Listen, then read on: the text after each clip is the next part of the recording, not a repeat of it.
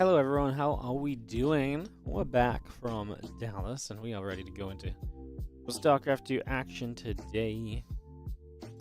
Webcam is not. Well, my webcam is on, it's just decided not to load. There we go.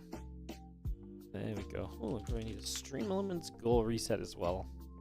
Hello, how we doing? The Kung Fu Cup coming at you, edition number 5 of this season.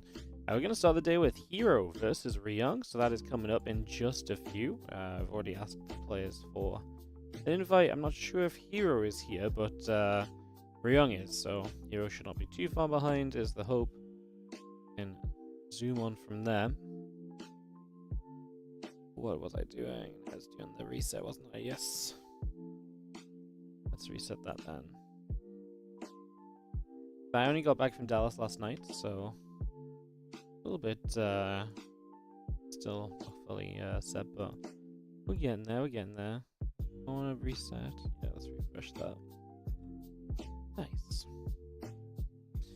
Yeah, we're getting there. Like I say, we're gonna go for Ryung Hero. I just saw Hero log in, so we shouldn't be too far off getting into a bit of TVP to start the day. This is the Kung Fu Cup. There's lots of great matches. The reason I pick out Hero versus Ryung because I see Clem versus Rex in the same section. So likely Clem in the next round gives us a very good section of the bracket we can follow through on. So we will be doing that.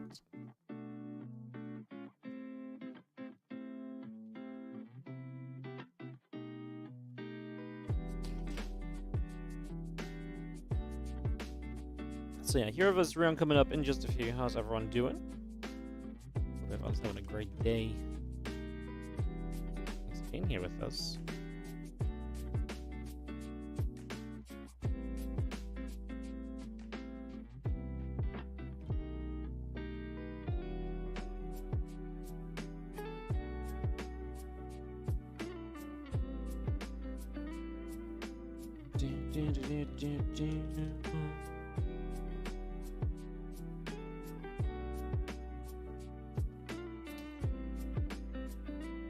Chat is working.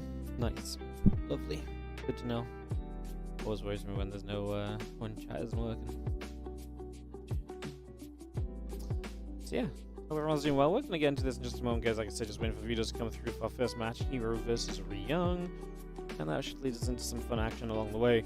Sign-ups today include players such as Solar, Classic, Gumiho, just running down the list here, Geralt, Coffee, Goblin, Maxpax, Oliveira, Nice, Pure, Rogue, Beyond, Nightmare, Yeshi, Firefly, Milky Cow Trap.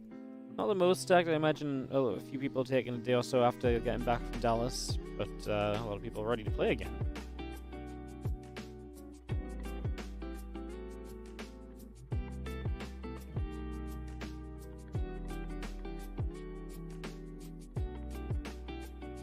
Excuse me if I'm a bit yawny, because I'm a bit tired still. Ali decided to just wake me up real early anyways. Got back, Ali was like, let's go, Dad, let's go. Yeah, that was the thing.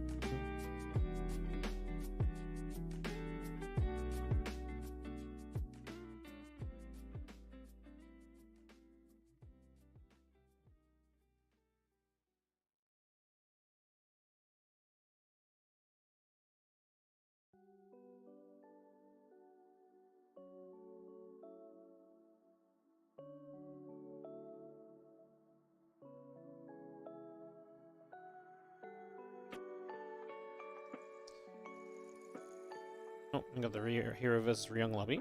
Let me jump in on this. It's ready to rumble and kick off into some TVP to start the day. Get this one started and see how that day will go as we jump on in here.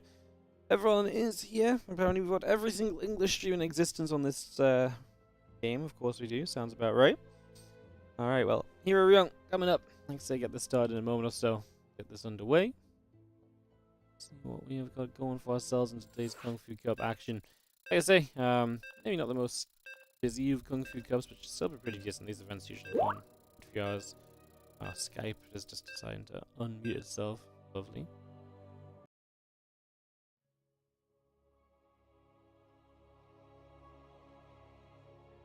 Alrighty.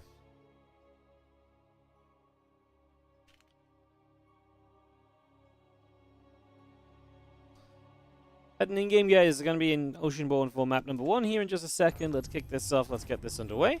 And see what's going to happen as we're starting off in the bottom right-hand corner of the map for Kung Fu Cup number 5. In the bottom right, our red Protoss player here is Hero. Taking on the blue Terran in the top left corner of the map, we have ourselves Ryung.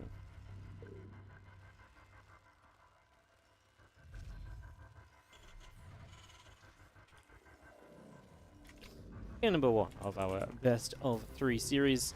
We get this underway, Hunter started up, and see just what is in store for us. Hero coming off of a series in Dallas, which he obviously, absolutely against Maru, could have won.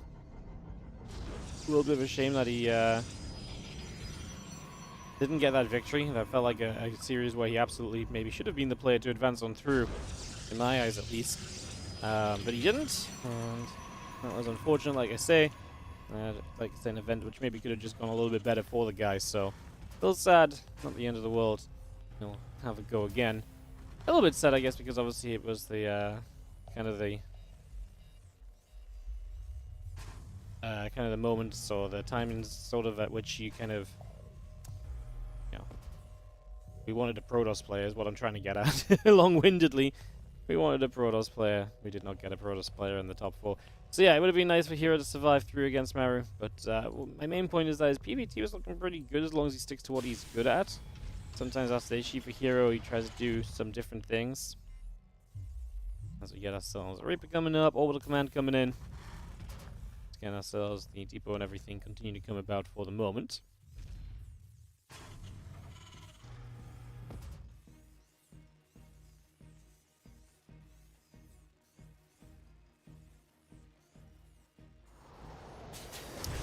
So have a couple of depots coming down, everything getting settled here. Nothing too crazy going on for the first few moments.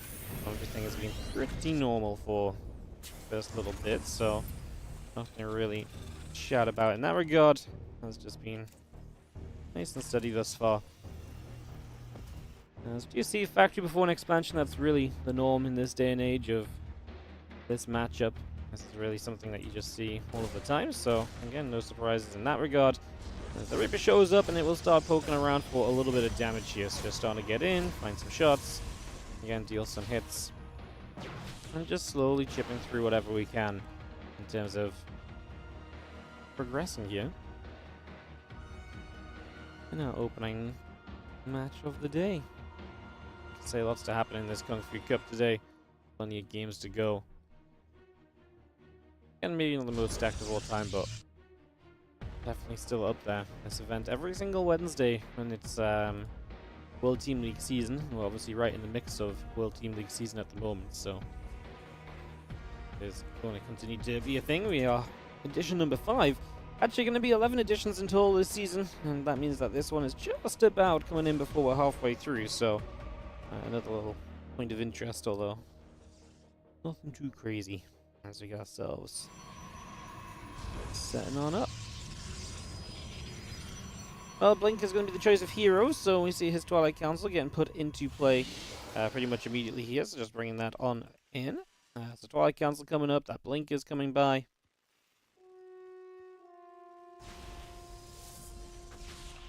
And the Reaper obviously trying to keep an eye on exactly what that tech choice is from the Protoss player as well, so just trying to find that info, trying to gather that a little bit. I'm going to drop an Nexus down on the third base pretty much immediately, so just going to put that straight on position. As SCV still minding away on the natural, as we get that factory tech lab finished up as well. It's just something extra to help out with along the way here.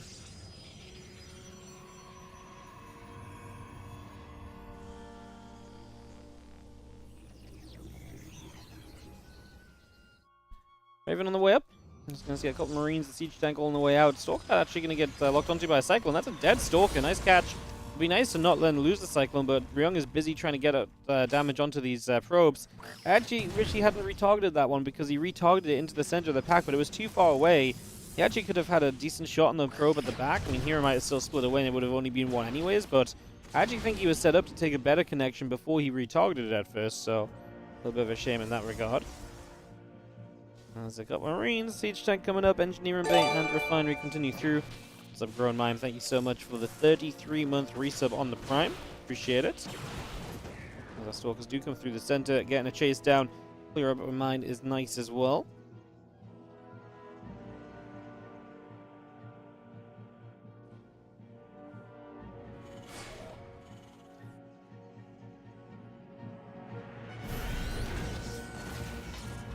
Tank is set up, Stalker's coming about. The Adept is going to be there. Stalker's got to blink to the high ground. Tank is going to be firing away, and we are going to see that Tank's in trouble with SCVs. Honestly, could have pulled a little bit sooner. Ryung maybe just believed it wasn't going to be necessary, but yeah, a moment sooner we could have actually had that a little bit more halted up. It would have been nice.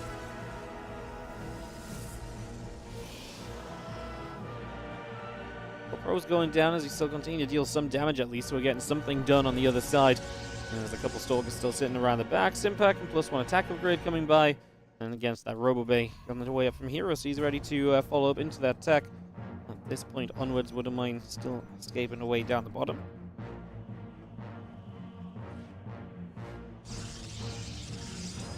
Immortal, we'll finish up in a moment here from the Robo as well. Stimpack Combat Shield and +1 still building through. Just having ourselves got more Medivacs. Rest the Bioforce also in production here, so just continue to bring that out. As our depots continue over, just have ourselves again the Stim +1 combat all being brought into play. That charge coming up as well, about, well, nearly about halfway done now. So we continue to bring that through, the Widowmine. Down the Medivac, also just chilling for the moment after the Stalker's coming about. Marines going to fire up on that hallucination, a few more shots off, as we are going to have ourselves the Bioforce regathering just out the front, and the Stalkers of Hero also going to be trying to figure out where they go next, as I'm just going to try and chip away at a couple of the units on the front door. Bio Stims up to try and deal with that, and now I can see the Stalkers actually running back up this ramp. A couple of Marauder shots, and we're able to push those Stalkers back down again, so up and down and all around so far the Stalkers are unable to really do too much, and obviously getting caught for a set, you know, and taking some extra shots is not ideal. Not the greatest of situations as our Colossus production starts up once again. +1 attack and extended thermal lance continues to be on the way. The charge upgrade is about to finish also.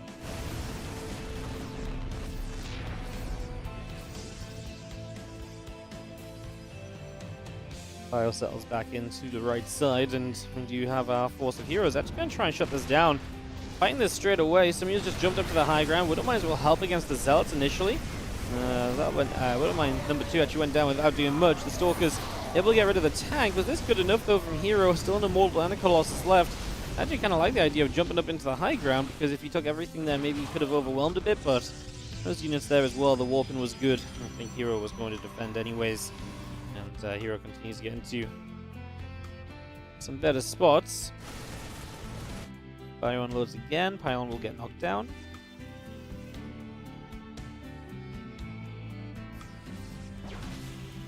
Now Stalker's just coming over, just going to grab an SCV. Actually going to blink through a couple more SCVs going down. 5, 6 workers being picked right here. Now Orbital Command going to be in trouble once again as it lifts off and moves away. Just going to go peeling back then.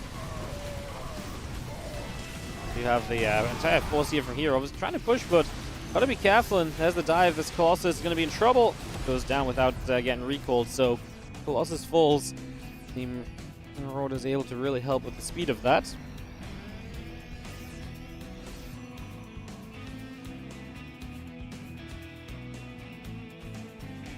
Let's see, attack continues in from Hero. Obviously resetting his Colossus count. Oh, there's dropping across the map from Ryung. Could make a move, as Hero is looking to push forward once again, so making a little bit of a push up to the top.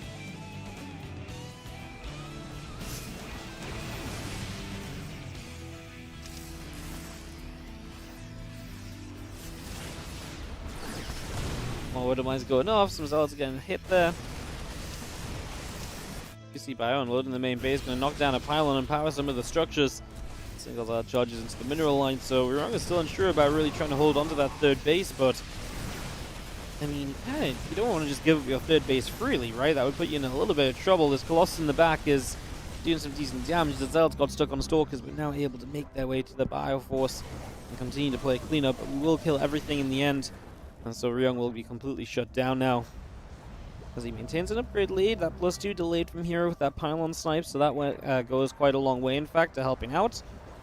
Bioforce still gathering between the natural and third base, and Again, that +2. Still not repowered. Pylon that's on the way, I imagine, is going to repower that Forge and give us access back to that. The Raven, something you don't really want to lose because, well, it can still provide a lot of utility here. Drops an auto turret, make it 2.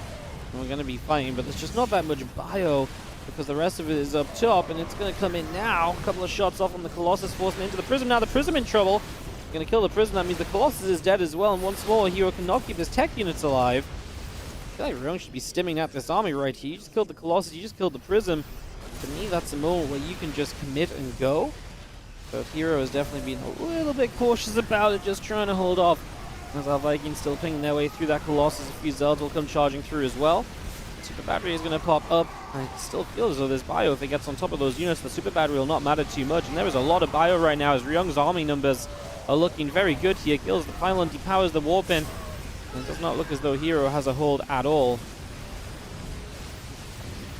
As Ryung will sit atop this 4th base and work his way through it.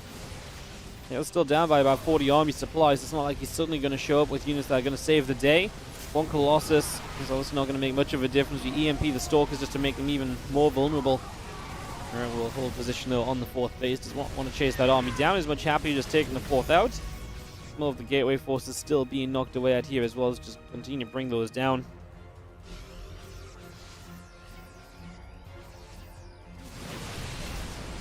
Fire wraps over, Stalkers get forced backwards. Colossus is going to be there, hitting EMP. The battery will fall. A few Marauders going to get in, take down the Colossus right there. It's just going to take that out.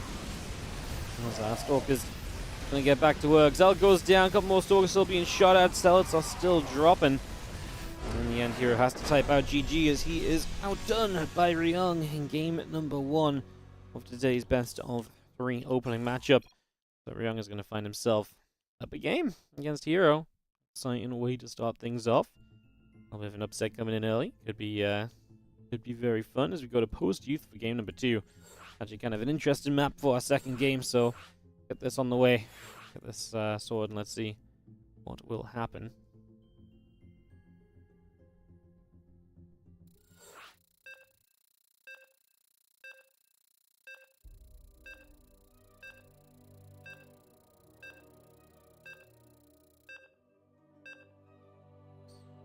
Alright, heading into game 2 here in just a moment. It's going to be post-youth like we said. Let's get into it and see what happens as we get into Hero vs. Ryung PvT.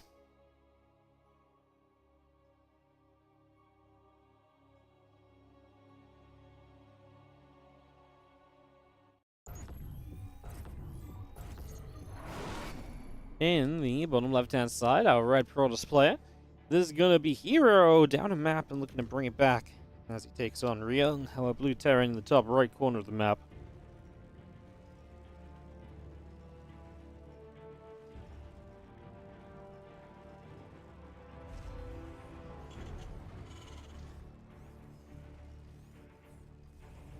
Do you think Ryung can get it done again? Oh, possible.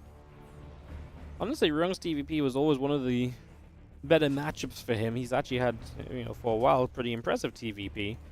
It's always fun to see. And he can actually get to show that to us and bring it out into these games.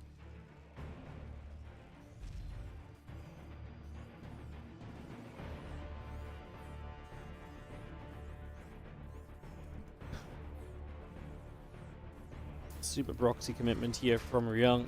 Barracks right next to the in-base natural of the Protoss. To the point where I might even lift up and hop in to the main base.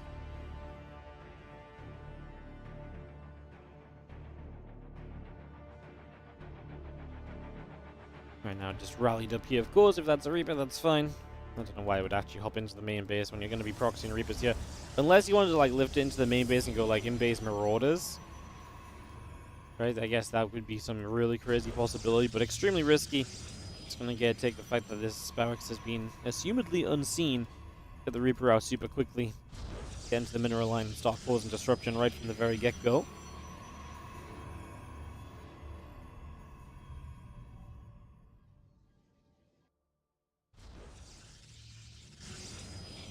Reaper is going to be popping here in just a moment. Our Nexus drops down on the in-base. Factory is on the way up from Ryung. Just bringing that through as the Reaper hops in.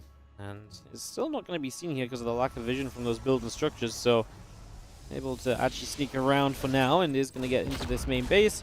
See a few of these probes starting to go down. Reaper will continue to nibble back at some of the workers. Obviously, the hurt probes would like to pull away, as we'd already done previously. Now, we actually do get ourselves a kill, so Ryung is successful for kill number 1. Adept popping over, Reaper chased away.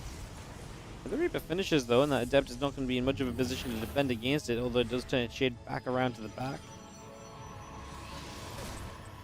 Well, maybe this Adept will be just fine on defending this in the end.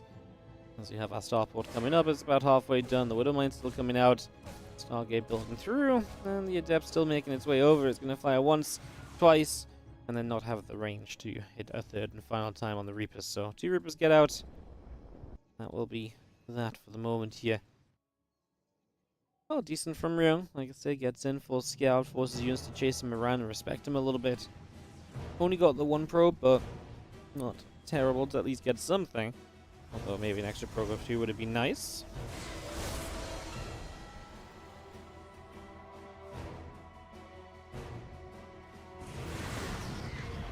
Depth go shading forward. First Reaper actually goes down.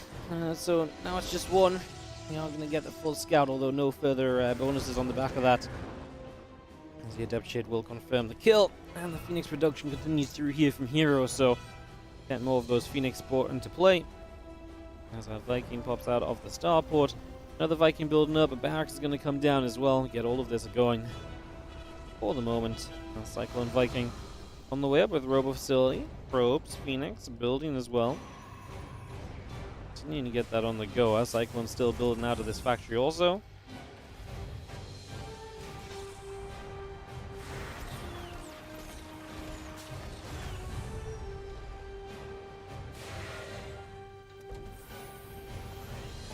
As the Depth's going to shade forward once more. As you have the Cyclones obviously tracking those shades and looking to try and catch them should they accidentally commit to it. Obviously, there's no reason for those Adepts to commit. They're not going to be able to kill anything on their own accord. Let's just drop down Rover Facility in the main base with the gateway. Another one to follow us. So looking as though we're heading into Phoenix Colossus here in the long run.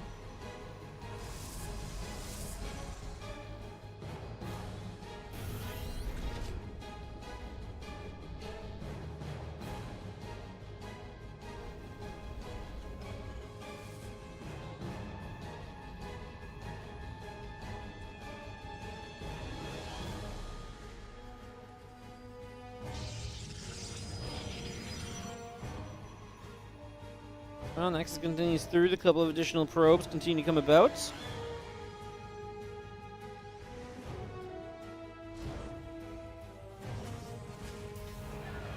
have our Observer building through. Robo Bay, Nexus all coming in here.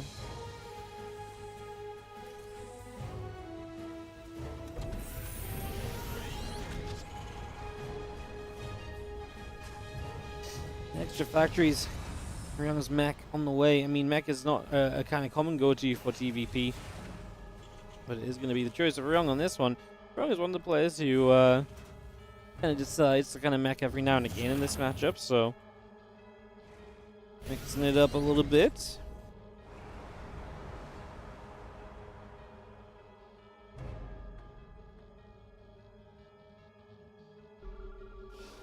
And the extra factories will making their way over. We're going to see our Cyclones coming up. Pylon takes a bit of damage.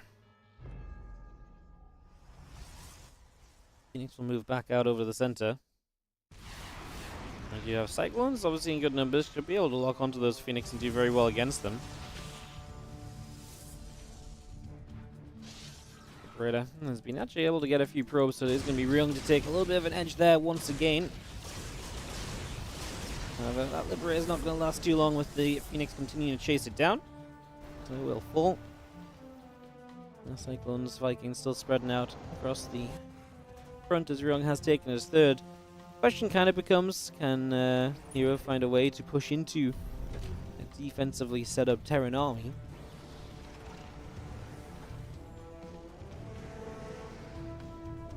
Press forwards, a couple Vikings going to get jumped on. Cyclone's going to get lifted. I mean, that's a big part of having the Phoenix still.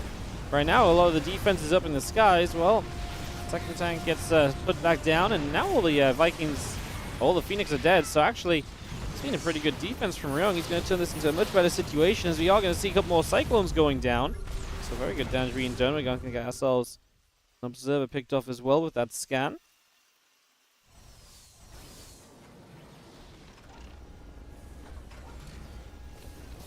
Pre-igniter coming up. The +1 vehicle weapons also on the way through. We continue to bring those numbers up and get those upgrades of rolling smart Hurricane engines. So we're going to give ourselves the Cyclone speed as well. Again, just the mech upgrades continue to come through. And yeah, right now, Hero just going to wait for the next phase of this before he goes again, I imagine. Temple Archives is about to be done from Hero. More Prism speed coming up, and a lot of gateways. That's obviously a very different phase of this game where you can start going for big kind of gateway war pins, lots of Zealots charging around, counter-attacking around the map as well. These are all things you can start to look towards here in the near future. 3 probies, 1 down.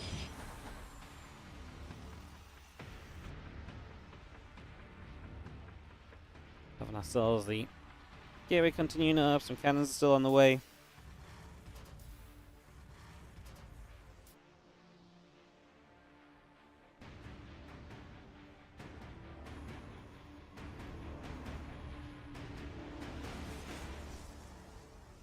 Hero's going to march forwards once again. Ryung's supply right now is good, but don't forget that obviously a warping can catch up supply quite quickly for Protoss. Ryung unsieges though. Does not want to be unsieged when this army shows. You can see it right now. Needs to start sieging up immediately. Like I say, it was not ready for this. The tanks and the Liberators all in siege. The Hellions in the back, so the Zealots get on top of the siege tanks as well. However, still the power of those siege tanks, the few that did get re-sieged, goes a long way. We lose a Viking, and we are going to be seeing Hero is still with the Colossus off to the right-hand side. Keeping those alive at the moment. And then actually run across here now as Ryung and try and defend this position. And the unfortunate time to not have map control and not see this Protoss push coming, because I feel like if he was sieged, this obviously would have gone so much better for him. The fact it went so well anyways, given the fact he wasn't prepared, suggests that, yeah, Ryung might have been okay. Absolutely, if he was more prepped, although I think he's actually still absolutely fine. I mean, he's going to survive to see through to another stage of this game. He gets across for a bunch of pro kills.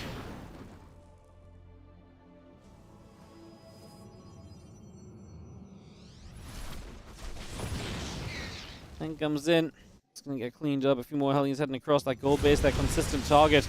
Getting rid of probes on the gold obviously goes a long way, works out wonderfully. And that is what we continue to see at the moment as well, as those probes continue to drop.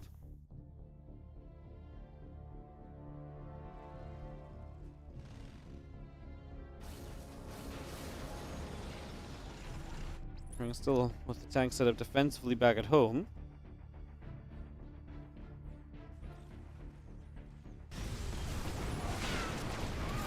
We're still firing, tank shots still coming through. We do have ourselves the rest of the army up in the base.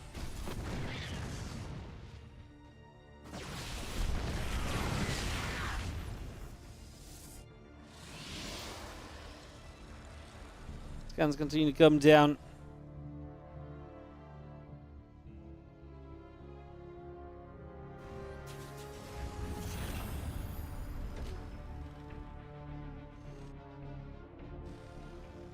Is going to start heading down the right side again, so off and away we go.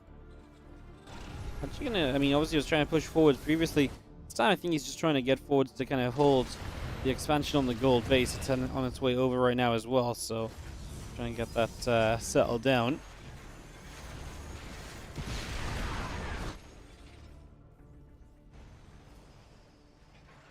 So it finishes up. We're going to see the rest of this army still pressing forwards. There's going to be Hero to try and attack in, but well, the Hellbats get rid of the Zealots. The defense is looking good on both sides, honestly, from Ryung. Like, he has good control everywhere. A single Viking to chase down those Colossus. The units on the right side didn't do much. We are losing probes at the same time on the other side because there's still Hellions running about as well.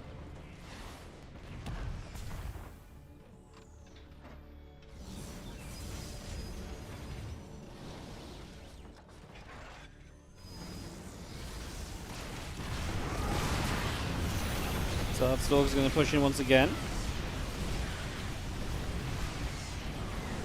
I mean, this is really still looking as though Ryung is just absolutely holding well, more than adequately, I would say, thus far.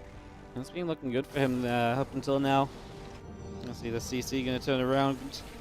A few more tanks. Hellions are coming about. +1 vehicle plating also on the way up currently.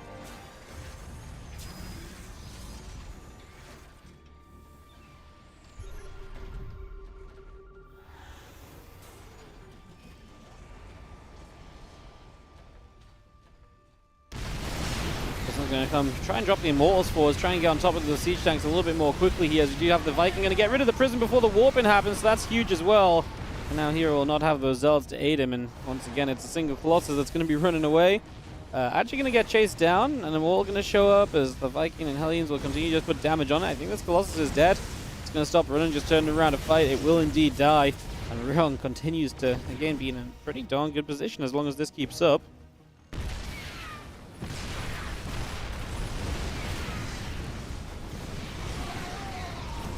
Hellions tanks continue to make their way across and just clearing up a little bit extra. Going to be seeing a few more of those mules dropping down on the gold base as Ryong is looking more and more stable here. I mean, the tanks getting further forwards, the Liberator siege is fantastic. Just need to make sure we've got enough Hellions, I think, to actually deal with what is currently Zealots, and that's all that Hero's trying to do, run Zealots forwards, but a couple of Hellions morphed into Hellbats will absorb a lot of those shots. This siege tank I don't even think gets to survive, so... sorry, this siege tank doesn't even get to go down. It does get to survive.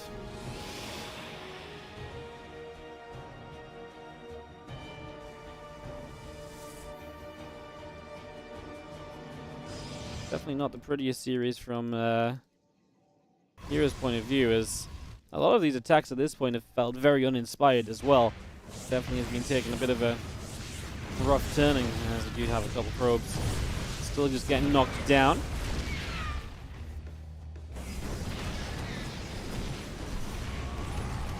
Prism gets another warp in.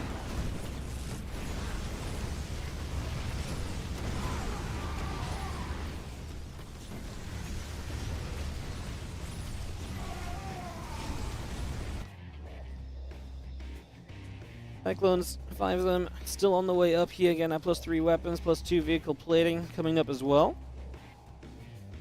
Well, this army from Hero getting set up in the center. We do have assault tanks and libs all across the board continue to come into play, and well, Ryong is ready to move across to another base here, just going to move across to the right-hand side.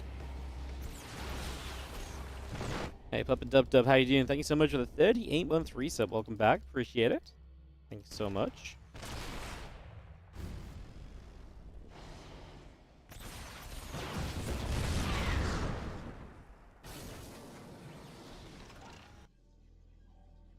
Cyclones tanks coming about still again, +3 vehicle weapons, +2 vehicle playing coming about, 6 Zealots on the way here from Hero. The Hellions continue to join up, the CC will land on the 4th base.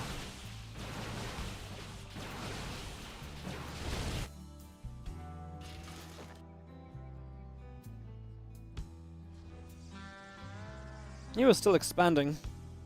That's his 6th base he's set up in the top left side. Of course, he can kind of afford to do that because, well, Ryong hasn't exactly been aggressive himself. Outside of these Hellion run-bys, which have found a lot of probes, and throughout this game, Hero has now lost 45 workers compared to the 21 which he's killed. As Hero sets up, the one thing I'm really concerned about is that we end up having this one fight where it's just like suddenly you realize why people don't play mech. Feels like mech almost always has this moment where there's just something where it's like, no, this is why mech's kind of bad. This planetary does go down, so you're not able to save that. There's a few siege tanks and the libs were just not really there in time. Now it's going to be Hero pushing forward successfully and able to get rid of a base, so that's a big dub. And as we see the Vikings, the Cyclones still gathering about. 5 more Zealots warping in from Hero. Another Immortal as well. He's going to push forward once again. It looks as though Hero might actually be able to make a breakthrough now. And this case is why you don't play mech at home, okay? Because, yeah, even with a good start, mech can kind of get evaporated from the map a lot of the time, nonetheless. So, you know, unfortunately, this one is very quickly fallen away.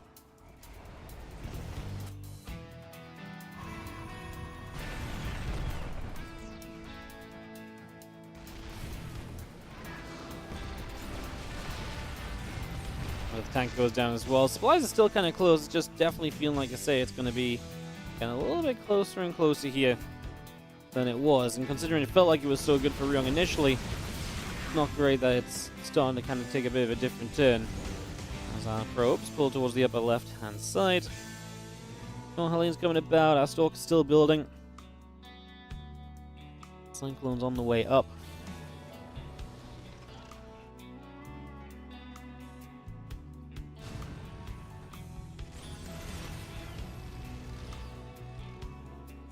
Zealot's on the way as well. I mean, Hero's still very heavy on the gateway units. 30 supply ahead at the moment.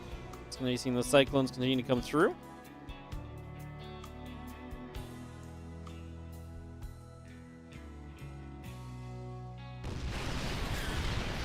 Those Hellbats trying to get in the front as well. The Zealots also going to try and make their way forward here. Again, the defensive positions of Ryung definitely is somewhat discouraging, but I think Hero is also just rich enough where he can trade. He's up 20 workers, he's got those extra bases. Ryung just being limited to only that gold base as a 4th. Not being able to keep the 5th alive, I mean, it's going to be a problem soon. You can see how oversaturated he is on the gold. There's like 22 workers instead of the 8 that he needed. So let's start to charge forward. Cyclones and Hellbats going to be there. I mean, the army of the Terran is still pretty darn good. You got to respect it. It's just you're not going to have rebuild potential like the Protoss player has. That bank of Hero is getting to be large now, right? It's building up, so that's definitely going to become an issue over time.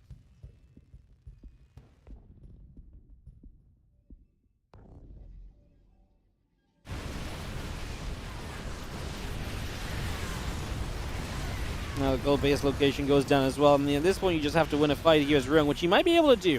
If there's one thing he has succeeded in here is that he's taking a big army supply lead. The scary part of this is going to be once these Immortals start whacking those Cyclones, the Cyclones is going to start dropping very quickly. And now Ryung feels as though he can't chase any further. I really felt like he would just kind of have to go.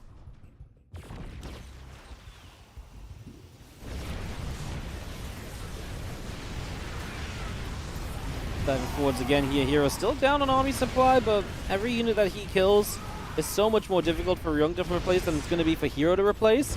However, there is that possibility of what if we just get across the map right now as Ryung. And it's only Zealot Stalker. Maybe then there's some kind of a way. I don't think so, because I think the Zealots are going to be a little bit too much, but you got to say that there's something of a possibility in comparison to, you know, you know what I mean? You guys see what I'm saying?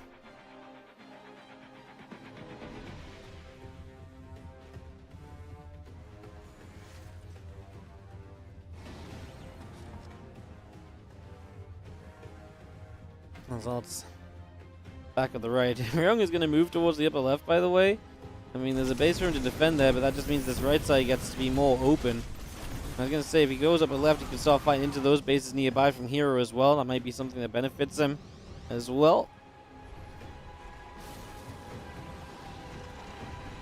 Cyclones coming across. And Zealot's getting locked onto. A few Stalkers going to start wandering forwards a little bit as well.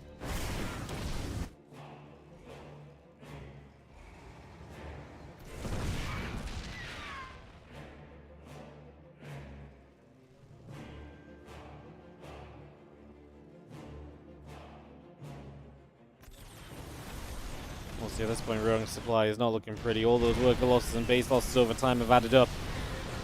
And yeah, even though it was a reasonable start for Ryung, he's just not being able to keep it going. Another base going down, that really is the final lifeline of Ryung.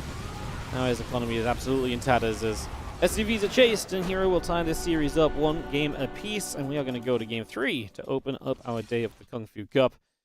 First tournament back after Dallas. Clem already in the next round, waiting for the winner of this series. Some other matches, Kyo versus Rogue, going to start happening very soon. Björn waiting for Nightmare or Yeshi. Geralt beat Coffee 2-1 as well, so a lot of matchups already happening and continuing to happen.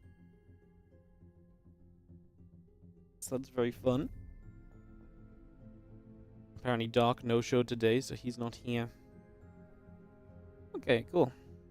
Well, like I say, that's a lot of cool matches for us to still continue looking at as we get into this next match with Hero Ryung. Game 3, winner of this will play Clem. That's now guaranteed in the bracket as well. Get this ready to go.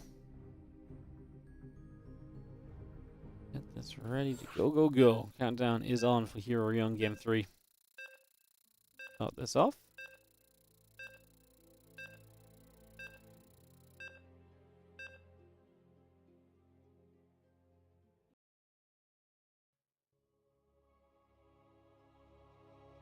Alright. Head into this guy's Amphion to round out our series. As we're going to have ourselves in the top left. It is going to be the Red Protoss player.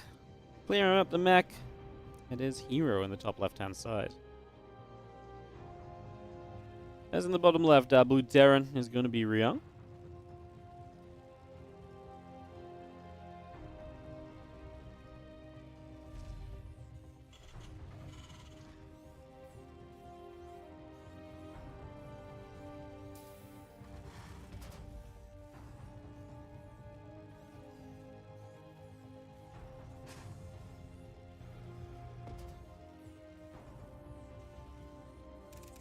What an interesting map to wrap it up on. Amphion is obviously quite interesting. Base layout's very funky and so on, so definitely already expecting this.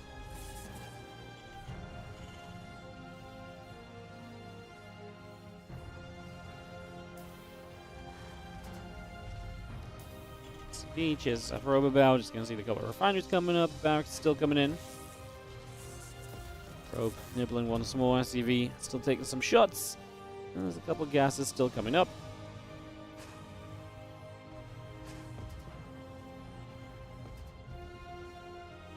SCV chasing Probe around. Probe is going to be funded for a little bit. Barracks is about to finish up. Probe gets a nibble off on the SCV. Going to get a couple of nibbles off.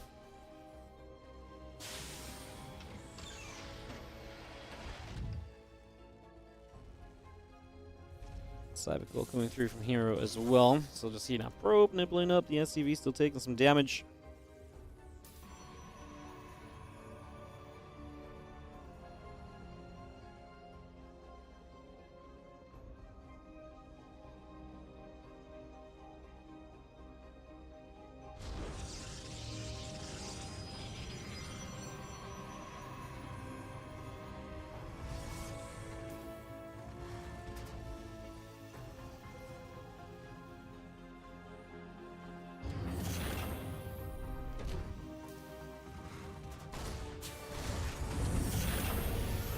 Probe caught by the Reaper is going to go down, but got up there, so the factory coming in and so on, so able to get a bit more info. Now Stalker finishing up, Next is coming through, finishing shortly. Factory still about to pop from Ryung over the next couple of moments as well. CC will start from Ryung on the natural behind all of this, so still no surprises. He is not going to go one base all inning. He will indeed get the expansion underway as the Reaper drops a grenade down, pushes the Stalker back. Can only imagine there's going to be a little bit of a steer away from the mech play after what happened in that previous round.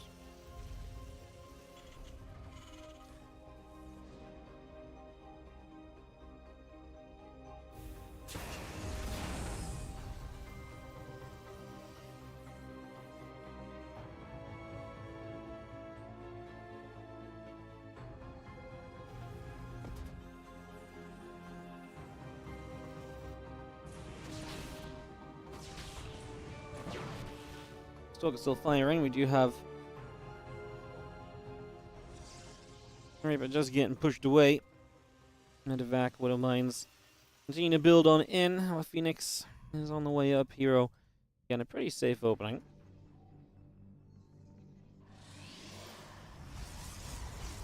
Medevac's about halfway along. And again, we just have our Phoenix. Gonna have a second Phoenix join us here. Maybe popping out and the two Phoenix together can make a bit of a play. As they are. First goal going to be to try and shut down that Widow Mine drop.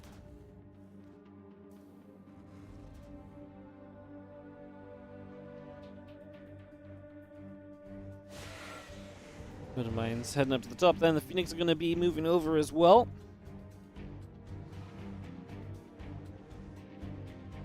Well, the Phoenix are staying over here, which means they should be able to completely shut this down, lift up the mines, chase down the medevac.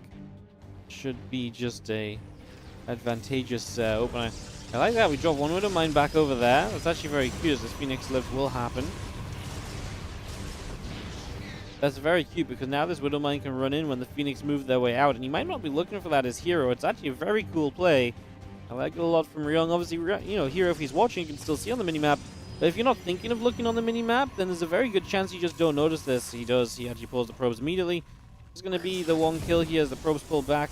And they will start fighting against it because, again, the Phoenix are on the map. He doesn't want to really pull back with these Phoenixes. He's actually sending it. As the Phoenix show up, the Adepts and the Stalker doing well against the Cyclone. Can we finish that off? Yes, we can. Auto Turret came down. We'll finish off the Raven as well. Some good pickoffs here to start, and the Phoenix still got a lift or two in them. Actually now going to lift up the Siege Tank. SCVs will pull into repair. Can we actually get rid of the tank? Probably not, right? But we will get rid of some SCVs on the ground during this with the Adept and the Stalker. Another Phoenix showing up, but yeah, SCV repair a little bit too good. We're actually going to lift up the tank again. Ooh, look at the tank. Yeah, it's very close, and it does go down, so Siege Tank falls, and it feels like Ryung is taking some serious damage here. This is looking troublesome, to say the least, as our Phoenix have absolutely helped here to control this. And now, with that many Phoenix, it might be difficult to ever really stabilize. This might become an ongoing issue for the foreseeable future. CVs and Marines come chasing forwards. Another tank gets sieged. Yo, Panzer 80, thank you so much for the 21-month resub. Welcome back.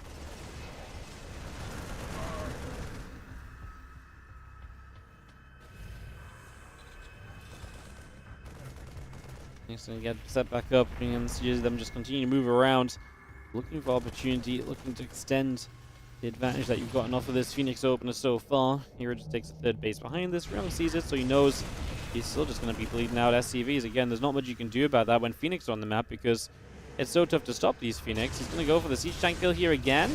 The Marine's starting to get in range. If you give up one single Phoenix for this, I'm okay with it, and he does. I'm fine with it. Like, Phoenix work well in numbers, but just getting rid of early tanks and keeping that tank count low because you've already disabled a few of them so far, I think that's absolutely a fantastic play as well. So it continues to look good here as our Phoenix lift up another SCV. Command Center still coming back into place. Stim, Combat +1, all continuing out.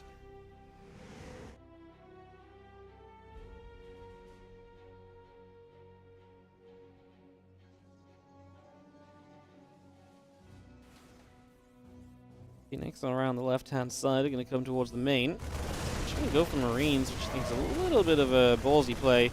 Actually, now he loses 2 Phoenix out of it. The first one died quick, the second very narrowly at the very end.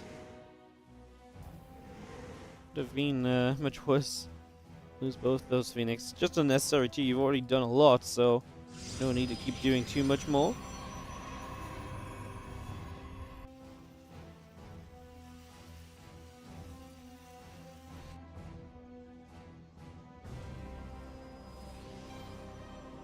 Ryung sets up his third CC. That's going to be ready shortly, be able to move out to that low ground position and just really again extend the setup in this game with all the upgrades coming through from Hero.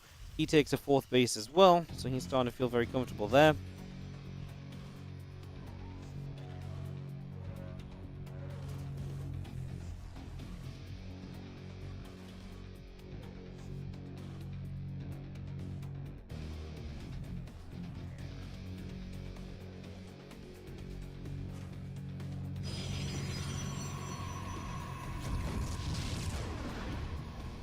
Temple Archives is on the way, and we saw Blink off the Twilight Council too.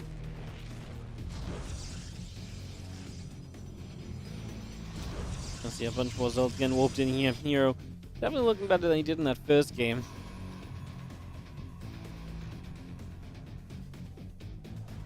See how some of the bigger fights go, because that was Hero's problem in that first game as well. Some of those bigger fights was something we couldn't really ever do well enough in.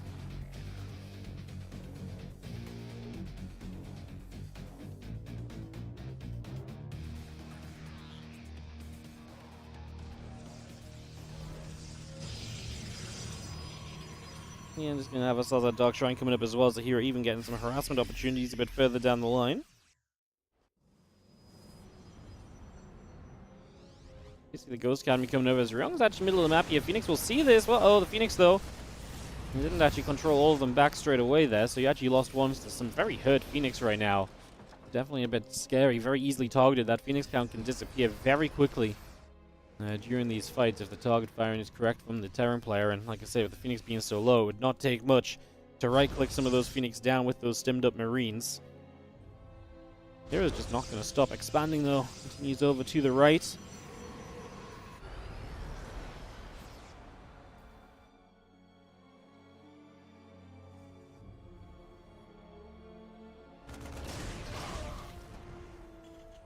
And that on the go, still having ourselves a few ghosts coming about, Vikings and a tank coming in. So I'm just going to get caught here. We'll just grab that quickly as Phoenix going to go after the medevac. More shots coming back across. Phoenix will take some hits. Still got that blink about to finish now from Hero as well. The DT shows up. We're going to get a few SCV kills before these DTs get dealt with. Scan needed in the natural to clean up the second DT. And Hero's army is poised on the map. Coming up to being maxed out as well, so it might just be time for Hero to start taking fights. Attacking into a defensive terrain may be difficult though. There's a good amount of tanks here. If Ryong is unsieged and pressing forwards, this would be probably the best case fight for Hero. And we are going to fight. The Terran's going to be quite choked. That turns into a choke the Protoss can use against him. As you do see, the Stalker's getting rid of a lot of the Vikings, allowing the Colossus to be much safer in the next stage of this battle. Although Ryong might be the one that's trying to push the issue here as he does continue to move forwards on the map. Actually going to pop Guardian Shields though, so looks as though Hero wants to initiate again. The tank's on siege currently. The Zealots get a good wraparound. Now the tanks do manage to start firing up. The one Phoenix gets a lift off. As that didn't last for too long. The Colossus die. Well, tanks did a great job target firing the Colossus down. Take those out the way. And then no splash left here. Can Zealot Immortal turn and fight this? I almost feel like it can. Quite tanky, the Zealot Immortal on this stage. And a lot of these Marines are lower on the HB bars. You're not going to just blink forwards as well. These Stalkers get them into this fight. You're going to see the Vikings doing pretty well against them, but these Immortals will be left standing. It's going to come down to reinforcements here, and we could really do it just to warp in his Hero. I believe he's warping in bottom right of a proxied gateway, and that actually might just be game over for Ryong, as I'm not sure if he'll be able to hold on against that. The Immortals continue to fire it up, and GG is indeed called. Hero is going to be victorious in our opening series today, and he moves on to play Clem in the second round of today's Kung Fu Cup. So we're going to get that ready to go, guys. Clem and Hero TVP action coming through in just a few, as we have a pretty long series to start the day off. Not bad at all. Alrighty, let's take a couple moments. I'll be real quick, guys. We'll get this next match started up. It's going to be Hero Clem when I return.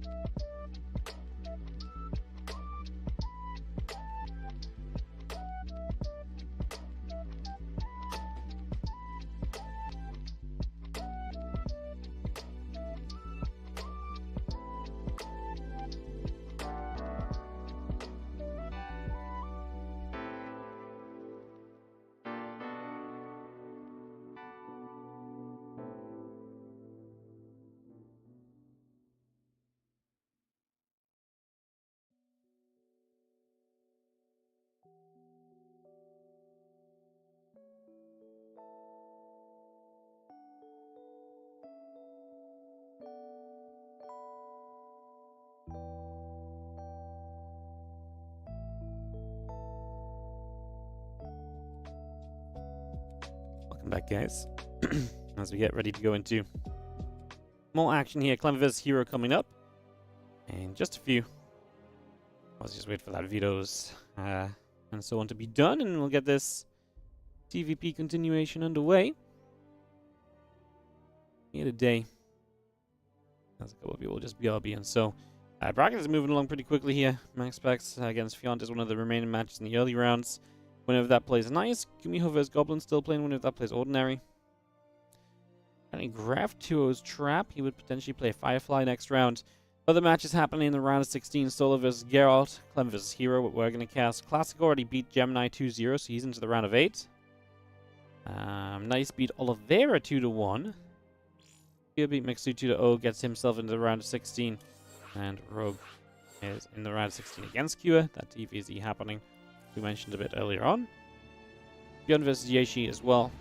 And those are all the round of 16 matches happening. You can check the !B command or bracket command in the chat if you want to find the bracket yourself. If you're on Twitch or if you're on the YouTube channel watching live, then you can obviously just find it pinned to the top of the chat as well if you want to check that out. As we will be in game in a moment here, just waiting for everybody to join us. Apparently we're waiting for one more observer to come join, so we'll just be a moment or so for them and we'll get this underway.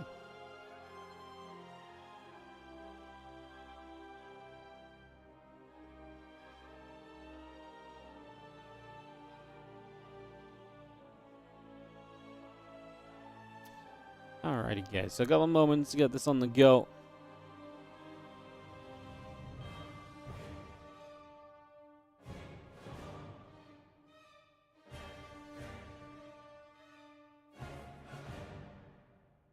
Like I say, Clem versus Hero. So apparently we're ready to go.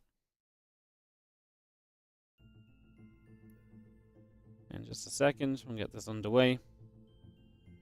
Kick off into this TVP. Ghost River going to be our map.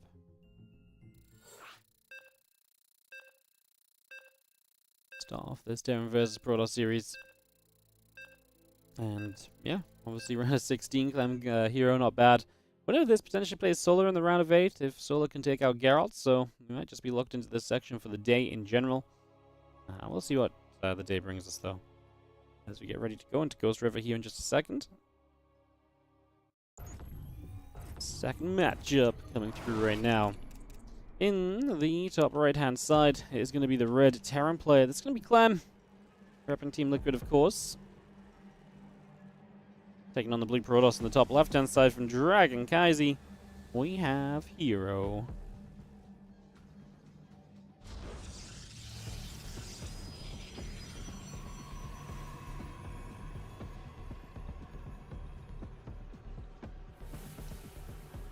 Well, best of 3. And we get ourselves some awesome TVP. Obviously, Clem and Hero, both fantastic players. Excited to see what we can get out of this. Clem not quite having the tournament he wanted to have over in Dallas, I'm sure. Eliminated much earlier than he would have liked to have been. And, of course, that came at the hands of... excuse me, that came at the hands of Hero. So, obviously, we get a little bit of a rematch. Clem Hero series really was a little bit of a bopping in the end. Well, no, Game 2 was a bop. Game 1 and 3 were actually very close. I was really convinced that on this map was where Clem was actually going to have his best shot in Game 3. It really looked like he'd done enough to hold. And I was talking to him afterwards about it, and he was saying, well, yeah. He's like, I kind of thought I had it as well. Like, I was up a lot of supply. I could feel that I was up a lot of supply as well, but it just fell apart. It didn't quite work out. You know, at the end of the day, like, a big Zealot warp in plus a couple good storms can really undo the supply lead that I had, so... yeah, he was feeling a bit sad about that Game 3. So yeah, we'll see if revenge is on the menu or not.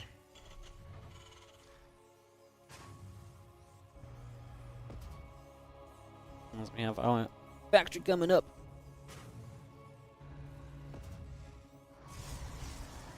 So factory coming in, reactor coming in. STVs are building, Nexus in the cyber core. Just coming about as we get ourselves the Stalker coming in. Warp gate building up. Reaper still on the way out of the barracks.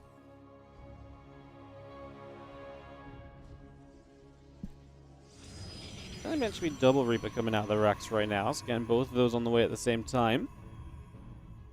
Bringing those through.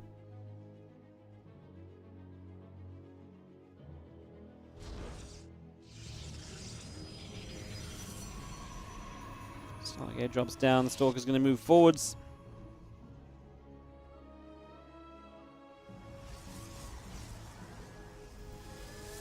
Yeah, and a couple of Reapers and the Hellion will continue to come about here. CC. On its way.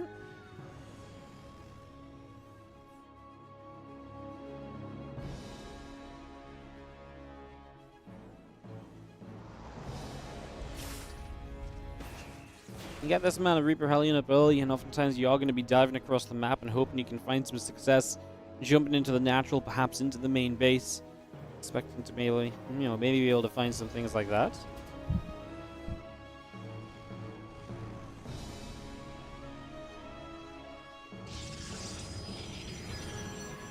You're just going to press on forward. The Sword going on a bit of a patrol.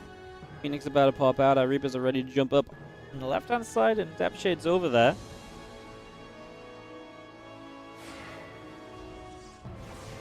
Pops up. Another Adept going to be firing. The Hellions are ready to run by on the natural, hoping that maybe the Reapers are causing enough of a distraction to pull units out of the way, which it did. Actually, going to end up in the main base where the Phoenix is around, so we can lift one Hellion. Still going to have potential to get a few kills, though. 3 workers so far. Going to get to 4. 5 if we're very lucky. I was going to say that would take quite a bit of effort from that Reaper, but Pro pulls away, and so that will be that.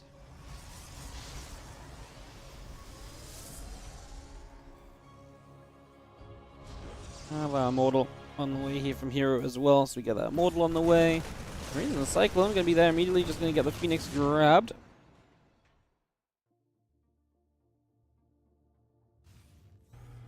And SCV pulls forward, just going to go repair up the medevac as well.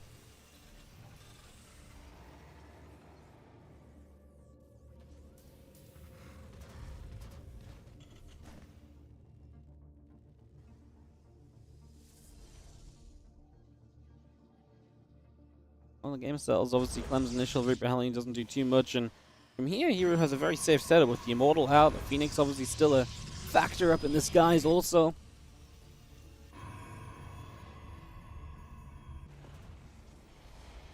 Obviously, Clem and those early units aren't super useful later in the game, but you'd kind of hope that they would have been able to be a little bit more successful than they were. Racks are dropping down onto the add-ons. Impact starting up. Now sells the starport coming through as well.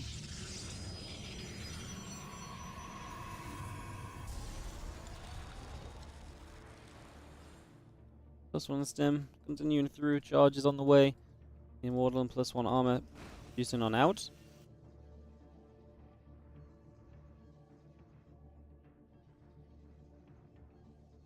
Phoenix still chilling out to the top side. Again, charge +1 armor. Extra gateways all coming through. The Immortal about to finish up in production as we have stem, combat, and +1 upgrades continuing across the board.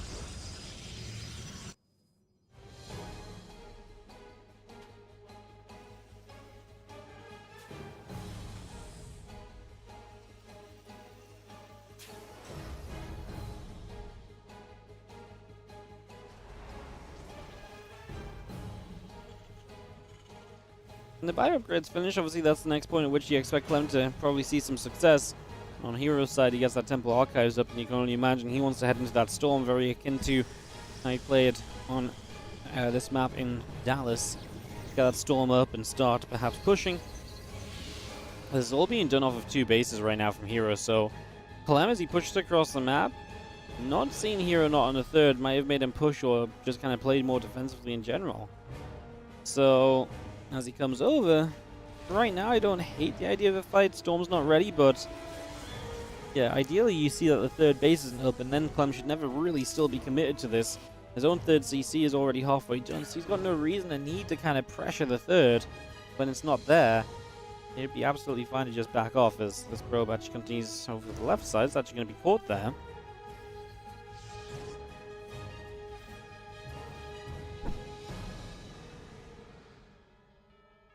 Clem just pushes outside the edge of the base. Obviously, drop potential on that left side as well up into the main.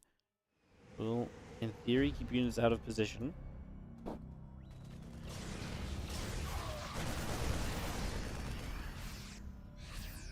Storm is about to be done though, and it's a big helping hand to Hero. That should put him in a much better position. As that bio continues to move over, the Protoss army coming across. Storm done. And this is where we're going to start getting those storms off as we start to drop forwards. Knight Templars get the first storm off, very nicely placed.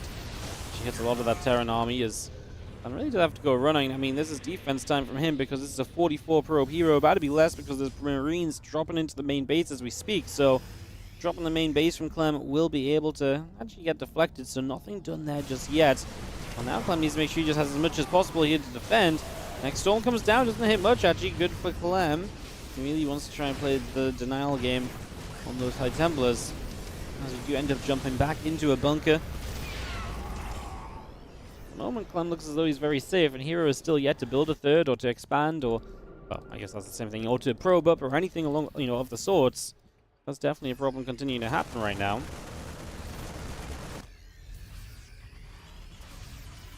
Gotta work your way out of that issue at some stage as these few Marines kite back over to that left-hand side.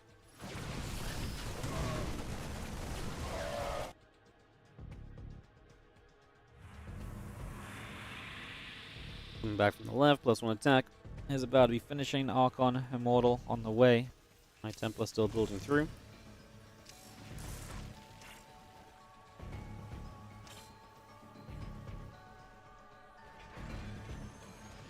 Liberator will get besieged. As we have a single Zealot to give himself up on a Widowmine. I mean, this is the point of defense now that really matters. This is where you really have to be dodging those storms. High Templar hits the first EMP on 2 High Templars. So the Ghosts actually hit both really good EMPs. Only 1 storm came out, and now this army of the Pros should melt. The Zealots going down. The Archon, I can't imagine, is going to get to stick around too much. And Hero playing aggressively on this map once more, but this time Clem is really all over it. I don't even think Clem needs to be pulling away like he is. I actually think he could turn around and fight this a little bit more. Does turn and do so with the SCV swarm there. Now Clem's army supply drops a little bit, man. The storms didn't even really land. Is there really a world in which Clem is just going to get pushed all the way back in his natural and not live through this attack? This is crazy. If Clem is actually dead here, then I'm genuinely a little bit stunned, because this really felt okay.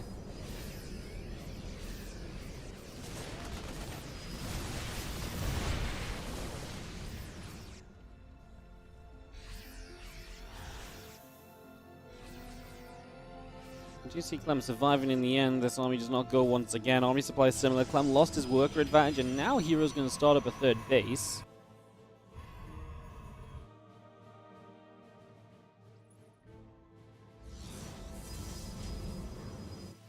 Army still gathering out the center. A couple more Widow Mines get burrowed up. Another Archon gets morphed in. Marines will start dropping across into the natural, where we're going to see a few probes taking some damage. Stalkers trying to push forwards into some Widow Mines meanwhile, and the first Widow Mine does fall. And the 3rd base landed again. It's actually keeping some units busy, which maybe allows Clem to fight the rest of this army kind of on its own. Just going to dive forwards. There's Archon in trouble. We didn't even EMP it when we could have done. Save the EMP maybe now for some of these Immortals. Clem's army supply is once again looking comfortable as he's up by 20. Building a few probes across the map as well, so that's where some of his army is at. This drop still active. We actually forced a recall home from Heroes. So he's going to recall out of here with a lot of army lost, and now a worker disadvantage as well, heavily set in stone. Clem looking great for this game 1 of the best of 3. Looking really good.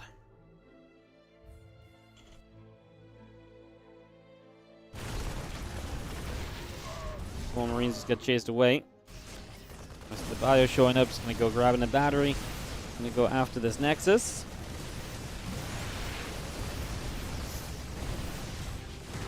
And still blowing up a little bit here and there. We are going to be seeing additional Zealots going down. This is where Clem should just have enough to keep on going. And if Clem doesn't have enough right here, then reinforcements should definitely be enough. He's double the army supply and more. Close to tripling. Another another round of production starting up. Clem does have everything on the production tab. 4th base, 2-2 upgrades, another Ghost. Meanwhile, Hero every now and then gets a warping of basic gateway units out. That really is going to really visualize the difference for you guys at this point in time in these games.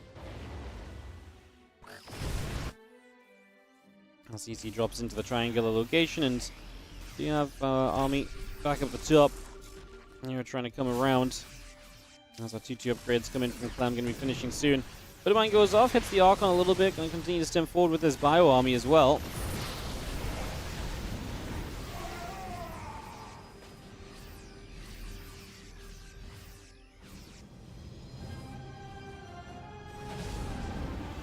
Unloads up a medevac Marines. 2-2 still coming about. Clem's production tab again with everything in it. Hero He'll have to babysit every single unit and more, be a little bit more cautious than he was earlier in the game as well. As Clem is slowly starting to build up the SCV count too. He's stayed kind of low eco himself, but now starting to add some SCVs on it as well. Let's drop back in that natural. That drop has been around a long time here.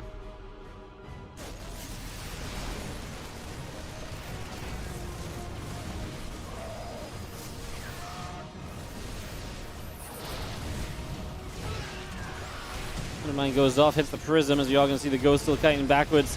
Still got some EMP energy on the ghost, could hit the mortals. The prism low is obviously a target, as Clem is going to be forced back. Still has a drop that's up in the main base. Mozel's get warped in. As you do see, Clem just going to fall back. Most of his reinforcements should be over here then.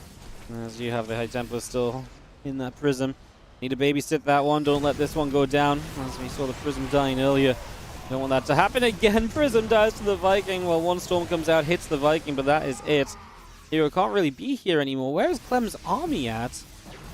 And Clem, I think, is just extremely afraid of fighting this as well. I think he's got bad memories from Dallas, and rightfully so. If I look at this right now, I kind of understand why he's a little bit cautious. But the SCVs will pull, and they're going to create a really good wall where there's just nothing that can really deal well with SCVs right now. I guess maybe the few zealots, but as you can obviously see, everything is melting away. This is the power of 2-2 to the 1-1 as well, as Clem having the upgrade advantage for this fight. And that's obviously just going to be something which helps you along the way too. As I think at this stage we are pretty much going to be all done and dusted. Our Marines clear up a zealot. And coming across the map here, really had nothing left to play with here. And Clem is able to take the first game of this series. Alright, GG's, and is Clem to open up against Hero with a victory. Let's see if we can continue with that next couple of moments. Checking to see if there's any other results. There are. Rogue, 2-1 Cure, Beyond 2 Oyeshi. So that bottom side of the bracket is developing into some round of 8 matches. Rogue and Beyond don't play each other, but they will be in separate round of 8 matches on the bottom side. Classic still in the round of 8 on the top side as well. The winner of this would be round of 8 too, so just a lot setting up and going on is the way of things for the moment. Get ready for game 2. Interesting game, like I say, so reminiscent of how they played that map on Dallas, and yet Clem was able to do well enough to keep himself in a safer spot than he did in Dallas as well. Imagine if all the damage CT tanked right on Clem's army. Yeah, which is why I think Clem landed it, because I think he knew what he was doing in that regard. If Hero had brought all his units across and actually used them to fight, you're right, it might have just been ill enough to break through in that moment. Maybe then Clem wouldn't have been sitting pretty. As I did like a lot of what Clem did, but yeah, maybe some of this was a little bit gifted to him by Hero as well. It's a possibility for sure.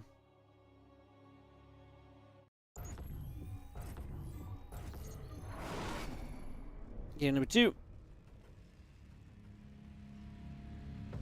On the bottom left-hand side, our red Terran player, this is Clem. As in the top right, our blue Protoss is Hero. Game 2 of our best of 3.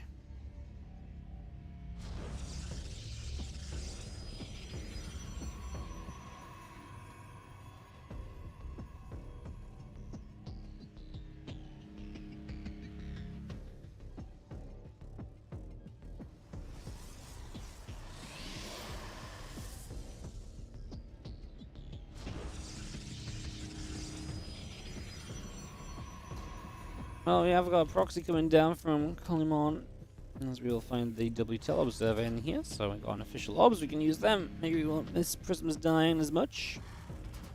As we have our first barracks coming down to the top side.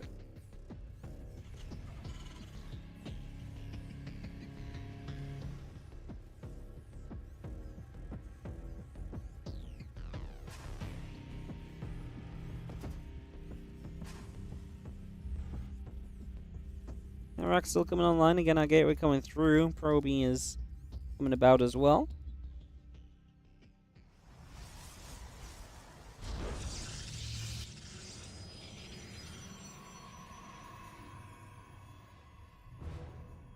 Reaper starts up on the racks. We get that underway. And we'll see how Hero deals with this very shortly.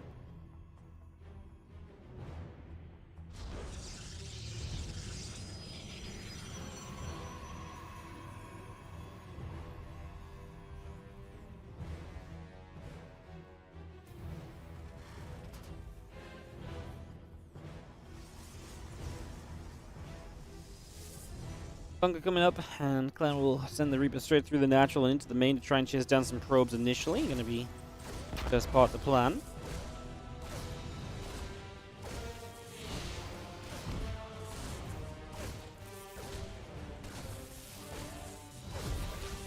We're going to get another probe. There's 2 already down, and obviously still got probes pulled in against this.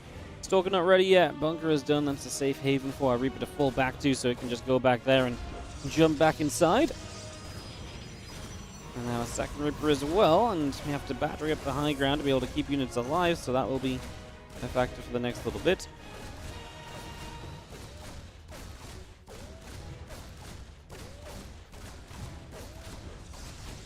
Just going to build a second bunker here, as Clem is kind of feeling like this is a good position. Because the battery's high ground, I think he just feels that he can really do a lot if he gets a second bunker up and extends the time in which he can fight.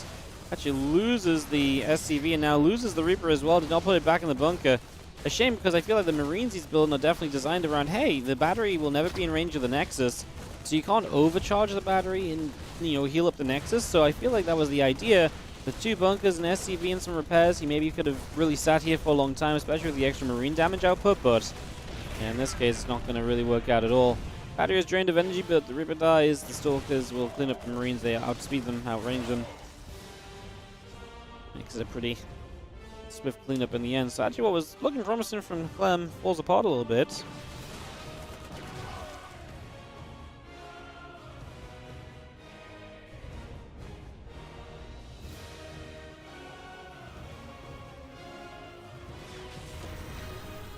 Another Axle coming to play.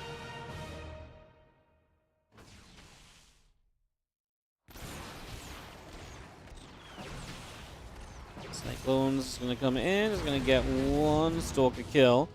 Medevac still up overhead as we continue to fall back. Phoenix will be chasing.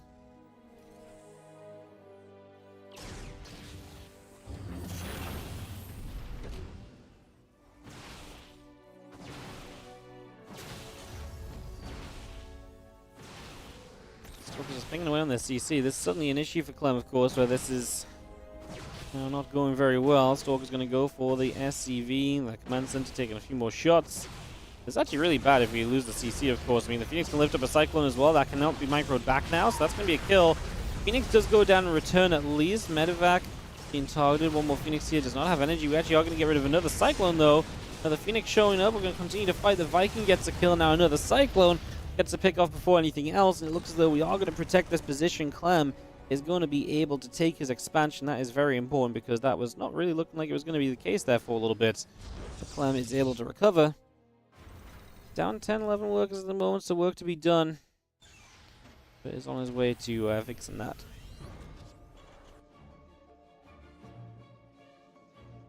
Oh, Phoenix still building. The Cyclone and Marine coming about.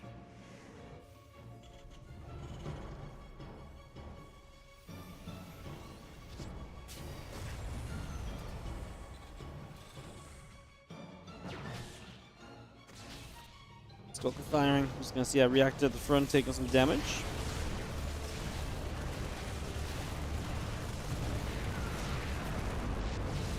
Stalker still fighting. SCV is taking shots as well.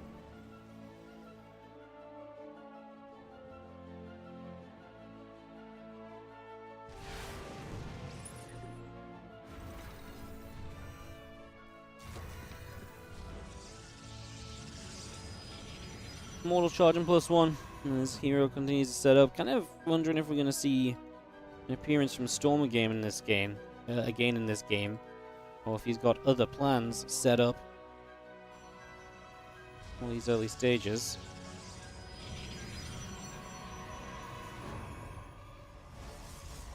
I mean, right now obviously charge the Immortals coming through. At some point you got to get some splash up. Feels like the longer you wait, the more it kind of needs to be Storm rather than Colossus. I feel like getting to a decent Colossus count quickly is going to be really difficult.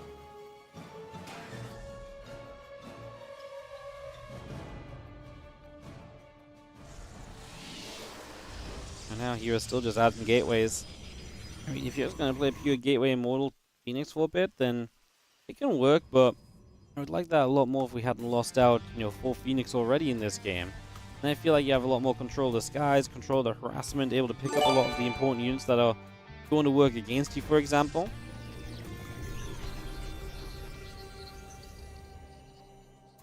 Hey, thank you so much, Zergiel, dropping the 10 gifted subs. Let me read through these just while the game is peaceful. Going out to Search Skill, Merchant Press, Pulpifu, Infestor X, Mesmakers, Young Yakov, Soren Lobster, High Rock Newbies, Humble Coda, Blade, and Ice Gaming. Thank you so much, Zergiel, for the extremely generous 10 gifted subs, first of the month.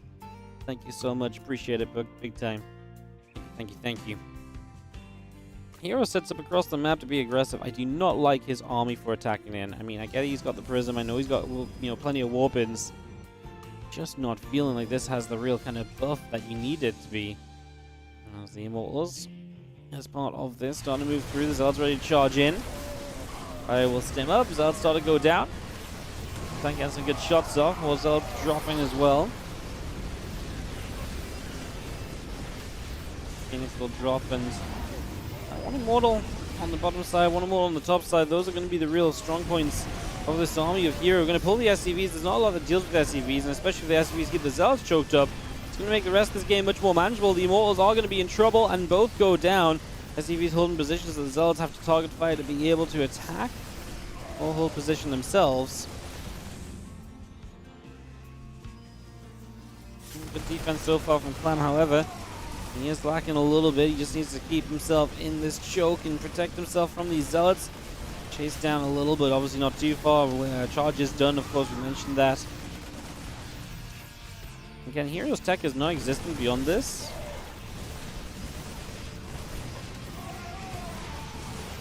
So it is okay for Clem if he just holds on, but obviously holding on is currently the issue. Third base forced to lift as well. There's another few units showing up. Is that enough to kind of stay stabilized here?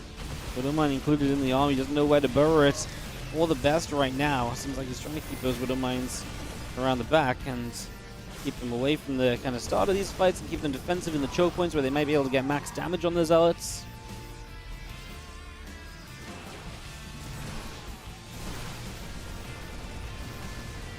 Bunker goes down, rest of the bio still chasing these Zealots. Prism coming through in the skies and still trying to bring units forwards.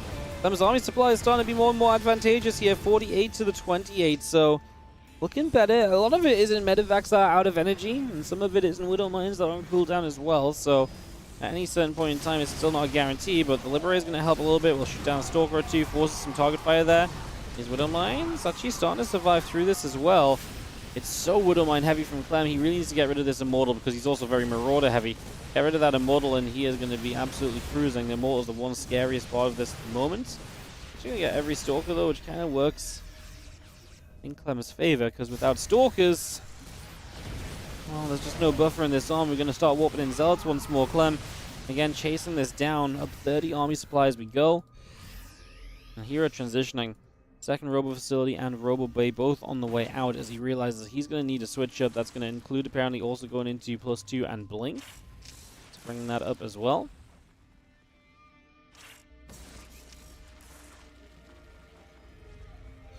Fire comes back out around the left-hand side. Liberator, a few Marauders all coming up. And Marines load back into this medevac.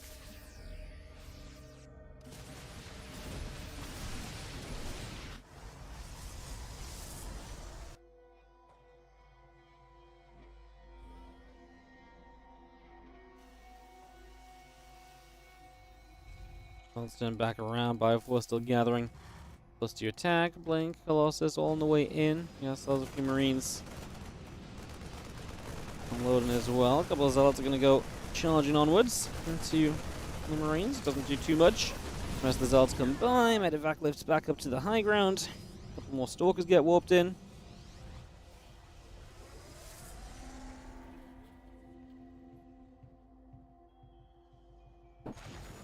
We're going to have the Lib Siege on the right, where we're going to get rid of a couple probes straight away.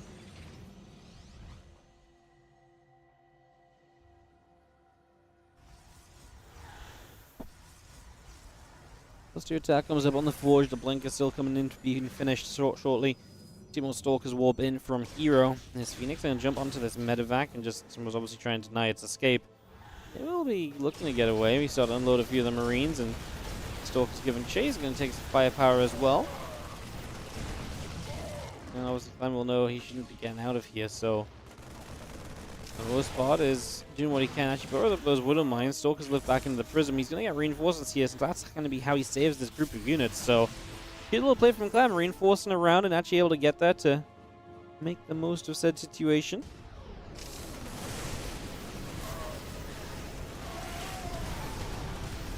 Bio is actually going to get one Colossus here, so first Colossus doesn't last long either. Now Clem gets force fielded in, no blink onto those medevacs. Thought we might try and punish there as Clem tries to retreat out of a bad situation. Up a lot of army supplies still whacking down Stalkers. And Clem really wants to break through onto this base, but may not be able to just yet. Again, missing reinforcements from across the map. Now starting to move over. A couple of Widowmine shots there go decently for Clem. He's going to lift up again. He loses a full medevac of units that he lifted, though. Army supply lead disappears very quickly in this matchup when you make mistakes.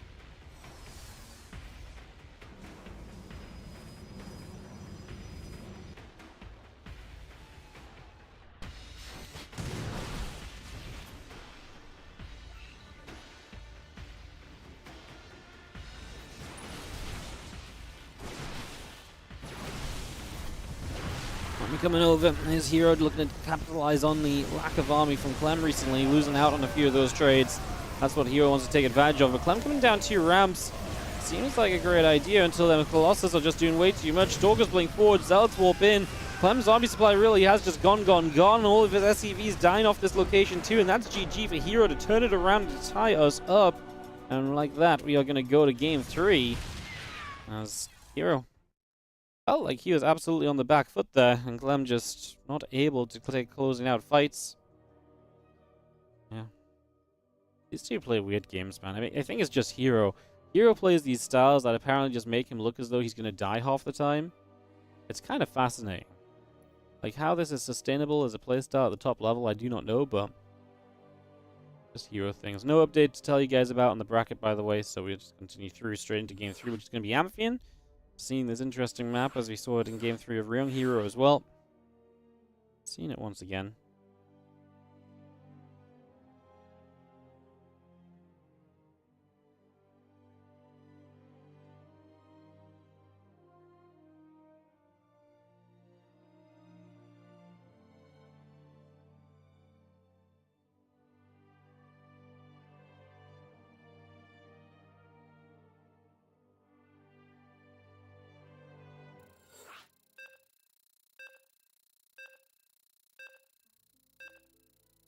Having into Amphion then, game number 3, all tied up here in this series.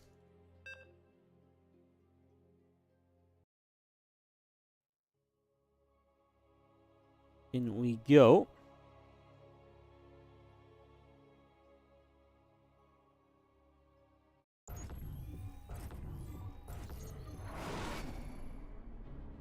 In the top left,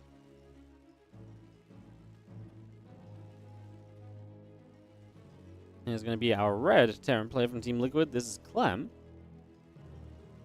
And then bottom left, our blue Pearls player is Hero. Mysterio in the YouTube chat. Being a hero by a fanboy is not an easy life. No, it really isn't.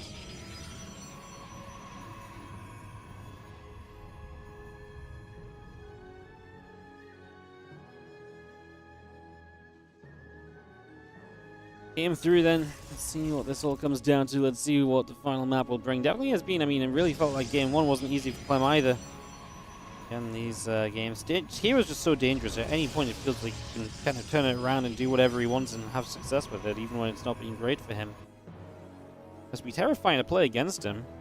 When you consider that, you know, apparently it's tough to know what at any point position you're in. Definitely makes that a little bit more of a challenge.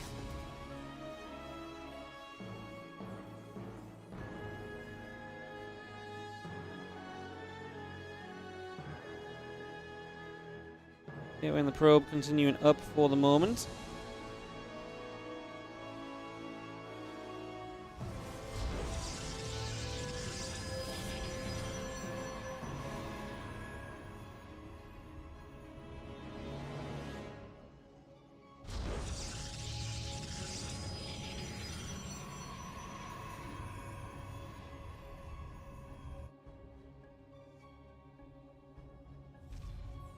Spencer drops down onto the natural. Again, Nexus Cybercore coming up. The assembler coming through.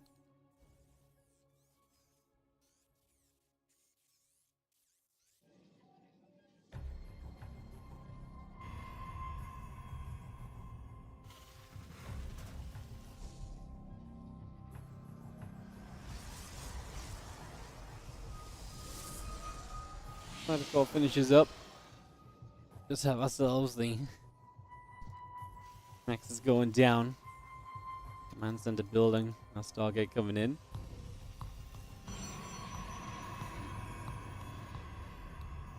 Factory on the way, barracks on the way.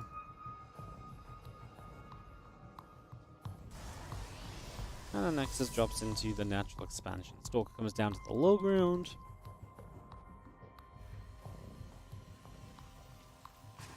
Did they nerf Terran Bio? No, they didn't nerf Terran Bio. Pros have just been motivated by the patch.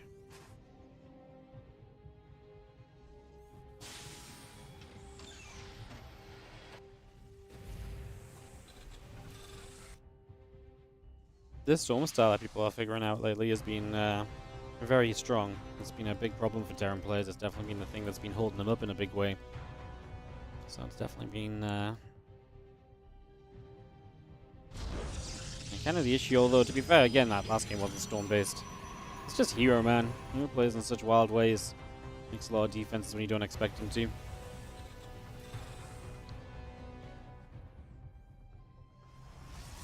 Kind of wild to watch. Oh, Starport coming up, Stimpack coming through.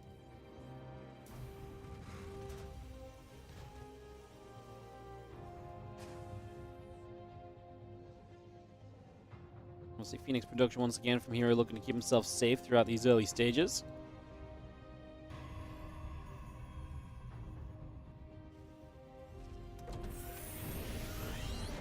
Again, Stim coming up to being about halfway done. Robo facilities on the way through.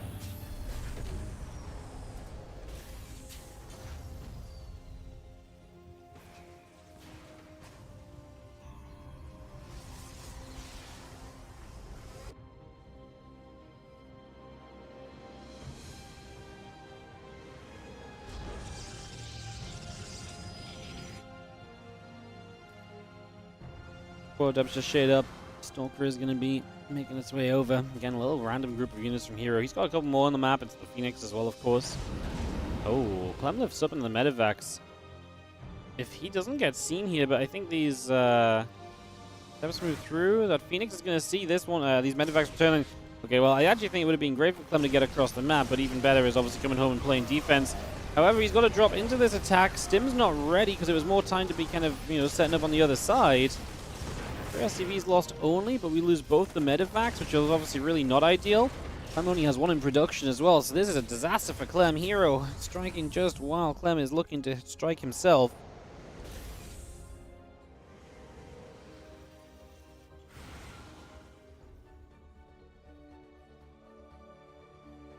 Robobay building from Hero, getting the Nexus being brought up, the Immortal and a Phoenix coming through. The Adepts make their way down. The Marines continue about as well. More Marines stem forwards here. The Adepts in trouble. Gonna get rid of one, looking for the other. You do get a Phoenix kind of back in return. Always nice to be able to grab one of those as a couple of SCVs continue to drop off. Continue to go picking off units.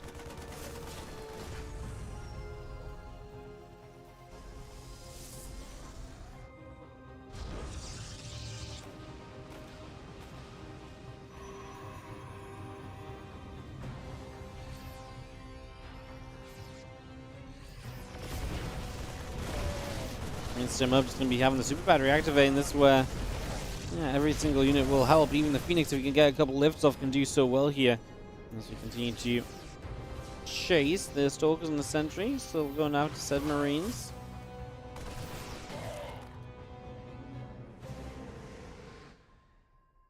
Hero pushes all the way up to the top side again. Plus attack, combat shields, and concussive shells coming out. Our Phoenix will continue to lift up Marine after Marine. Our Stalker's coming through. Plus one air weapons on the way, and it's going to be a Forge to join us. as we get ready for some ground upgrades eventually as well here from Hero. But a flimsy few moments coming up where I feel like Clem can definitely still just push and potentially see success, because there's a lot of stuff that doesn't really help Hero out a lot right now.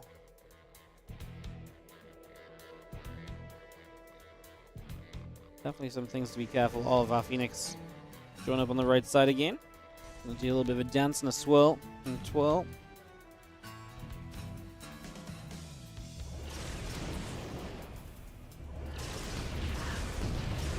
He's gonna jump in, get rid of some SCVs.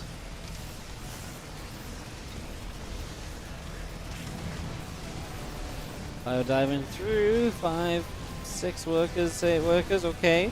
Damage really is being done by Clem. These Marines still in good numbers as well. They can choose what to fight. Gonna start getting rid of some of the Phoenix and taking away some of that air control. Might even go for one more, though, with Phoenix lifting. It seems unlikely to be worth it. Full cleanup then from Hero, but he lost 24 probes in this process. So just drops on both sides, finding damage, and Hero taking a huge amount of eco damage. Now, that said, Clem's only on 46 workers himself. So he's only bringing Hero back down to being level on workers. This was almost necessary damage from Clem. Well, necessary, and yet it was found. So that keeps him in a good spot. Keeps this game moving on for the moment.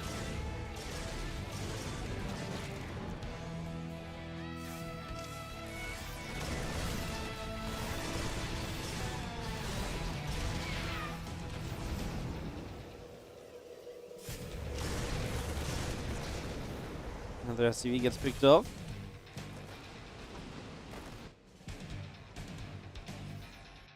Picking coming in, Stargate still producing, Gateway, Phoenix all in production. Like, if Hero can survive through to kind of higher tech Stargate units, then brilliant, but that's definitely a challenge. Definitely ain't easy. It's actually going to get one immortal there. The Widowmine's helping, but the Phoenix are once again lifting on the retreat, and that means that the Terran does not get away with everything you try and run away with there, so it goes a little bit to the wayside.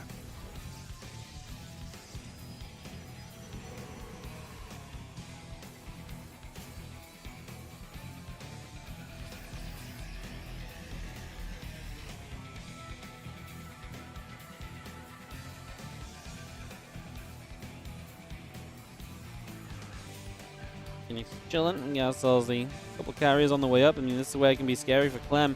If you let that Sky Toss army build and, you know, get set, then you can be in trouble. So this would be a good time to go, and the carriers are in production. The investment into extra Stargates have been made. Fleet Beacon, and none of that is represented in the current army of Hero.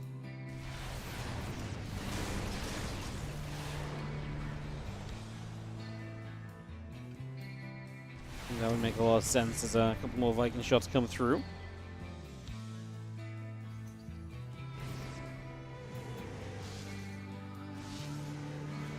Phoenix being chased back, a couple carriers are popping, and even motherships on the way. Clem will not find the opportunity to go any earlier.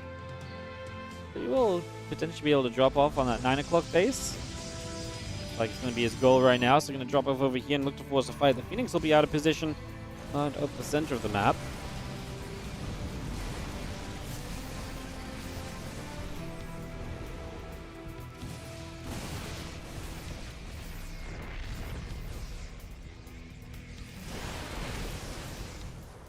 Fighting, it's going to be seeing some shots being taken, some rocks taking damage. Area on the way up.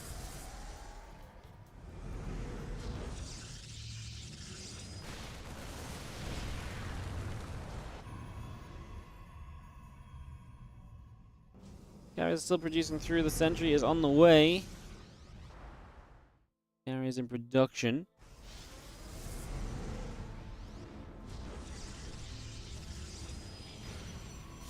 Spy Force is going to stim. Obviously, our first carrier is out. And we'll see this as he kind of fights through. He's got plenty of EMP. He's going to have to use those well. As he pulls up that ramp, it's going to be dangerous because now he's hitting choke points. That's where the splash damage will represent, obviously, from the Colossus and potentially from the Disruptors. Time Warp now landing, so we're going to be able to chase and get some damage done in the in the process. I mean, Clem's army, when it stands and fights, is seemingly okay, though. Apparently, the Colossus splash is not good enough just now. Man, this is getting a little crazy already. As you see Clem lifting up and going to go peeling away. A couple carriers on the move around as well. Plus 2 air weapons still coming up. Twilight Council's coming in. The Vikings are there to push units around as well. So far, so good.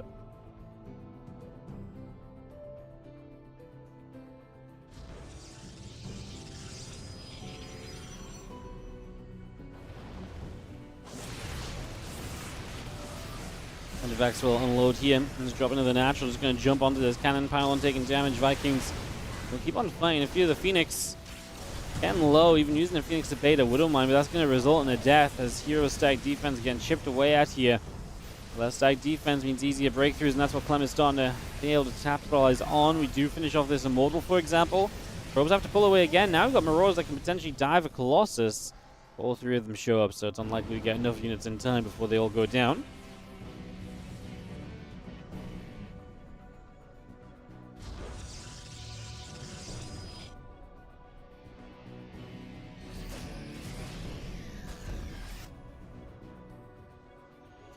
That's a lot of probes killed again. Clem keeping Hero's economy very honest throughout the course of this match.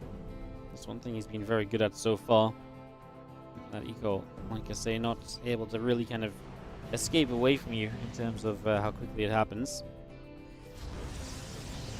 Just get shut down. Colossus still sitting above the high ground. The carrier force now looking better than ever. This is where you need Ghosts and Vikings in good numbers, otherwise you're never getting through this carrier army if you don't have that in store. So it's kind of a necessity as our interceptors fire through. The Marines and the Ghosts turn around, actually getting through quite a lot of the interceptors, I would say. Another ship takes a fair bit of damage as well, but Clem's army is not standing strong enough. He's gone rid of some interceptors, but there's just so many of them, and now we keep on pushing. And Hero might be able to just close out with this push because Clem was struggling to deal with this on the map. Not sure if there's going to be anything able to go right now.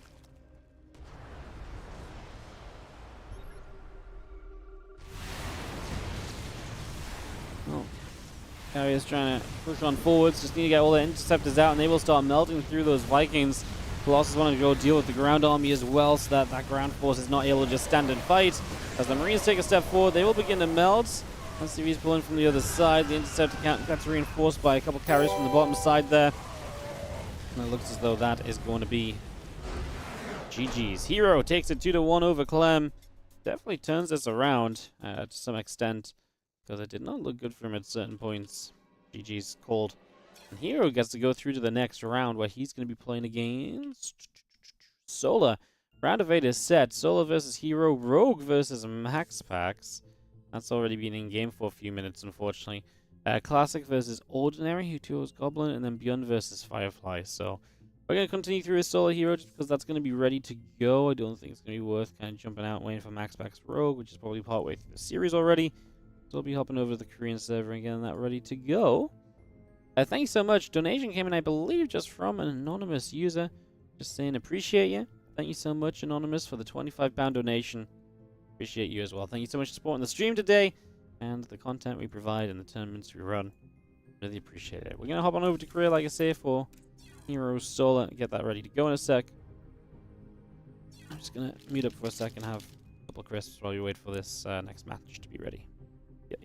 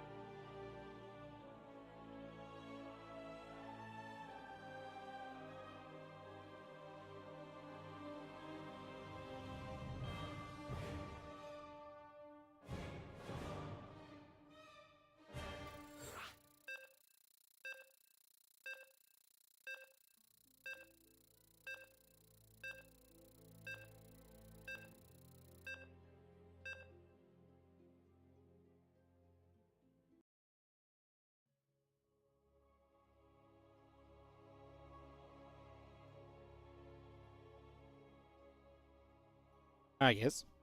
Just a little early interlude while I have a little snack for lunch. I get ready to go into more Starcraft action. See, that was better than the usual break screen, wasn't it? Bottom left hand side is going to be a red Zerg player. It is Solar. As in the top right, blue Protoss is Hero. Into another matchup right here. See what's going to happen.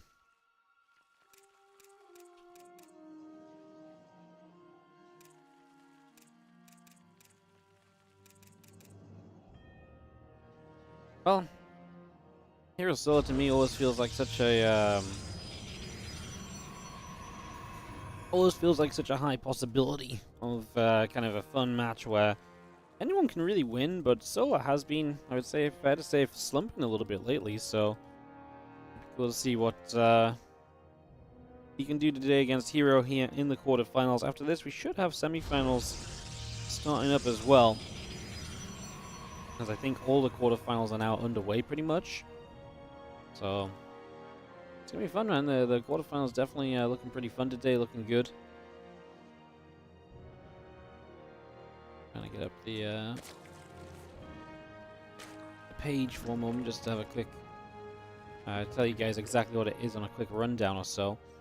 So quarterfinals today are Solar versus Hero, Classic versus Chance, Maxpax versus Rogue, and Gun versus Firefly. So actually 5 Protoss players, 2 Zergs, and a Terran.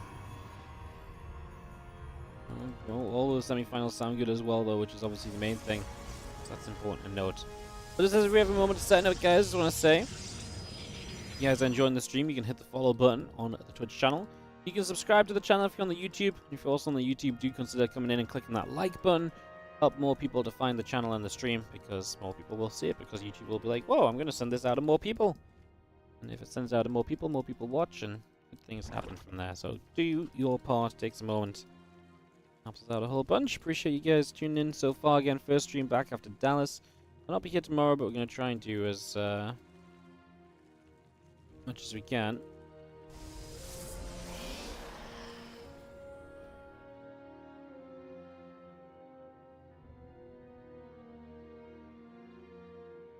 Stargate coming up. Next is about to finish. Lightning speed coming through. The Adept, couple of Queens, etc. Bit of everything on the way through for the moment. And Wolfgate continues to build in as our drones continue up. Adept just going to come popping on out.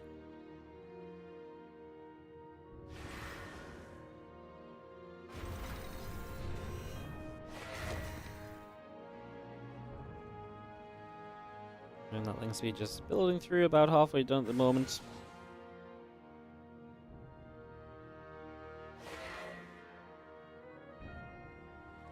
Quarter coming up, Warpgate halfway done, couple probes, Adept. Thinking about this, Adept shades up into the main base, where we are going to get rid of one drone straight away, now looking for more. Continue to try and find a little bit extra here as we go. Adept ends up shading back out, Void Ray, Adept continuing through, Warpgate still coming into play. Just having ourselves the hatchery and link speed coming through as well. Now Hero continues to move about. This Adept comes out to the center, another Adept gets into the middle of the map as well.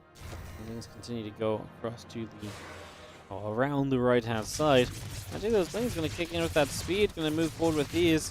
Going to grab one Adept, looking for another. The other Adept gets out of there. Oracle on the way up still. These Adepts are going to be in position, and they are going to just again deflect those few lings. Not let too much happen from this just yet. Extra gates and so on continue to come around.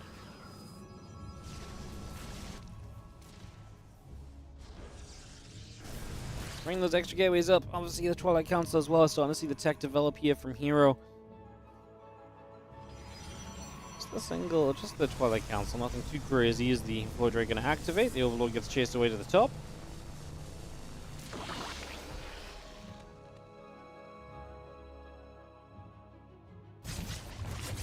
Falcon comes through, a couple of drones go down. I still have the land, the Roach drone continuing up as well.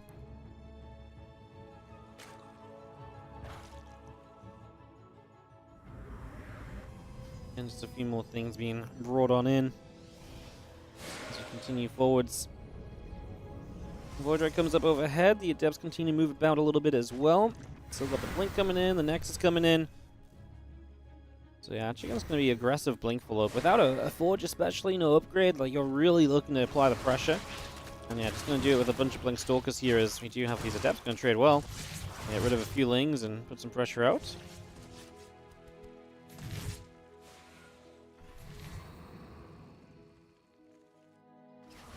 Extra gates do go building on up, and the Adepts continue to clean out some more Crypt Tumors out over the right side.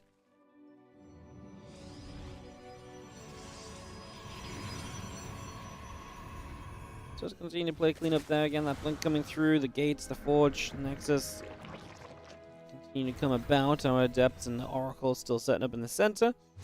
Has a couple Queens, we'll put some damage in. Oracles will take some shots. You can say a Blink about to finish. Definitely expecting this to be fairly aggro focused. We can get extra gates still finishing as well, although there is now a Forge behind this as well. So maybe Hero will start to look towards some of those upgrades and future potential opportunities. His army attacks straight on in. Let's see, our Voidray activating, our Oracle still activating. This Oracle is going to go down. Stalker's just going to blink through. Units, where are you? Well, a few Lings show up, but the Adepts help to get rid of those. Finally, some Roaches start to arrive, but this is a lot of Stalkers, and Hero is fighting against the Zerg that the majority of the army supply of which is in the production tab. So Hero's going to get a very good set of trades initially. Finally, some extra Roach counts showing up. Most of these Stalkers still have that Blink potential though, so they're going to be able to stay alive and trade out throughout their shields, and that's where the issue continues to persist from Solar, is that he's just not going to be able to really do enough in terms of getting rid of any of these units, and he just says GG, he's going to tap straight on out, and Hero takes a very simplified game number one. The Stalker pressure hits when Solar is not ready enough for it. Not the most banging game of all time in the quarterfinals. Sometimes it be like that. Game 2 coming up in a moment. Just going to check the page here actually and just see if the Wikipedia has any scores in for the round of 8. Some of the streams doesn't look like it though. I think most of the streams are casting the same thing actually. What's indie casting? Okay, Maxpax is up 1-0 against Rogue, looking pretty good game 2. Okay. Alright, so that's going on as well if you want to check it out. Indie's streaming it. I'm not sure if, I think all the English streams are in on this channel, but maybe one of them, I think one of them isn't, but I'm not sure who, off the top of my head.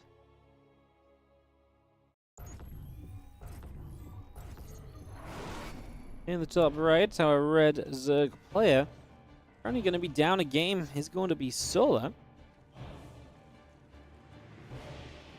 While on the top left, blue Protoss, it is Hero.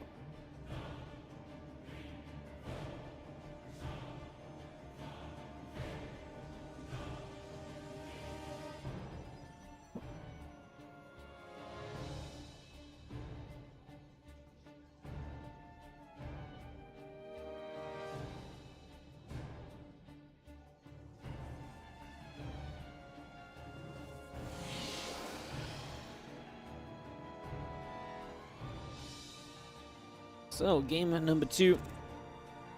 Rough start for Solar. Like I say, never really got going properly in that game. Kind of died very early on. Would be hoping for something better, something a little bit neater this time around.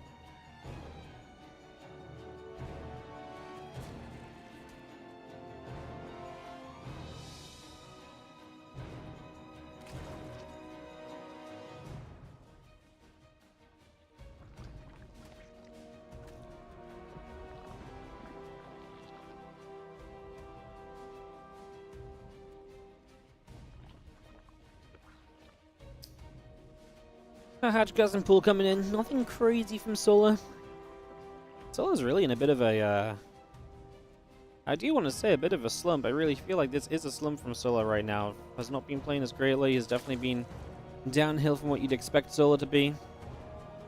Being kind of sad to see him struggling so much as of late. He's always a player that's around in these events and so on, but it seems like he just can't catch a bit of a break lately.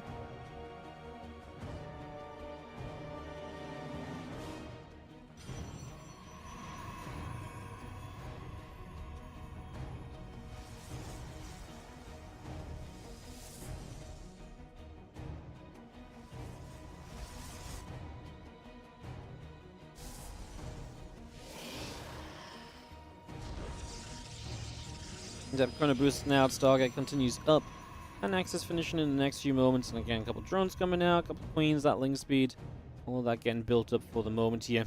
As we just have a probe going back home. So Stargate play from Hero is very standard. Nothing too surprising about that. So no one shouting or screaming or anything about that one. Like I say, it's pretty darn normal for the moment.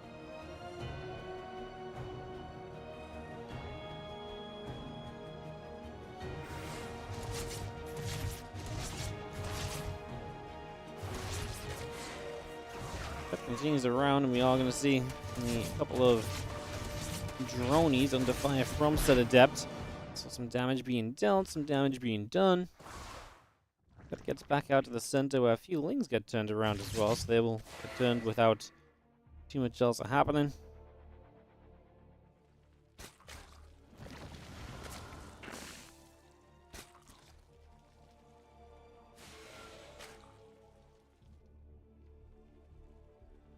And that warp gate and gateway continue to build on through, so continue to get those upgrades and structures set ready for the future of this game.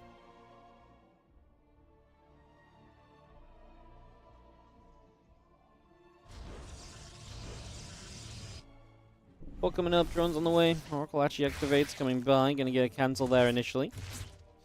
Now the Oracle continues into the main, where we are gonna get ourselves a drone. So, a little bit of damage being done. 3 gateways behind this. It's already gonna have a good amount of adepts available. Now into that Twilight Council once again. See if there's any kind of Oracle adept timing. There's usually quite a window for those to do damage in, so a possibility, especially as Solo does not really have anything on the way right now that would deal easily with adepts.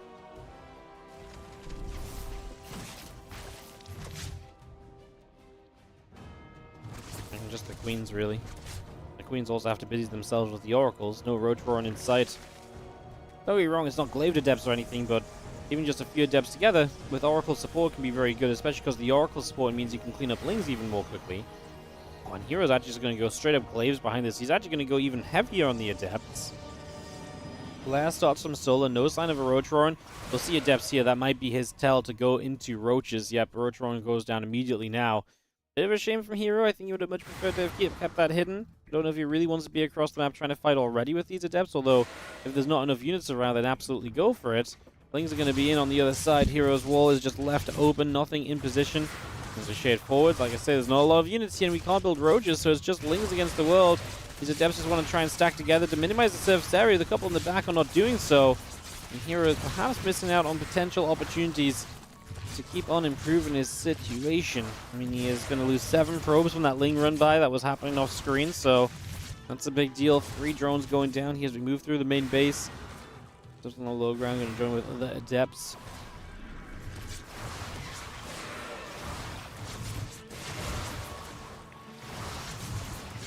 Queen's now going after sorry, adepts now going after that queen. Sizzle will try and come down. Glaives is still not done. We were worried that this is going to turn into glaives, and then it's the adepts are already kind of out of numbers and so on.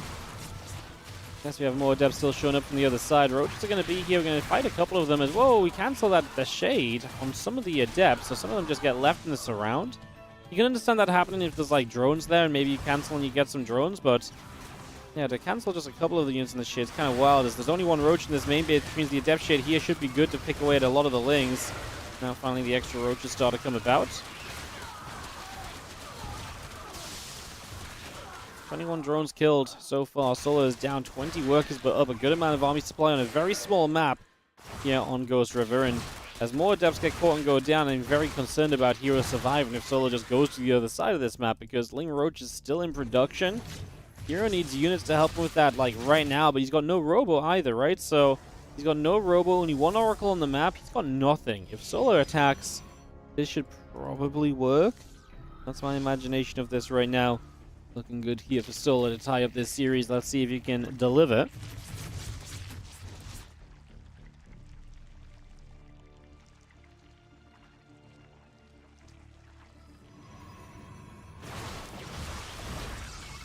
And Roach comes over. Deb's going to try and fight. These Stalkers here. If you can get to Blink, I could be a believer. Blink still feels like a long way away. I know it doesn't look like it's a long way away, but it feels like it's a long way away. There's not that many Stalkers yet, although we're starting to fix that problem. Oracle activates. And the Adepts aren't going to be very useful against these Lings. Oracles need to be careful, shouldn't really be flying through Queens like that. Tiles come down, but not on the Super Battery, which allows these Stalkers to stay alive a bit longer, and that's going to give Hero the chance to potentially bring out the defense. Ravager and the Roach at the front go down. Blink is so close to being done. We are going to start saving Stalkers with that Blink, and going to have a Stasis Ward here, catches a few Lings, creates a bit of a wall-off as well. Battery doing whatever work it can, but now we blink forwards. Ravagers will be getting caught.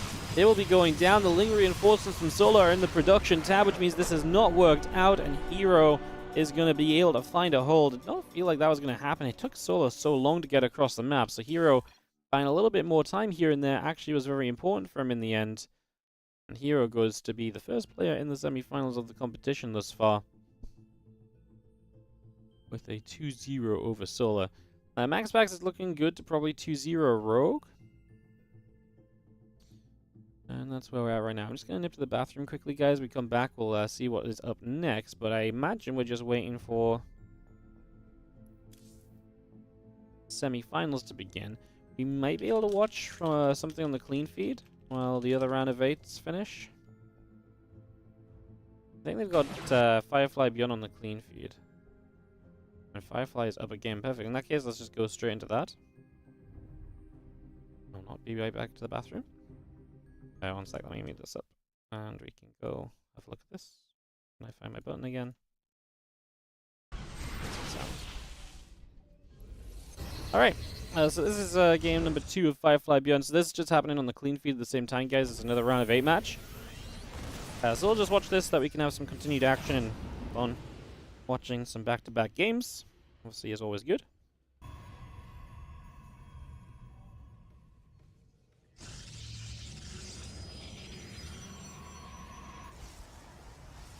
And it's nice that they provide the clean feed for this event. It means that if you do run out of a game live, there's something else going on, you can kind of grab it. It's just kind of cute.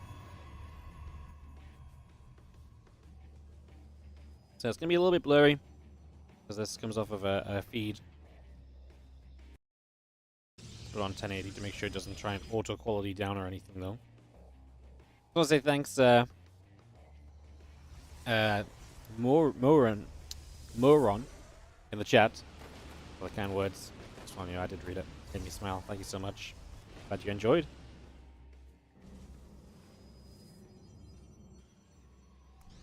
Yeah, Dallas was a lot of fun.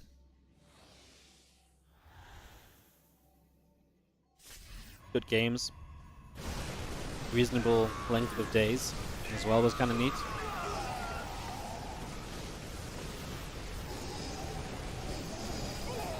As Beyond apparently has a massive army that gets stormed. Ouch, that hurts. It was going to get turned away. Those storms were big out of Firefly. They were exactly what was needed.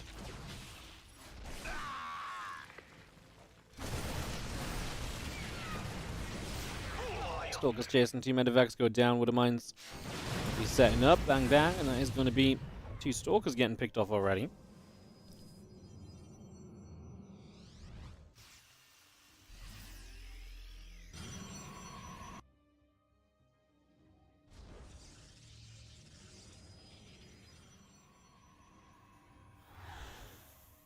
Prism loads up. Going to move back out into the center. Bio still joining up a little bit as well.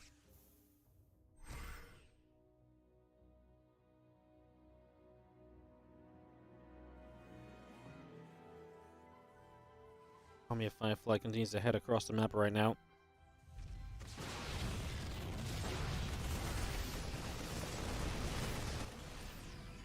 Yes, yeah, Prism still up at the top. The Adepts are moving through.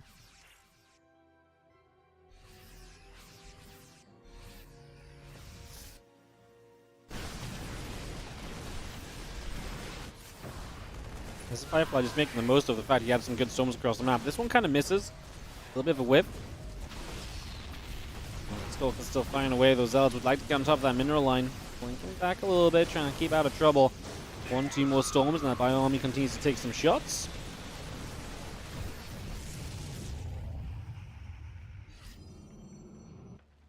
End up killing 12 SCVs.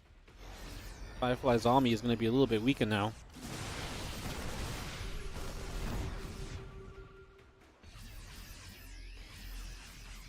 That's the moment where you don't really want to be fighting. This is more so you want to be falling back and forcing the Terran to attack into you.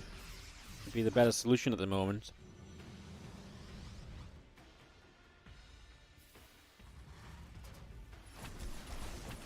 Nice solid run by. Out of Firefly.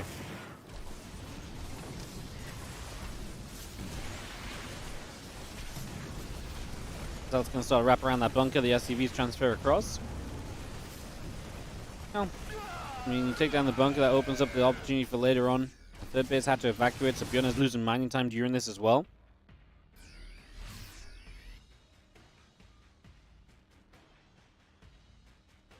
Little things like this definitely adding up. Because our Stalkers are good to get some Marauders. Nice storm in the center as well. Good warning storm, and especially going up this ramp, you just can't do that. And this ramp always plays such a big role on Oceanborn and TVP.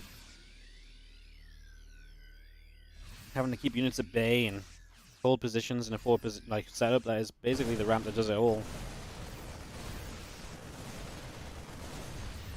Until you can't stim up there when storm's available, that much for sure.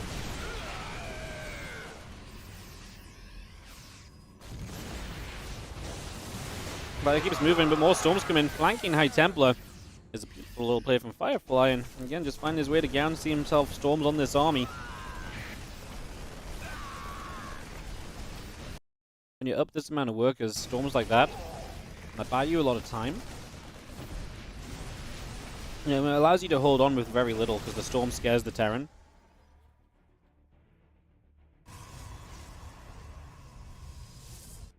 It's so important for you. That's why I feel like Firefly is actually in a great spot here.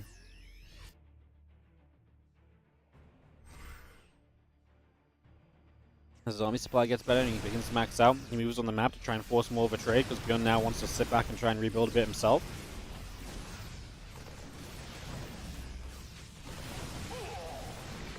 Firefly definitely looking good right now as we continue to push up this right side. There is a storm.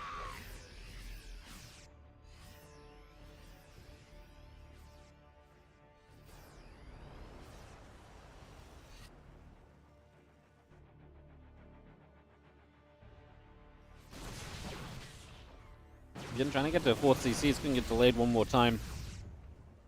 Just have Viking Ghost production continuing. We build what is base number 6 from Firefly across the map, so he has not slowed down at all, economy-wise.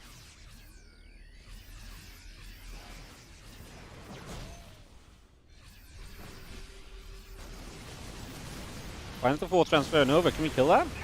One storm, then an EMP. Can't see where the base. I think the base is burning, but it won't die because the SCVs get there. Repair is good. So the base lives. Ooh, Firefly maybe could have gone up there. Yeah, he's running Zards by on the other side as well. Actually wouldn't mind him kind of engaging that, but I guess it was risky. He was lower army supply overall.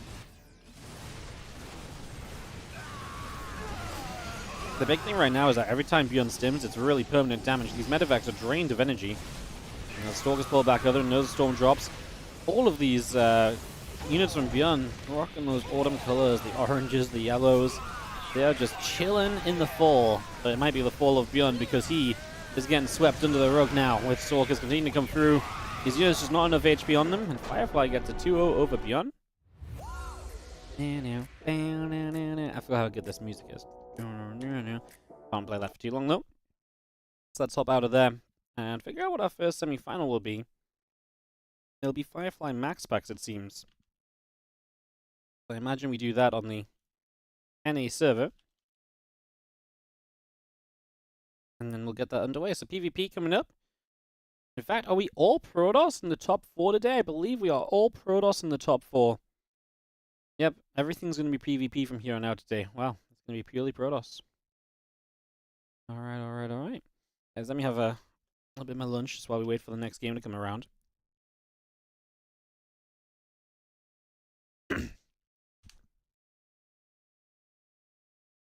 As we go through a PvP extravaganza.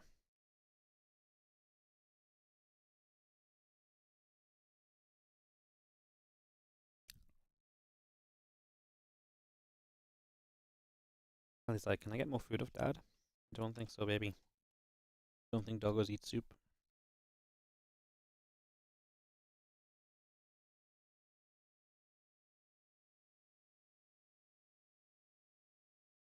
Vienna has no strat, just straight aggression. Well, sometimes that is kind of a strat, isn't it?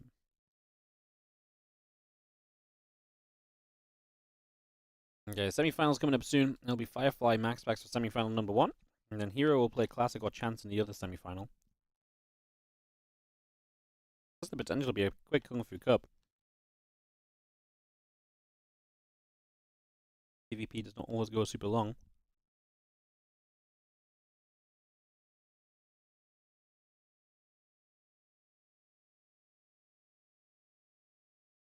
Request to join the party, so you should have progress on the videos here very soon.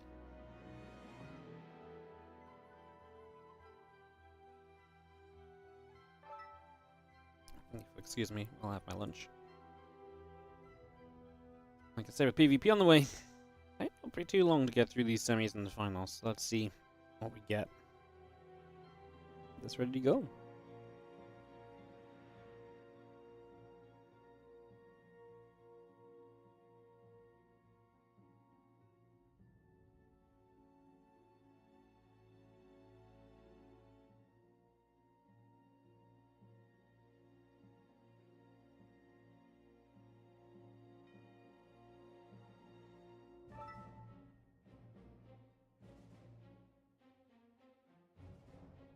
Alright guys, handful of moments.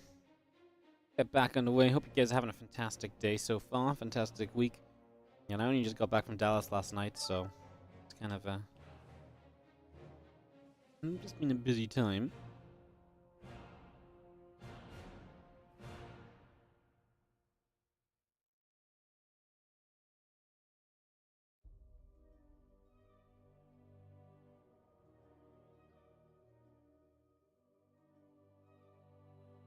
Just wait a few moments, get ready to rumble. As we're waiting for Maxpax to veto.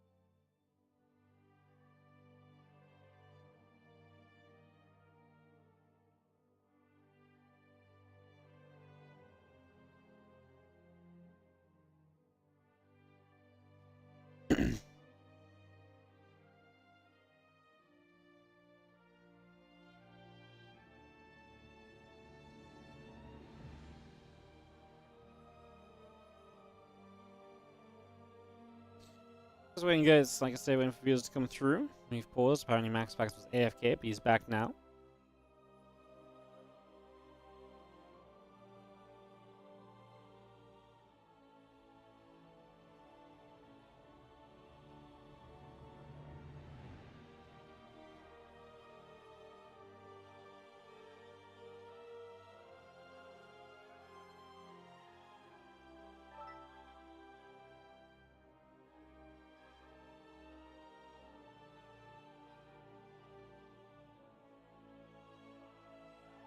Crimson go outside Delta. Amphion all getting vetoed here very swiftly.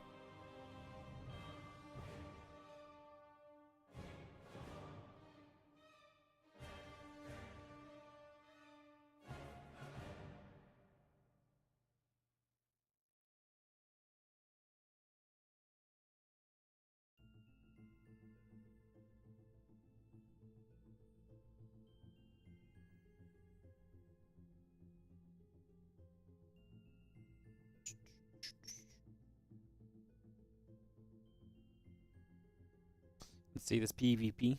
Hell yeah. Side Delta, Amphion, Alcyone, and Oceanborn. So now 5 maps vetoed. 1 more map veto from Firefly. Then we should have a map pick being made. Should be good to go.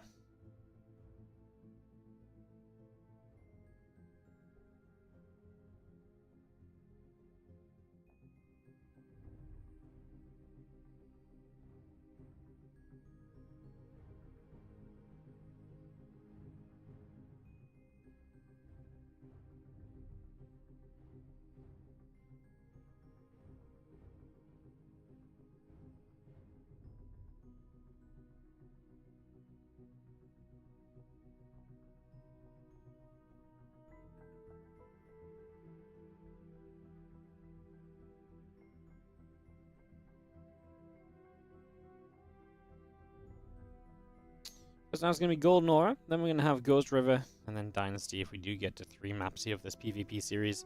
I would say I saw Firefly take some maps against Maxpax recently. I did my research here. See when that might have been. Yeah, probably was just imagine it. Maxpax has been a little bit less still in PvP. He's got like a 9-2 record against Firefly. Hasn't lost him since 2023 in July. So I was obviously not thinking of this. But yeah, Maxpax has been, you know, for someone that was invincible in PvP, it does feel like his PvP has been a little bit more vulnerable as of late. A little bit more kind of exposed. I'm gonna jump on his match history here and see if I can find what I'm talking about.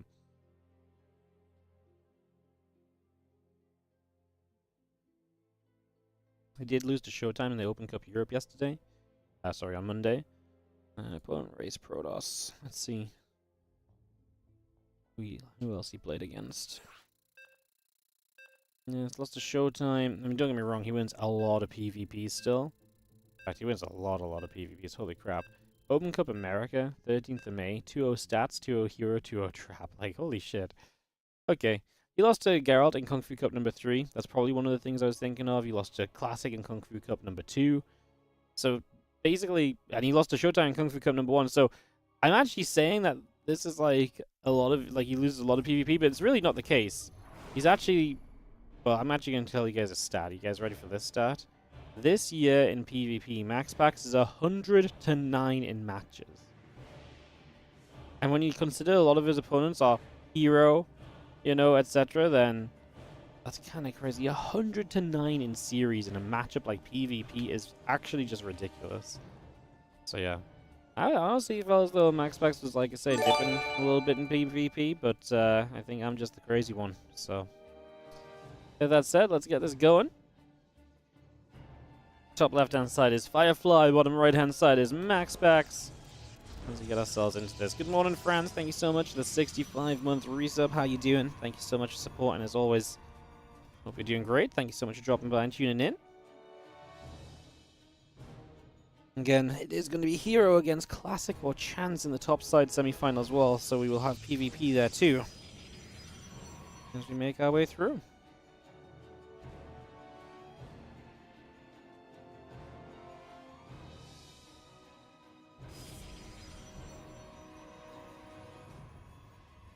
Okay, we're coming up on both sides. High ground gateway from Maxpax. Firefly with the low ground gateway. I wonder if Maxpax will do anything about that or just be very happy to drop down a natural expansion of his own and just kind of follow in his opponent's footsteps.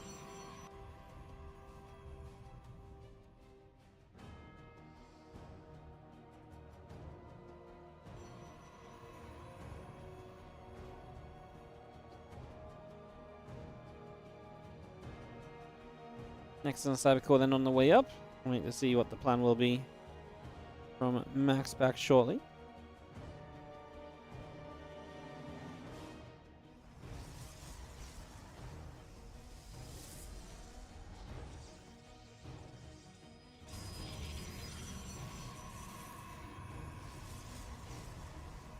Cybercore about to finish. The gateway is still coming up. And we just have ourselves the probes still chasing other probes around. Stargate coming up from Maxpax, we get that on the go. Warp Gate continues to build.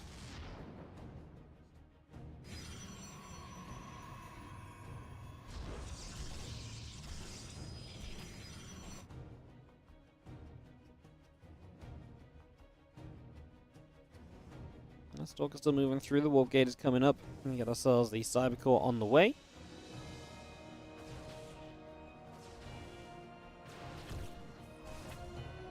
So we're going in after that pylon. There is going to be the expansion from Maxpax, I imagine. He's actually going to build it on the 3rd location, so because he's getting blocked so heavily, he is going to go and build his Cybercore on the 3rd. No, Cybercore. The Cybercore's blocking the 3rd. Sorry, guys. I'm tired today. I'm not quite recovered from traveling, apparently. But yeah, the Nexus goes down on the left-hand side. So taking down the 3rd base, that's definitely risky. That's definitely a little bit like, you know, is that going to be something that works out at all?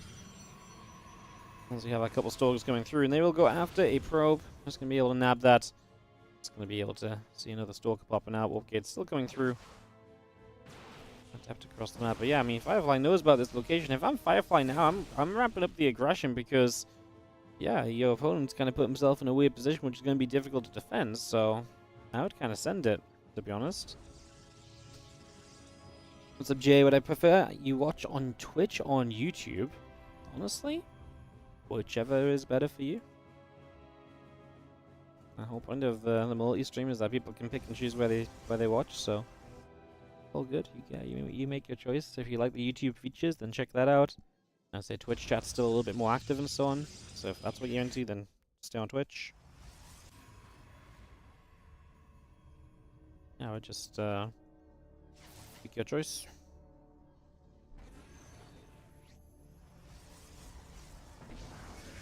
I'll try that cancel finishes here in a moment from Firefly. The Oracle has to cancel its stasis ward as Maxpax comes across the map. So Maxpax looking to get across, put some pressure on.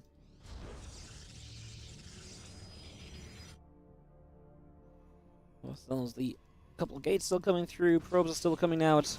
Stalkers and the Void Ray going to activate. This Void Ray up in the sky going to go after the pylon. A couple force fields will come down. Super Battery will activate.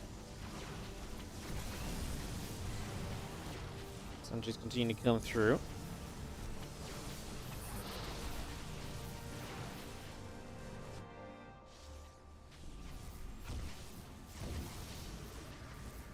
Oracle activating, a couple of probes still dropping. We just have ourselves the gateways coming through as well.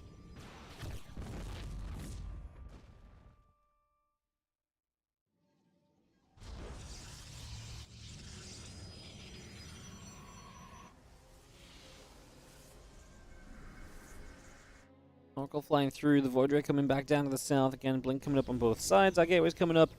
Robot Facility coming in also from Firefly.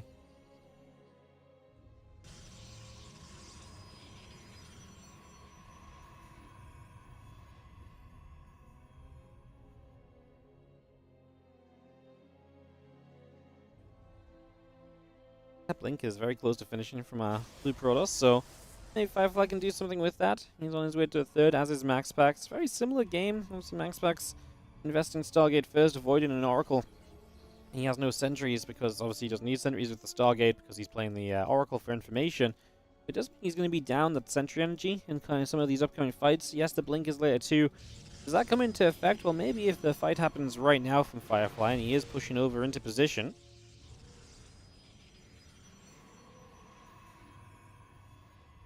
Stalker's going to prep for a Blink into the main base, and we go. Stalkers of Maxpax come a chasing. Hallucination will get knocked down. Stalker's still taking some damage. A couple probes are dropping off on the sides. Damage being done as it's Adepts that are in that mineral line. So they get 4 workers. Going to stick here as well. If they sync up their attacks, they'll get at least 1 or 2 more, and they will make it 2. They even get 3 if that probe doesn't make it to battery, but it actually didn't shoot another time. Now Maxpax says Blink, and he's going to catch these Stalkers being too aggressive from Firefly. That's costly. We can Blink again as Maxpax to chase if we would like. He doesn't quite finish off that 1 low HP Stalker, so unfortunately not able to make anything more of this.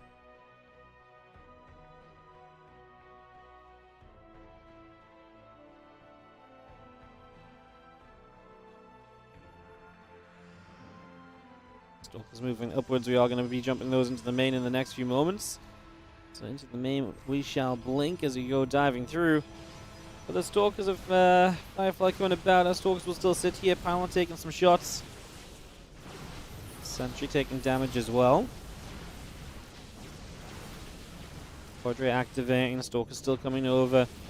Forge probes all coming about. Our Void Ray looking to try and grab the Sentry. And the Sentry will indeed go down. Void Ray low HP. It's now going to drop. Maxpax's supply looking very good, by the way. Up 6 workers, up some army supply. And still just controlling this high ground. Trading out with a couple more Blinks. Kills Hallucination. Not sure we had to really target that down. Hallucination in your own player's main is just... yeah, it's not going to do much.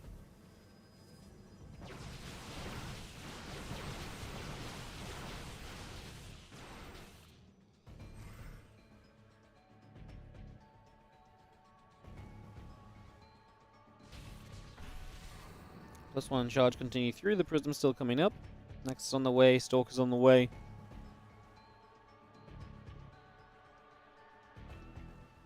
Maxpax begins to pull back down to the bottom right side. It's just going to be pulling out of there. You have all those extra gates coming from Maxpax. The Dark Shrine still coming through. The cannon also in production.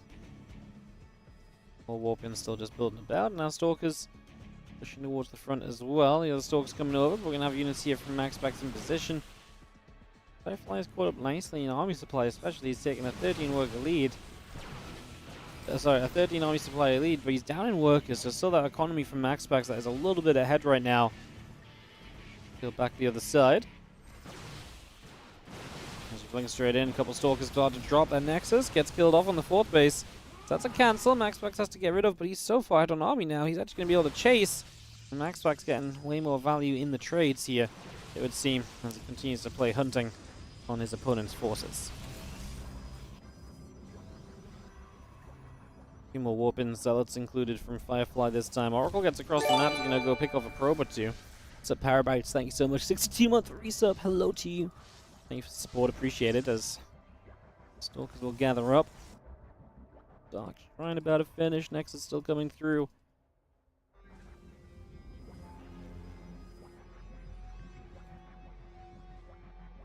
Stalkers out around into the center here is... We're going to turn back around. We're going to start to trade out a little bit. Stalkers blinking forwards. Couple Zealots coming by. Bunch of Zealots taking a bunch of damage. And Firefly chases Maxpax away as Maxpax reestablishes base 4 that was cancelled for himself previously, so that was the one thing he was missing out on.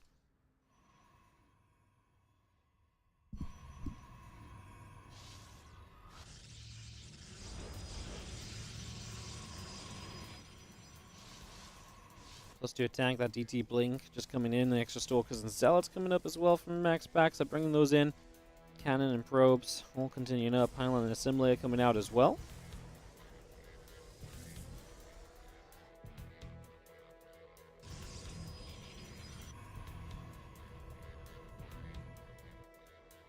Again, that plus 2 attack, that Dark Shrine, Shadow Strike coming up as well.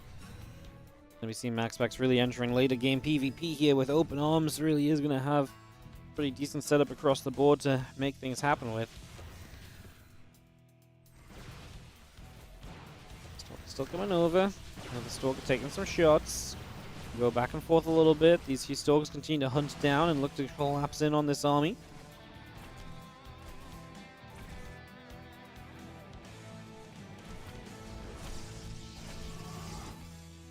These weapons do just continue at the moment as we have Stalkers still coming around, looking to see what's up.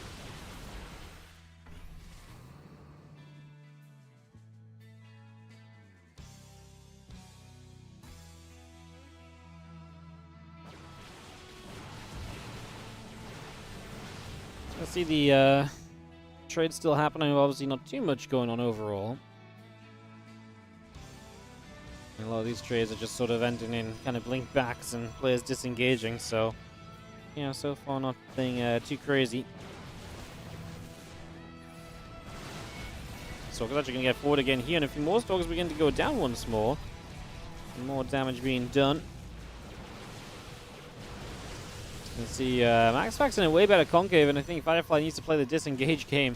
Get away from that. Problem is he's got DTs hitting his base across the map. He does have an observer, but he doesn't have the units to actually defend against it right now, so yeah, problems absolutely being caused. Some of these DTs trying to play the getaway game, and they actually should be able to with Blink coming back online. Looking very good there.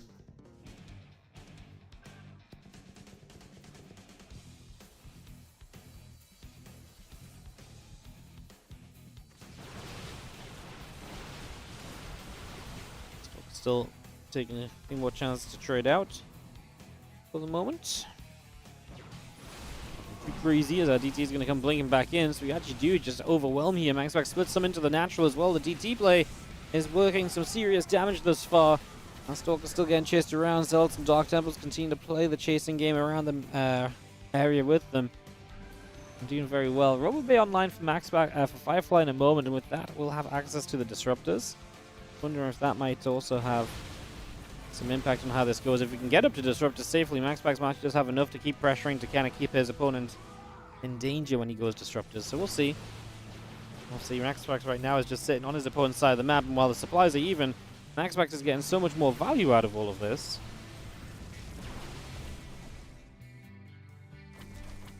Forced to blink away. Zard Stalker continues to chase Firefly. Coming to hunt.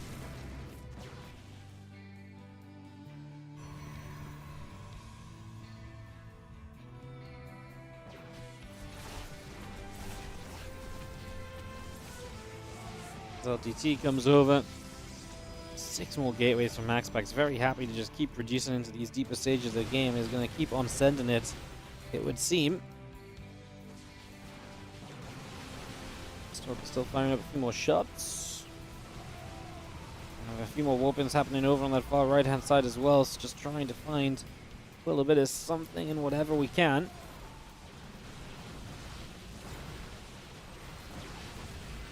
Firefly is actually winning the Stalker fight now, so Maxpax getting a little bit surrounded in and has to play the retreating game.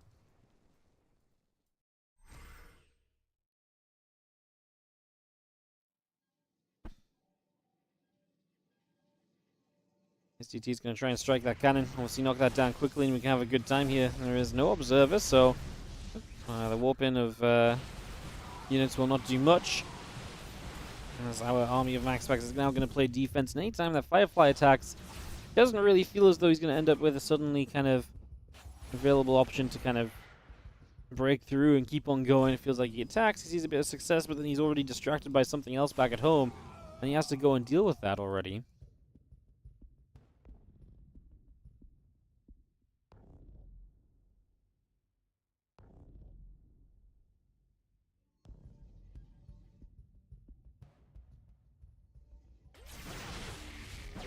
Stalker's blink back down the bottom.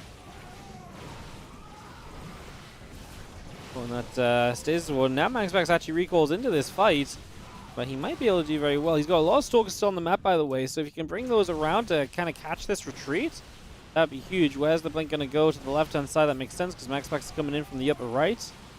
As some of these units get freed as well from that stasis ward. We blink forwards here. We're going to see Zald showing up. We actually have an Immortal here from Maxpax as well. Some DTs pulled up in the equation, and well, it is you want to be Maxpax getting a lot of cleanup as the Immortal there doesn't even go down. So that was what we were target firing as Firefly. Huge deal to be actually losing out then on the Immortal, because believe it or not, Immortals are kind of expensive. All those units going down. Would have been nice to get rid of the Immortal, like I say, would have made it a little bit easier for Firefly to continue, but as it stands, Maxpax has the lead, army lead, and also a pretty significant economy lead as well. Bank money was banked up. Warps in 9 DTs, so he's going to be able to do some damage. This gold base from Firefly going to go down, so that's not going to support him any further, and his ways to stay in this game seem to be lacking as we continue to push through. DTs coming across. Stalkers still getting themselves into the mineral line here as the DTs continue to come in and play the push-back game. Push those Stalkers all the way out of here. Maxpax is going to clean up in the bottom left-hand side. And realistically has an army to come across the map with and more or less end things with as well, I would say. I think this time the army advantage is so significant it's going to be tough for Firefly to stop him. And that's why Firefly stays on the counter-attack instead.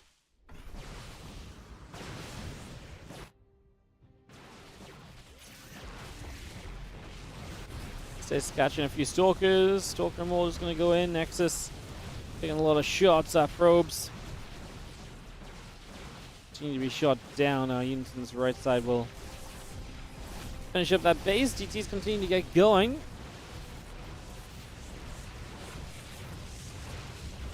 And it's getting picked off. Our probes getting jumped on. I mean, we enter a base trade, but it's a base trade where Maxpax is just so far ahead already. Units in the upper right already taking down a base as well. So he is absolutely ready to just absolutely dismantle Firefly. Hard to imagine what Firefly realistically does to, again, get back into this one.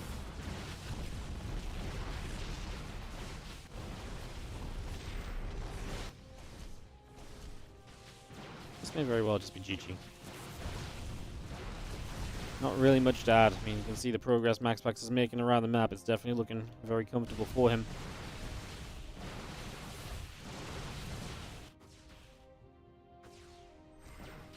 Stalkers and Zards come back in. Now Firefly on the bottom, pushing through.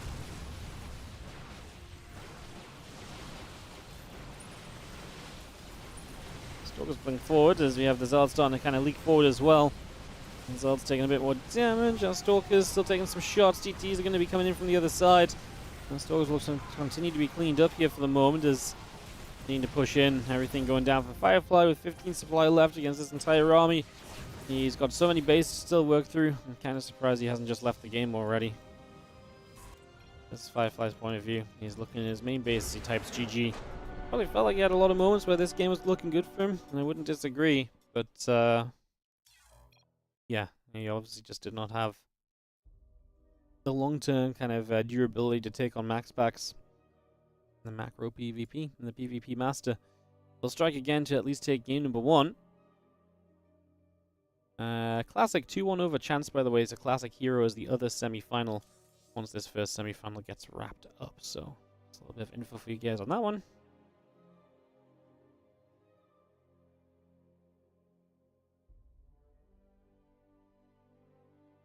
That's all ready for game 2.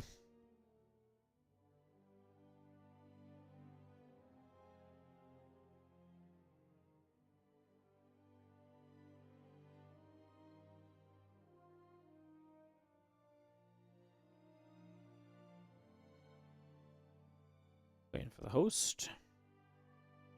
A moment now, surely. Ghost River. Ghost River.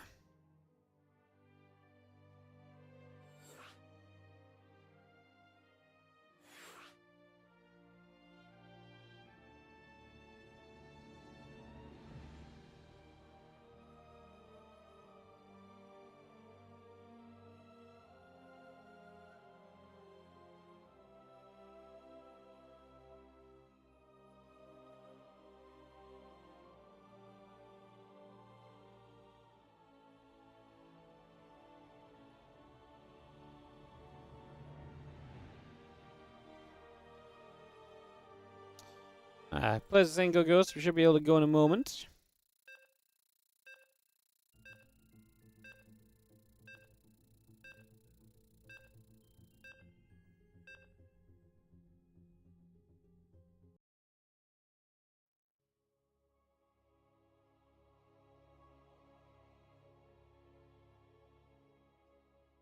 Get this underway. And you have into Ghost River for map number 2. Let's kick off into it as we have in the top right-hand side, our red Protoss is going to be Firefly. Down a game now in this best of 3, taking on Maxpax in the top left. 100 PvP wins, 9 losses this year. It's just such a ridiculous stat, honestly. To be so dominant in a mirror matchup is really crazy.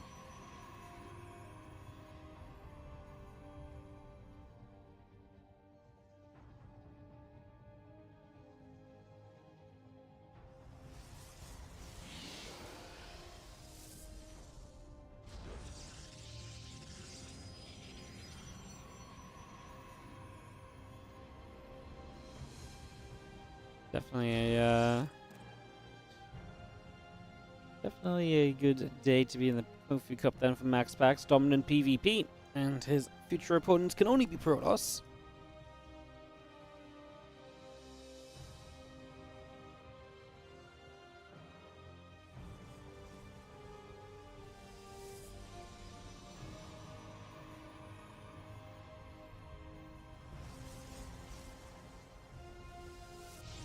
Okay, coming up, probes coming through. Pylons are going to continue to come in.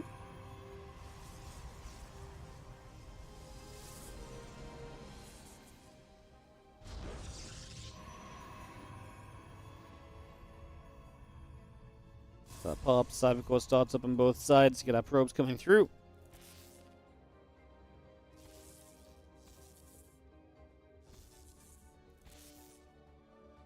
As that probe comes nibbling at the other probe, so just going in, chasing around. Again, Cybercore coming up on both sides as well, it's still coming through.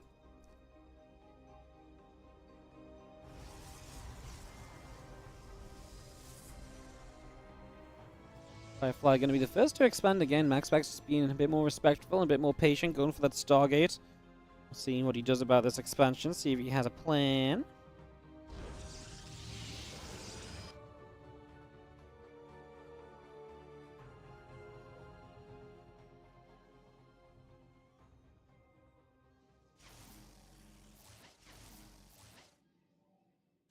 Sentry comes over.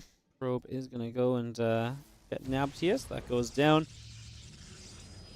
And Stargate about to finish up from Maxpax. Nexus on the way through. Probe and the Warp Gate continue to build.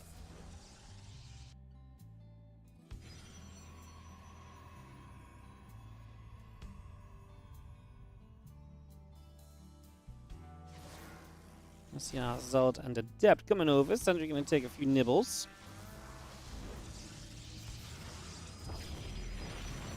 Going to move up. He's going to get the Adept able to pick off a probe. Couple Sentries still chasing. The Adept will take some more shots. Force field coming down again, make it a double. So Firefly can clean this Adept up and force it to shade away.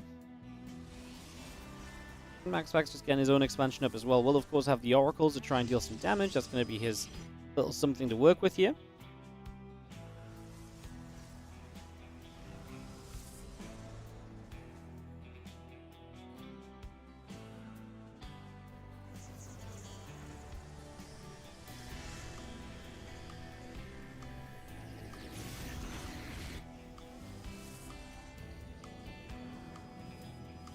Sentries gonna come moving over once you get to the front. Keep the hallucinations up. There's 5 sentries already.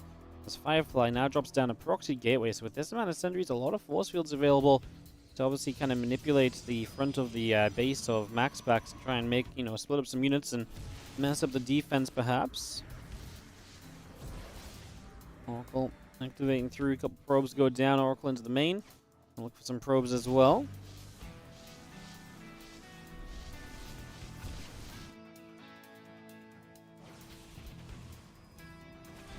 Push from Firefly. Maxpax has 3 Stalkers and an Adept right now to try and deal with this. Here comes the Void Ray. I see 2 batteries. Overcharge available because the Nexus is done right next to it. Second Void Ray starts from Maxpax. Is going to be how he utilizes the Stargate to try and be defensive. Still probes building from Firefly, but he does not really have the tech to keep him alive in this, as we are going to see that Stalker not enough damage to actually get rid of it. And now Sentry's being chased. There's a problem with attacking with Sentries. Their retreating potential is pretty low, and we lose 2 of them.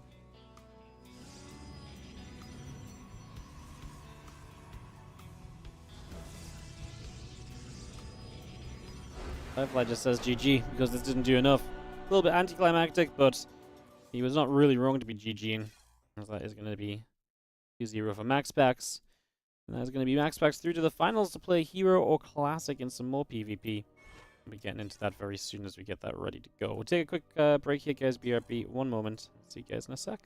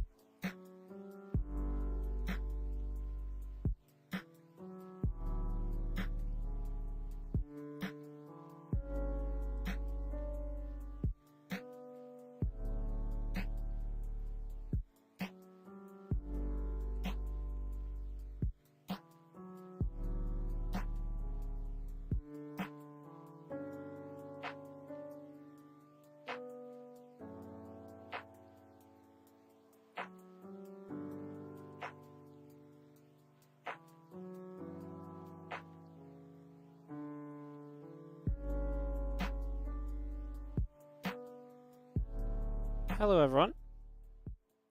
Just waiting for Classic, who's AFK, to rejoin us, and we can get this next match hosted on up.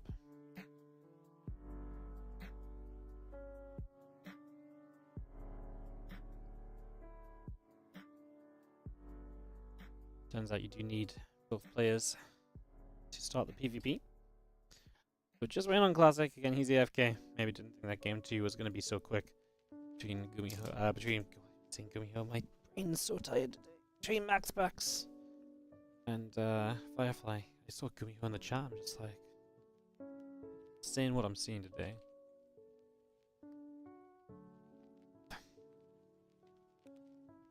Oof, oof.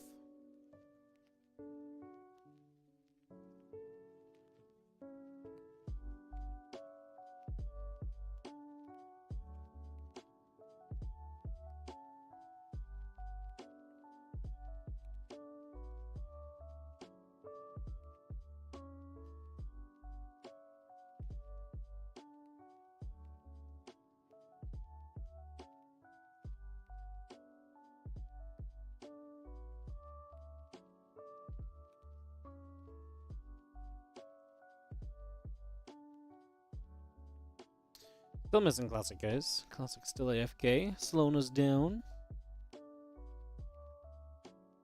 That's all we're waiting on, so when he gets back, we should be able to go straight away.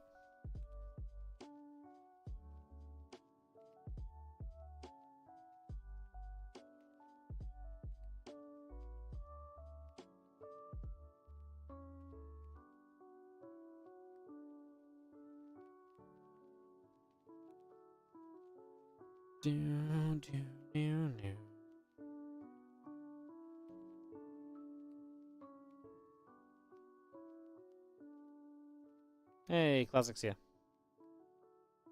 Good now. Cool. Alright, we can go, guys.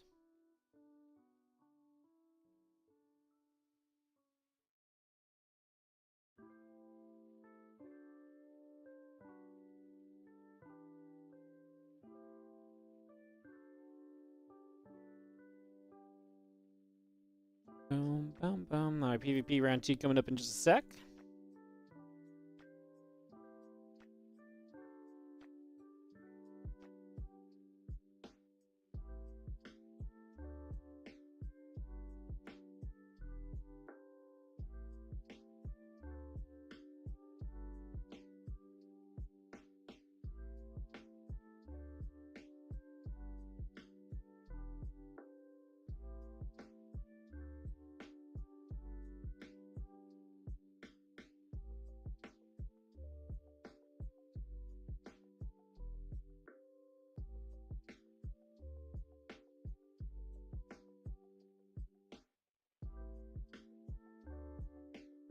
Alright, let's dive in.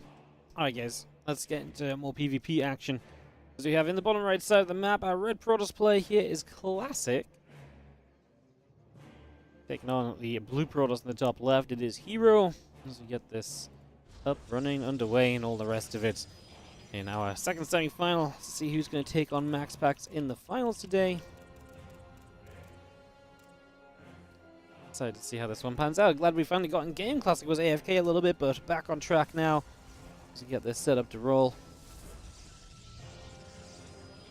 Hey, what's up, Bunga? Thank you so much. Glad you enjoyed the casting in Dallas. It was a lot of fun. We had a good time of it.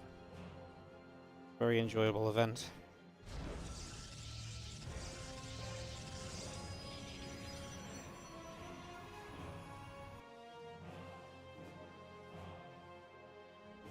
We're moving to the upper left-hand side.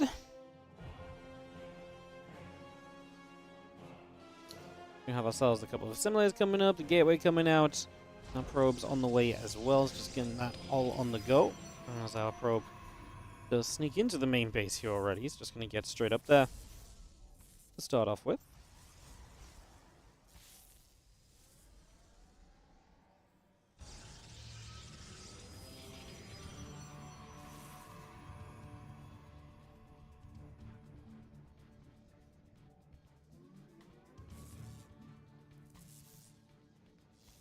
Probe chases of the probe, and we have again our gate and our cybercore continuing about. Pylon still being built up.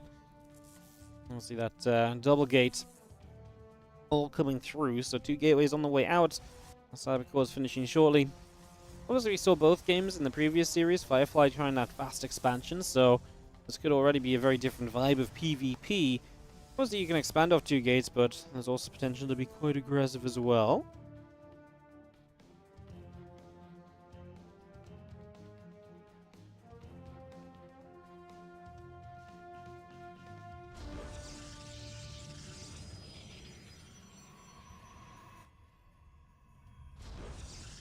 A couple sentries, a couple of adepts coming through. I'm just going to have ourselves 2 different openings then. Sentries mean that Hero is going to have those hallucinations available and the expansion coming straight down. The Stargate means that you're going to obviously tech instead of building sentries. So just a different route that's going to be taken here as the adepts do clean up a scout. And then we'll be able to start getting on the map and trying to find some damage.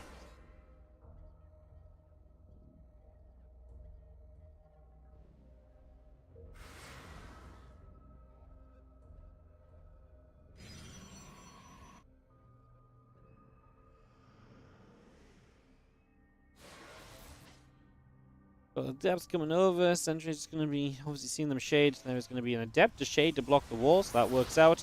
As Hero's on his way straight to a Twilight Council. Classic actually making a Void Ray, so it feels as though Classic's going to get aggressive. I mean, if you're building a Void Ray and your opponent is the one expanding, there's no world you need this Void Ray in apart from to go aggro. There's the proxy gateway as well, so we are going to see the commitment here from Classic aggressively. Hero should more or less know it. He saw the Void Ray building himself in the Stargate. I don't know, I mean, building a Robo doesn't feel great, because obviously if you're up against a Void Ray, the Immortal doesn't do anything, but...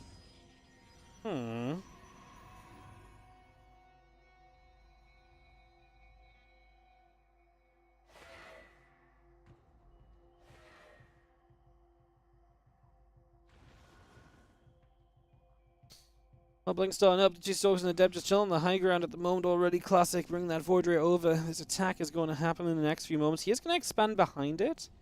They're putting a lot of pressure on, and I mean, it's ever going to open up a huge blink timing for Hero, where he's going to have blink and his opponent will not, and this is not going to be a game where there's oracles available or anything to kind of make up for that blink timing, the window that Hero will have, so I feel like Classic is going to kind of get left in the dust here a little bit, honestly. Do not feel like this is going to end well for him. You see the Void Ray actually going into the main, going to go after the battery, which opens up attacks on the mineral line. However, those Stalkers able to chase that Void Ray away, getting a few shots on it. The shields go down. That gets chased out of there already. More warpins going, and we do see Classic still going to be trying to hit the front door at least a little bit.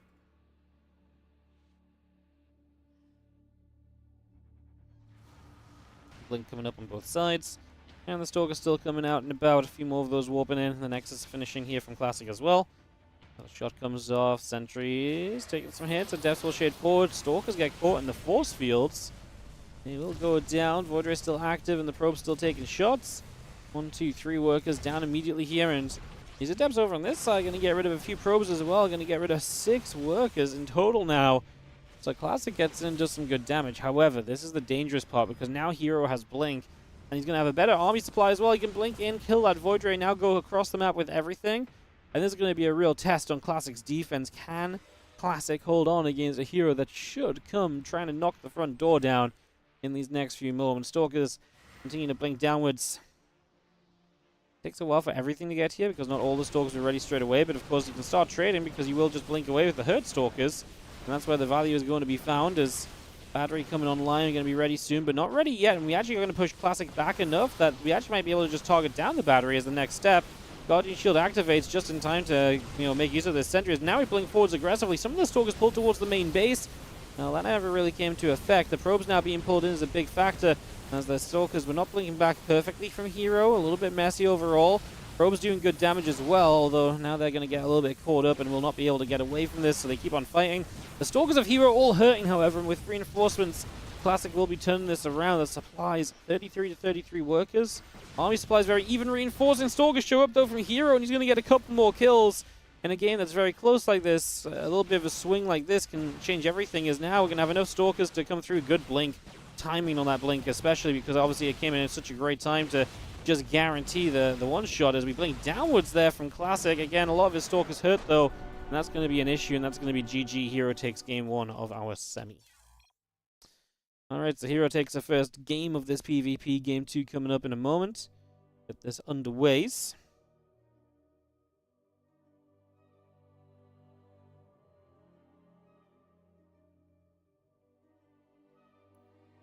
Ready to kick this off.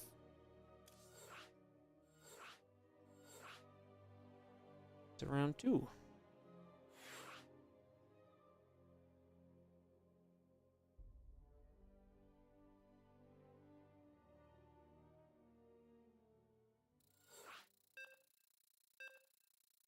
Alright, let's head into the PvP.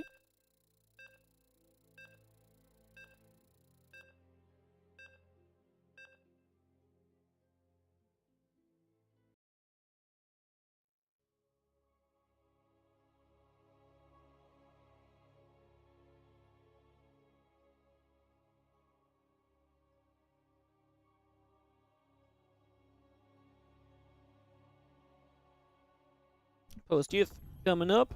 Let's send it. As Classic is going to be down a game. His aggression just not really working out well enough. Honestly, Nelly had a defense as well. But, yeah, a game of little moments. That's what PvP is, and it definitely was true in that last game. Classic is down. Hero is up by a map so far. Let's get into game number 2 now on Post-youth.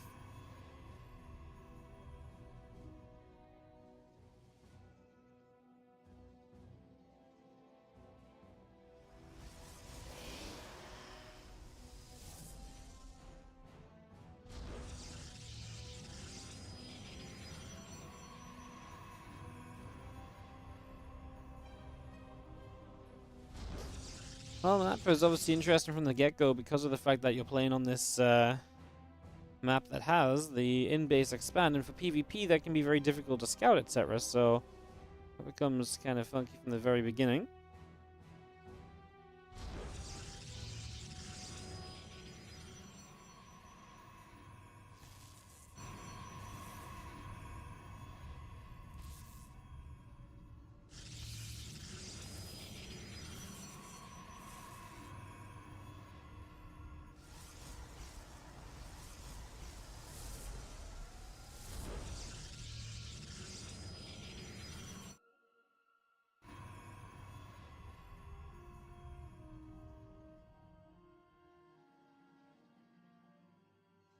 Typical coming up as Zealot is on its way. And just get ourselves a Nexus super quickly from Classic, so he's going to go Nexus first even.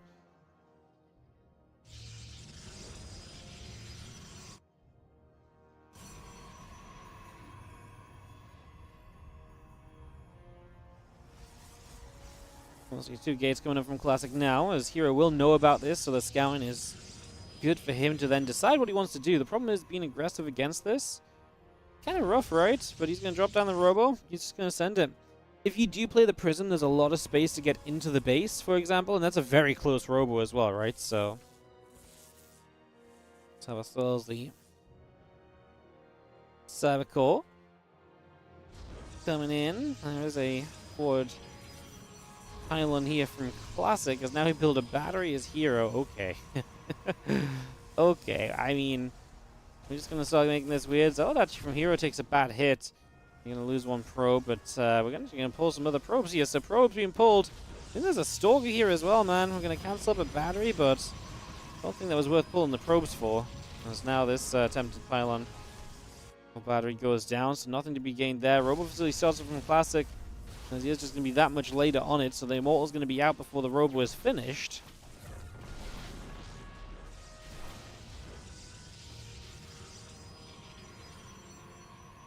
Okay, it goes down. Let's have ourselves Chrono Boost still on that Robo Facility. Probe going to get picked off. Stalker's able to make the grab there. Zealot in some trouble. I mean, the Stalker took some damage from Hero, but he goes back to his battery, heals up, and as the Immortal pop's going to be in a better spot. Kind of needs high ground vision, though, to really keep this going, because there's now a sentry out. Actually going to build a second Immortal. Those just going to play for that. As we're just going to put some focus on this battery and allow us to try and break through this position. And Stalker's going to run around the long way and try to make a getaway, as the Immortal will take some more shots. Try and do its best to work its way through. There's only pylon powering the gateways, by the way. Will go down, so now the gate's depowered. Robo out of shield, Immortal out of shields. Robo is pumping out Immortal number 2, gets back for a battery heal. Sentry still hanging back. Stalkers are hurting, as we desperately need pylons here. These gateways are depowered. The Robo depowered as well, so the Immortal of Classic heavily delayed. What a big issue that is. Now Prism on the way, and that's going to be a massive advantage. Prism versus no Prism. I didn't even realize how big a delay that was on the Immortal, by the way, on that Robo facility. That's huge. Prism popping out in just a few. Stalker's trying to just get freebie shots and actually gets a couple there. Like I say, high ground vision is about to become so good. Having that vision is going to do so much for you, as now we can start to pick away at these gateways just from afar. No reason to be in range of anything. It keeps your Immortals so safe as well, right? That's the big part of it all, is Force Field kind of whiffs. Doesn't do much. Sentry goes down. Prism not doing its job of micro, and Hero like looking elsewhere. Good Force Field there, though. That Immortal is stuck. Cannot micro out. Again, if you had a Prism, that's the sort of move that can't be made. But without a Prism, Immortals do get stuck, and that is the big advantage that we're playing with right now on Hero's side of things. As Hero is looking good for his aggression to work and potentially send him to the Grand Finals against Maxpax today. One more Force Field drops in. The Adept Shade is not successful. 2 Immortals now just going to drop straight into this base, start targeting down pylons. Yeah, just seeing what they can do. The Adepts are going to threaten a Shade buy as well. Might be a good one to actually commit to. There's pros on that gold mineral line, and you can keep the majority of the army to the left because of the power of the Prism and Immortals. Classic in trouble. Adepts going to Shade and commit. 1 Force Field going down. Actually, do kill an Immortal, so the Prism does not get the pickup in time there, and that is going to be a big step in the right direction for Classic defensively. Now the Immortals pull into the in-base expand. Going to go after this pylon too. Classic supply blocked actually on the pylon going down. However, you kind of break through a little bit on the low ground again. It's the Immortals that are not going to have battery heal, and that sucks. And now Classic, you could question that he was actually maybe doing okay in the main, but he chased down here with these units, and the mobility of the Prism allows you just to play chase down. Kills off absolutely everything, does Hero on the low ground. That's a bunch of free units donated there. Finally, Classic with 2 Immortals out is going to build the Prism. And if there's a time to commit as Hero, this is probably it. Go now before the the Prism pops out. He's actually going to out DPS the Immortal there, as he was 3 against 3, but he kind of had 1 Immortal hitting the Adepts on the back side. That obviously helped him out a lot, as we are playing the evacuation game. We're just about making the evacuation happen. Double army supply right now from Hero. A lot of it is buffer. Like I say, picking off that additional Immortal is nice. Both of his Immortals are kind of low, though, so you've got to be very careful in these engagements. If your opponent's Immortal can get into reach and get into range, that would be absolutely huge for them. And now army supply begins to even up a bit as Hero loses a couple units. Super Battery keeps units alive. And obviously, a warping goes the other way for a couple moments as well. Helps to resettle things.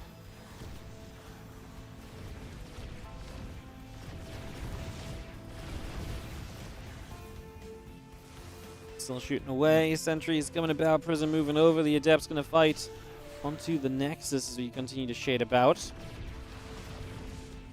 These 2 Immortals going to try and do what they can. The Adepts will not commit to a shade out there. I was going to say maybe, well, I was going to say recall in the corner, but of course the Prism's still nearby, as Hero has not let up this pressure yet. Going to start moving forward again. Up this ramp we go. It's definitely awkward, and there's so many force fields available too, making it even more awkward on top of how it already is. Hero. It's going to go back to kind of picking away at these gateways, which feels like free damage. Oh, those Immortals are dead because the Prism is too deep. Prism is too heavily committed here. And so Hero will lose both of his Immortals as it gets force field, and the Prism bringing the Adepts in the main doesn't really do anything at all. So that's a disaster. It's really bad. These 2 Immortals are going to be firing again. No, we're going to have one of them in trouble. This one does get saved. The force field, same place, second time. That's a major turning point from Classic. As we have the Super Battery active here. Another Immortal about to pop out from Classic as well. You do kill off a gateway. The Adepts commit into the main mineral line, but I'm not sure what we're doing here, because now these Immortals are on their own. Adepts, what we're doing, buddies? What is the plan? Robo Facility is going to be depowered if we don't do something about this. Hero is just going to dive into the main mineral line. He's just going to go for as many probes as he can get, apparently. Which, to be fair, knocking down all these probes is a big deal. Yes, you lose power to your Robo Facility, but your opponent's now only on 8 workers. Hero building a Stargate back at home. I mean, 9 minutes in the game, he'll have some mines still on his main. Depths come about again. The unit's still coming over. Those depths will be in some trouble.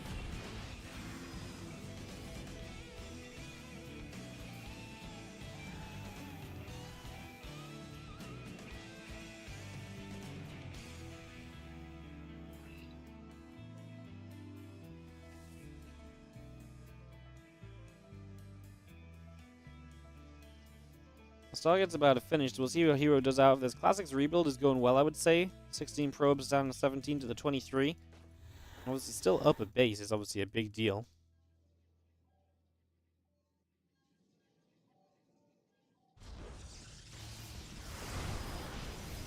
Depth shade through a couple of probes will get taken down. The Prism dropping Immortals off across the map. This is where the Phoenix comes into play. Phoenix can chase that Prism down. Unfortunately, wasn't out soon enough to get a lift on an Immortal. Would have been a cool little something as we recall the Prism to keep it safe. Now we're going to see more Phoenix on the way out as the Prism of Hero comes into this main base, looking to deny probes on this base, but no probes on this base.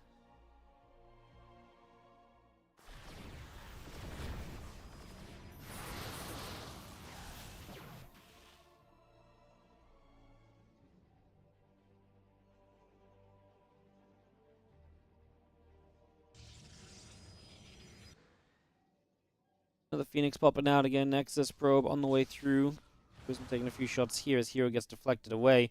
Hero's finally putting his own expansion up. I mean, we should be okay to just expand, right? This is going to be expand versus expand. The work count's going to be even. Classic's mined a little bit more for his base, so arguably that's even better for Hero because he's not, he's got a completely fresh base still.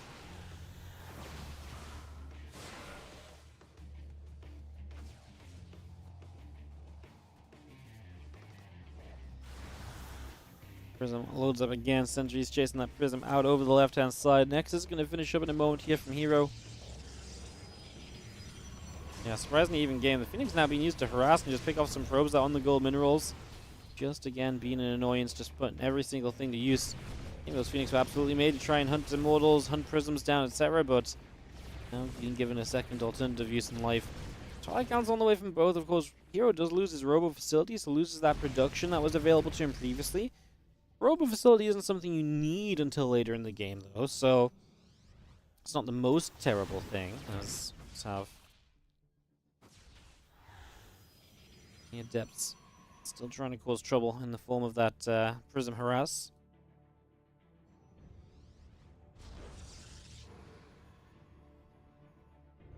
Just come back over, gonna grab a Proby or two. Mortals hanging around. Fire back. Oracle will take some shots. Well, still trying to fire away. The Adept trying to fight a little bit more as well. Resonating Glaives on the way up. Let's have a Prism gonna recall back.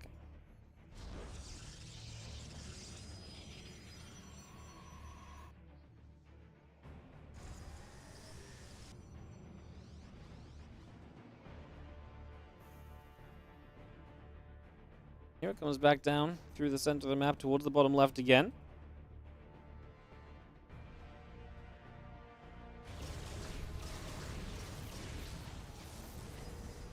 Get another shot off. Just going to be seeing more glaives, more adepts all coming about. The gateway coming up, pylon coming down. More and more adepts continue to build in here as you just have the army of classics still spreading about. I mean, game is, again, equal on workers, army supply different slightly. Both players play glaives, which honestly, given the army comp, kind of makes sense. Here, we're going to use the map control to take a gold. Can't complain of that. The Oracle from earlier comes in for 2 probes as well. That's been chilling out for a while, hasn't it?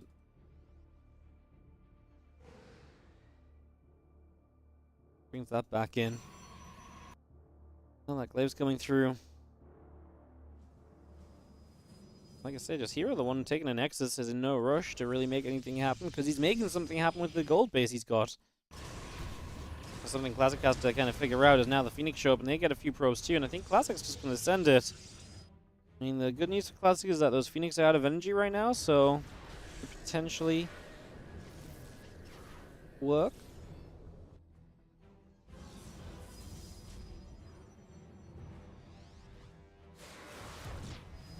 Ends up getting to this main base, a few probes begin to go down.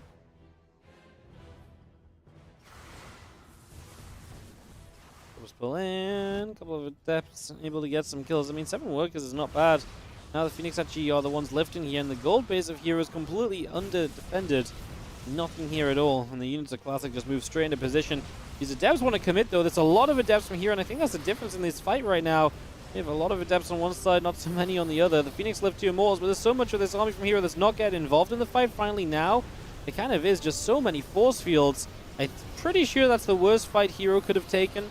The Adepts didn't even shade on top of anything. Like, the Adepts kind of shaded past, and then the force field stopped everything else fighting, and I don't think Hero could have taken a much worse fight right there, as Classic's going to win this game. Man, this looked ugly for Classic for a lot of it as well, but he holds on, he maintains. And Hero really messes up at the end. Really does not feel like that should have been a fight that Classic should have been looking so good in, but here we are. It's 1-1, and we're going to go to Game 3 as they battle over playing Maxpax in the finals today.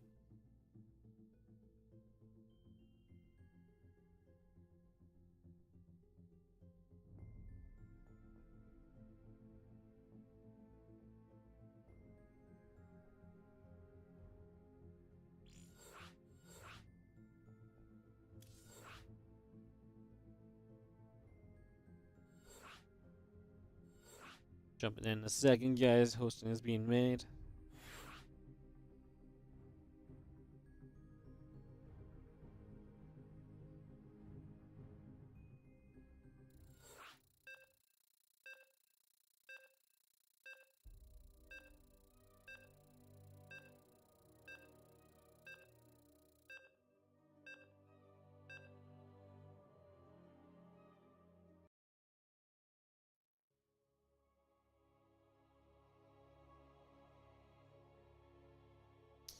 Alright, jumping into it, guys. It's Classic. It is Hero game number 3.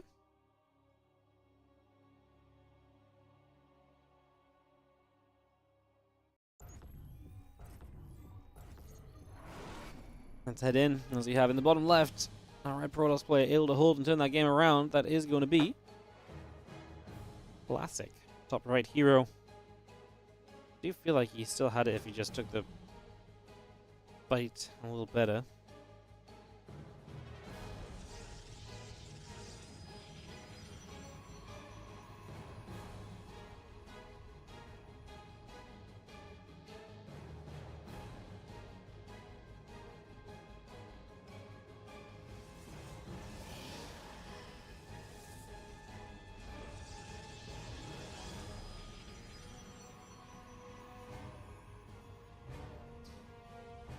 Oh, gateway coming up on both sides. Gets set up. Probes are on the way out to the center of Alcyone here for Game 3 of the semi-final.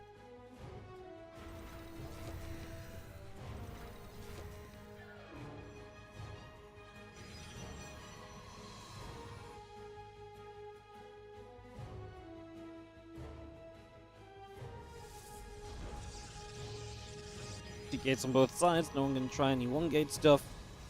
Fast expands. As you've seen now, we can 2-gate fast expand still. It's just much safer.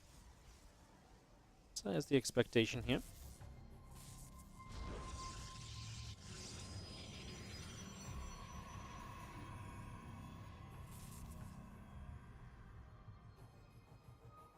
Cyber call coming up, gateway coming through, probes building. That's almost up and running.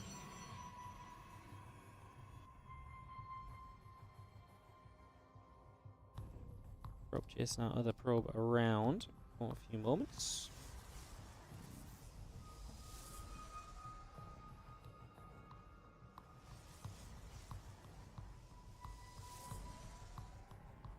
Couple stalkers, couple of adepts. That's going to be our difference in the early game. It's going to be the gateway units. So adepts a little bit more harassy focused. Stalkers really able to kind of get a push going. Adepts obviously cheaper gas-wise as well, so maybe some fast attack out of Classic here, although no one dropping anything yet. Gas in the bank.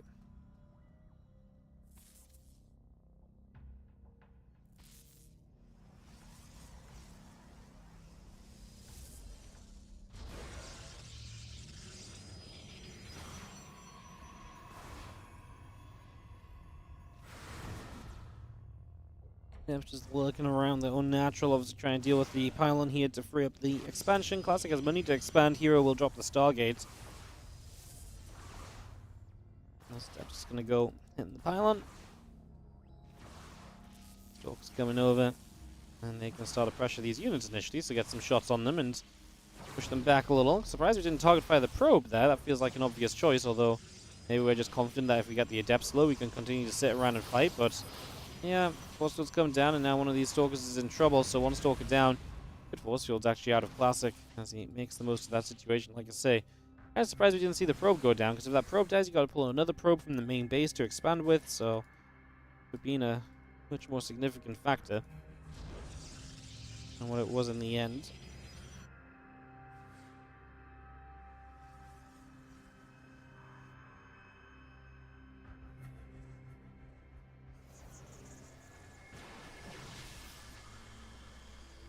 A little bit of back and forth.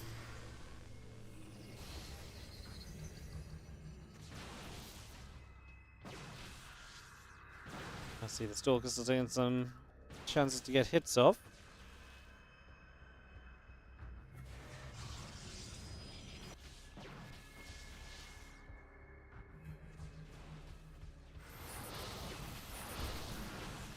Somebody's firing, Adept goes down, the rest of the probe is going to be pulled. You're going to be seeing this battery going down already.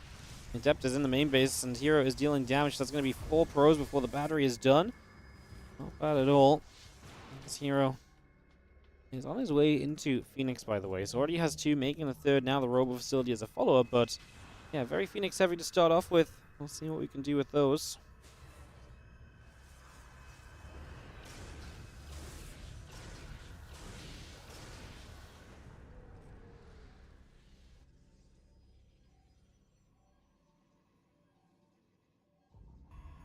Toilet Council now on the way up from Classic. Of course, that race towards Blink Tech is going to go in his favor, but only because his opponent is obviously going in a very different direction.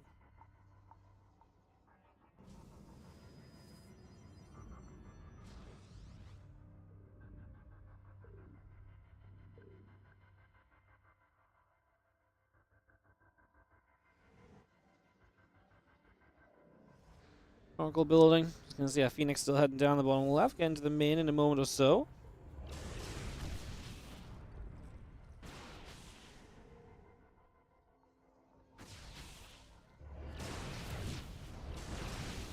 So you're seeing a few probes starting to drop.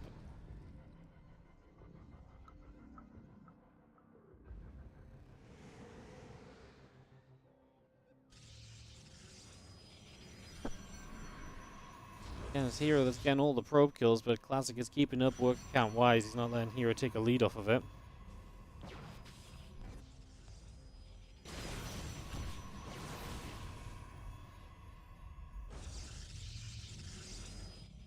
Model about to finish. Blink still on its way. Forge Nexus continues to come through. Couple more probies on the way out. Our Oracle going to activate into this mineral line, and some probes will go down over here as well. Stalkers actually going to get the Oracle though, so that's going to be the end of that for Hero. Obviously not nice to lose the Oracle, because we'd like to maintain map control with it and everything, right? So a little bit of a shame.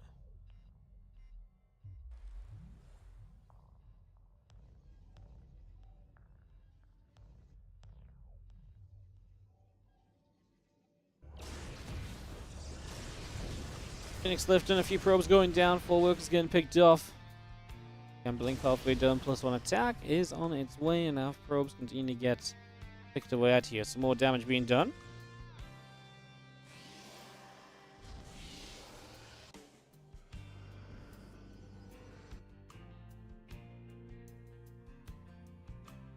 Forge about to finish, Twilight Council is about to be done as well.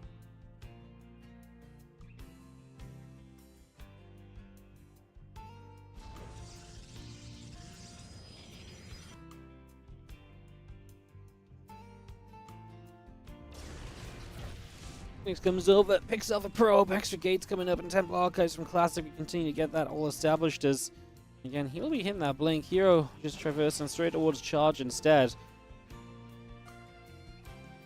It's been 2 very different routes and openings this game so far.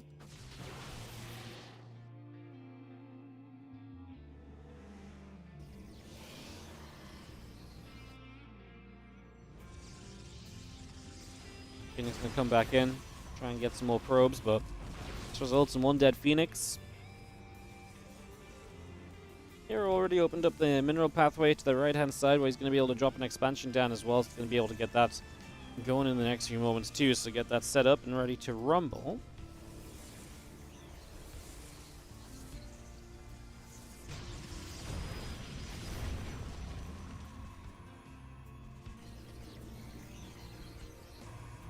Prism charge, +1 attack, all continue to come about. Nexus on the way through.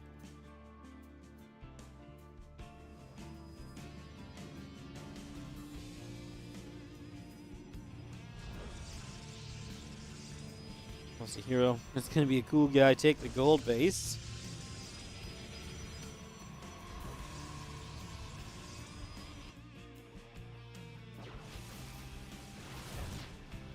We're still pushing out down to the bottom. Just going to be seeing this army about to show up. A couple force fields going down. Immortals trying to get forward. Obviously, high immortal count here. If they can get into the fight, then great. I mean, hero is just sending it. Classic being forced to kind of deal with this. Obviously, he doesn't have charge, so his ult can't retreat away as easily.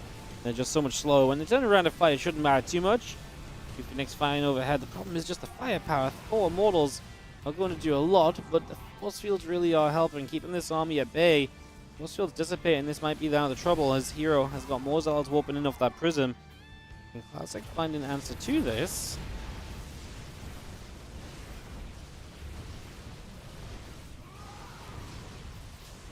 Taking some more shots, just trying to fight back. The Immortal's still moving forward here as well. Let's see a few more Zealots getting warped in.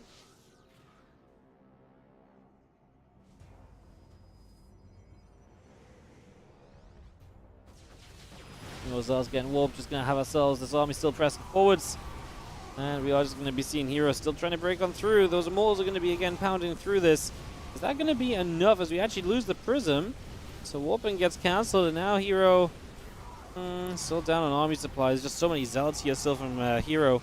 Classic is not able to really do enough. We force field that Immortal out of the fights. These Stalkers are very much so left on their own. And we have a warp in his Zealots, but I think we're fine to let that finish because they're just going to get kind of blasted away here without doing much at all. A few probes pull in. Still would have been nice for Hero to just have a few reinforcements around. He's going to have Zealots starting to show up, although kind of on the wrong side of that gold base. Actually, recall home. I think Hero had a lot of reinforcements that were just on the wrong side of the map. If they were all there right there, if that Prism had never died, then that would have been absolutely huge. Could have been game.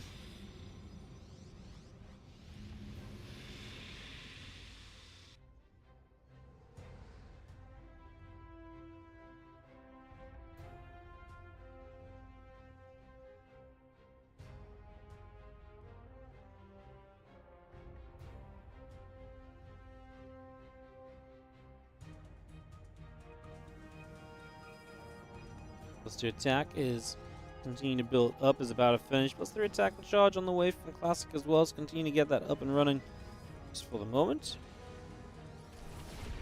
But it is Hero who's ready to attack once again. Definitely has created a supply advantage for himself. Get that set up.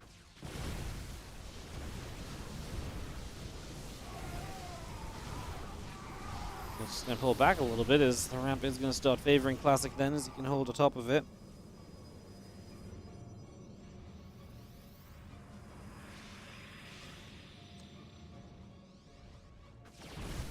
That's going to charge up. The Archons are going to come through.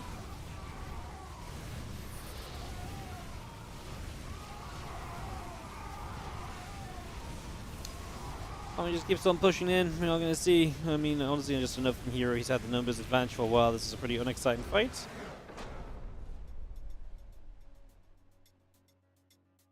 GG's. And it is Hero to take it 2-1 over Classic. So, there we go, guys. We are going to be heading ourselves into a grand finals with Hero versus Maxpax. I'm going to swap on over to the Americans server to get this one played out. Get that underway in just a few here for one final match today, one final best of 5. Hopefully some nice quick videos and we can go and get this all started up. Maxpax is going to win. I feel like he played a much cleaner series than what Hero just played. But the beauty of Starcraft is that is not always going to matter too much from series to series.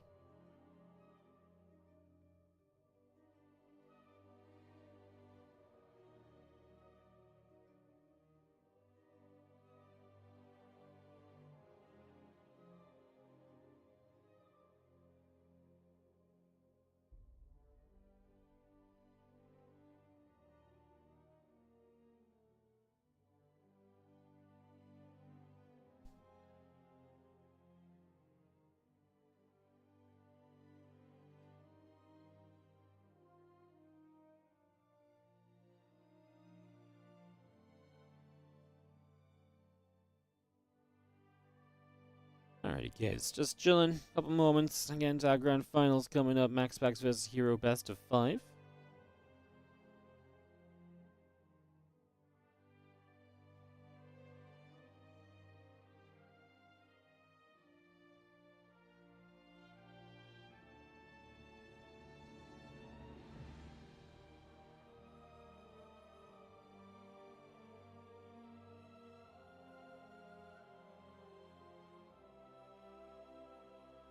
Do do do do do do.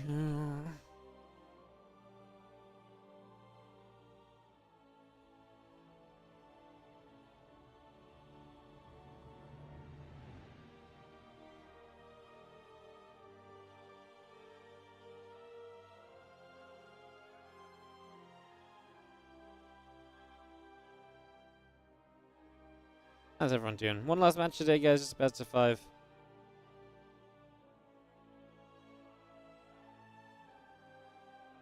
Appreciate you all dropping in.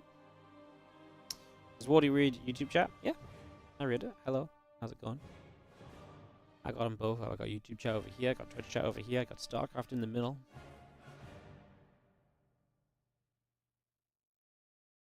YouTube chat's a little bit slow most of the time, but let's still keep an eye on it.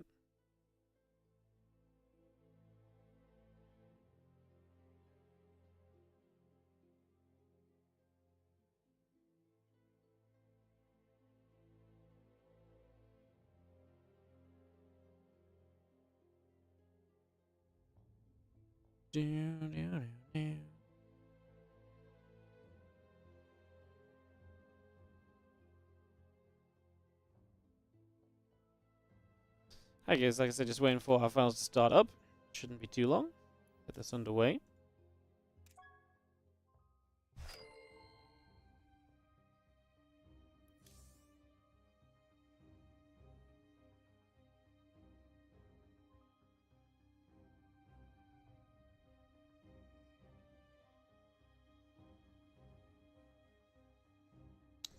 Alright guys. Because the maps are already being picked, they're on map pick number 3 already, so let's see what happens. Hello, tallest giraffe. Hello, hello. So yeah, best of 5 PvP coming up. I didn't see what maps 1 and 2 are, but we'll find out in a moment. But map 3 Ghost, 4th map Side Delta, 5th map Alcyone if we get there. I'm kind of feeling Maxpax. I feel like he played a better series against Firefly than Hero just played against Classic, but we shall see.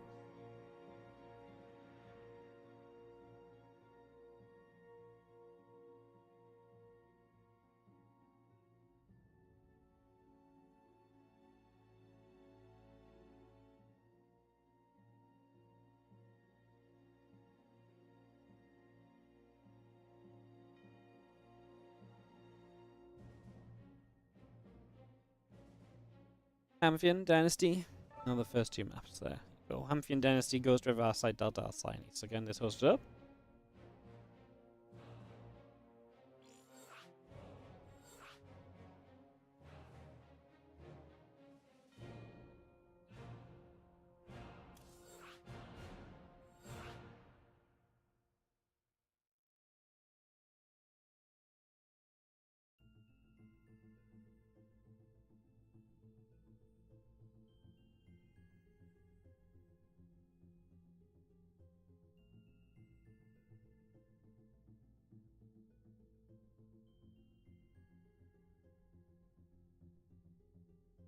Just waiting for Rotti to accept us into the game. Looks like he is AFK, so they'll try and host us again a second time.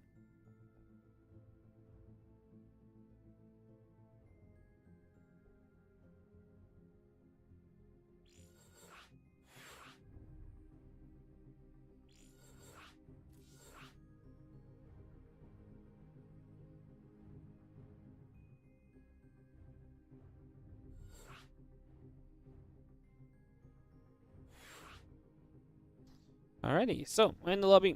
I'm gonna get players swapped around in position. They're set to go. Amphion will be our opening map.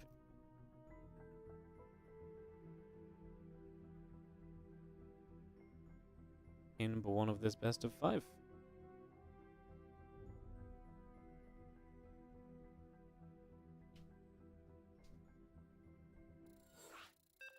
There's some questions about races, and Hero is currently set up as Terran.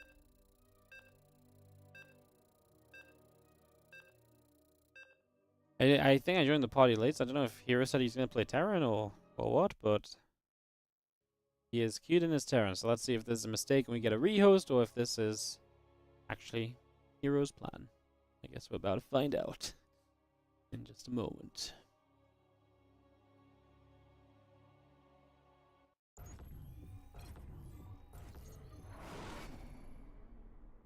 Oh, it looks like we're playing TVP. All right. Top left-hand side, and then playing as the correct race, the blue Protoss player is going to be Maxpax.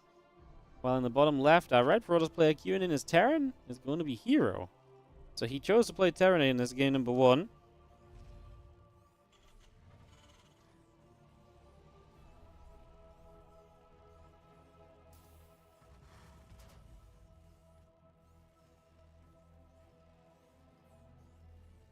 Very intrigued as to what Hero has planned.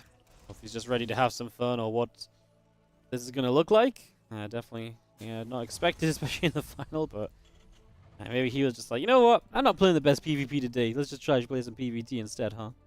Maybe that's his plan. Maybe that's what he's going to go for. Which I say, you know what? Why not go for it? Why not go for it?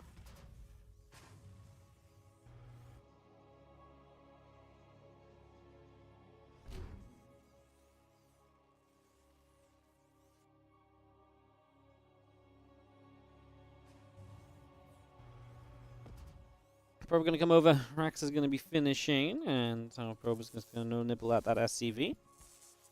So SCV taking a few shots of damage.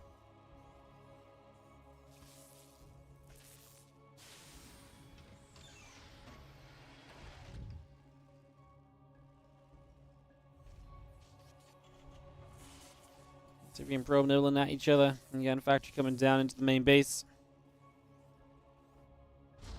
Continue to settle ourselves down. Marine comes over. Probe just gets pushed away. Barracks gonna move across, build the reactor up. Again, Nexus, Cybercore, all coming through. That Cybercore is about to be done. Simulator halfway through.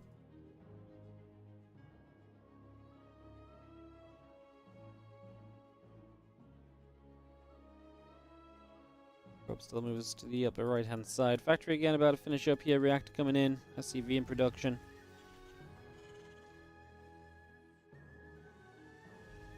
Captain, the warp gate continue to come out. The Nexus still about to finish as well. That Stargate still continuing to build on forwards.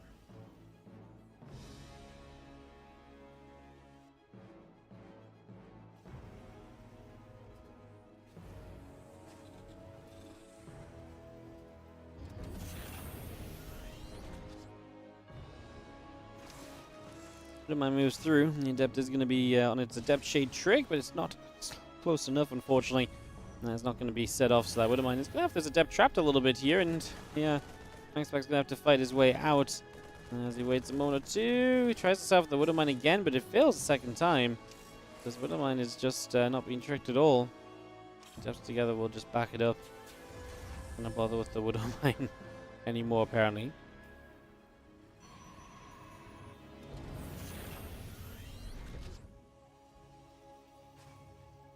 Additional Marines coming up, Adept coming over. We do have the Phoenix building, Warp Gate on the way, Gateway probes, etc. Everything coming through for the moment as our Stargate also has just in full production with that Phoenix blade from Maxpax. He's going to miss this medevac of Hero going up the left-hand side, so doesn't find that at all. Here, of course, is yet to expand. Oh, we do see this. Okay, so that's a nice catch, obviously, especially if Hero's going to be super aggressive in this game. Good to start kind of getting on top of this ASAP as our first Phoenix takes a lot of damage, but is just about going to live. So Phoenix able to pull away. Medevac hurting, but hey, we didn't lose any units. And that means the full power of this push from Hero is going to come swinging at some point soon.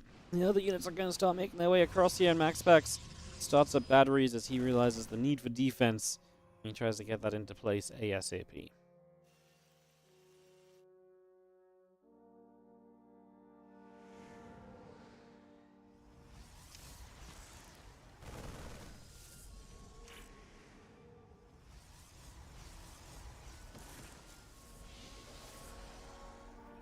One just going to push up. Widowmine is going to be Brain, and that one gets denied. Zero takes position here. The Phoenix going to be able to get rid of a Medevac. Liberating the main base, and a bunch of probes start going down there as well. Worker's dead. SCV's now pulling his hero. Wants to end this SAP. The super battery active is going to go down. Now, Robo Facility is going to be in some trouble. A few probes going to pull in, as we all going to see the Widowmine shot actually dodged nicely by Maxpax. He's going to come in with the Phoenix, pick off the Widowmine there. Now going to lift the Siege Tank too. Damage on the Phoenix. Coming in, we get rid of one of the Phoenix with those Marines target fire. We're really trying to get rid of the Siege Tank, but it doesn't happen. It's a little bit of a waste of Phoenix in the end, you could say, as a couple Stalkers though and all the rest continue to push out here. We are going to grab ourselves a Viking. The other SCVs still going down. 19 probes lost for Maxpax, but he's still 7 workers ahead of Hero and a base ahead as well, of course. So it does look as though Hero's one base Terran push is not going to be good. As tank and Marines still pushing forwards as well.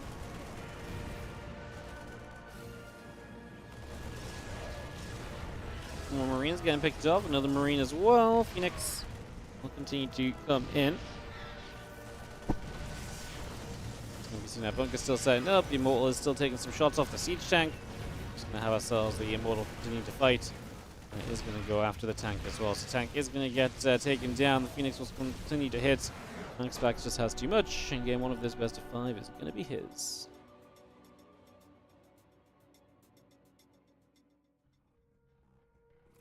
So Maxpax takes the 1-0 lead.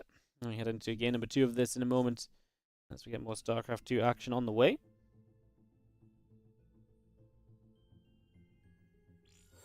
It's going to be Dynasty for game number 2.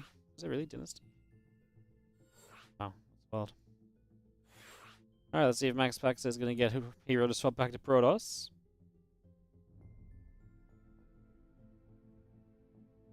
Or if we're just going to continue to see PVT in this final. Maxpax up by 1.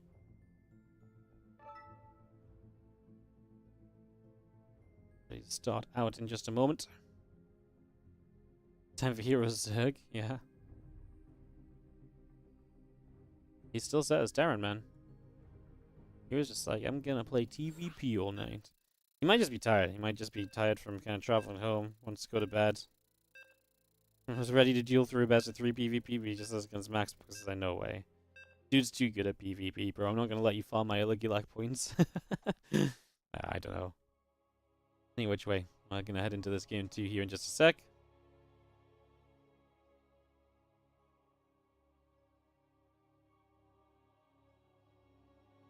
Kick this off and get this going.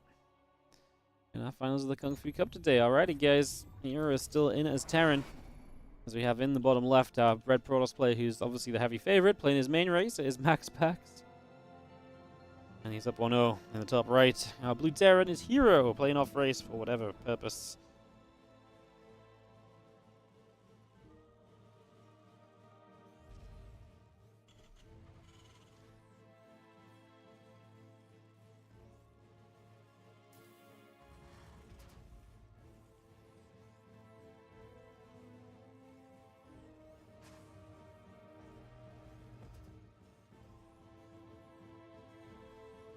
Game number 2, and it's proxy time from here apparently. First barracks goes down across the map, puts that into place already.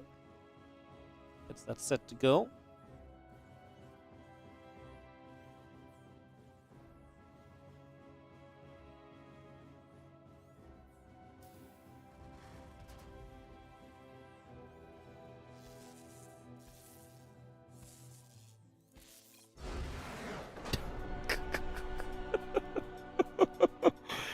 Okay, cool. GG. Probe finds the barracks, and we're gonna leave the game.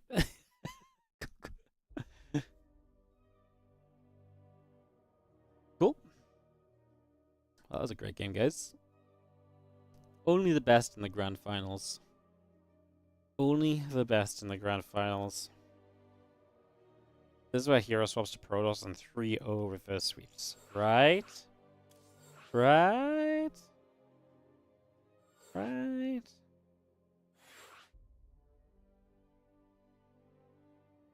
Hey.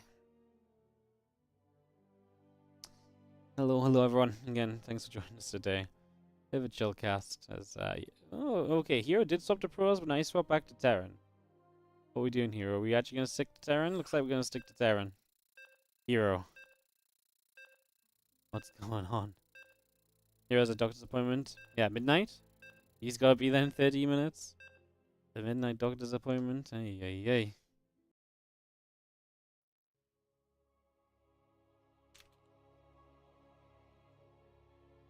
I guess, give me one sec.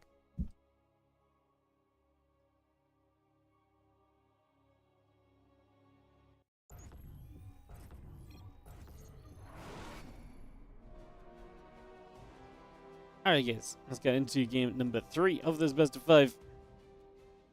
As we go into the top right hand side, this is going to be our blue Protoss player, up 2-0, Maxpax.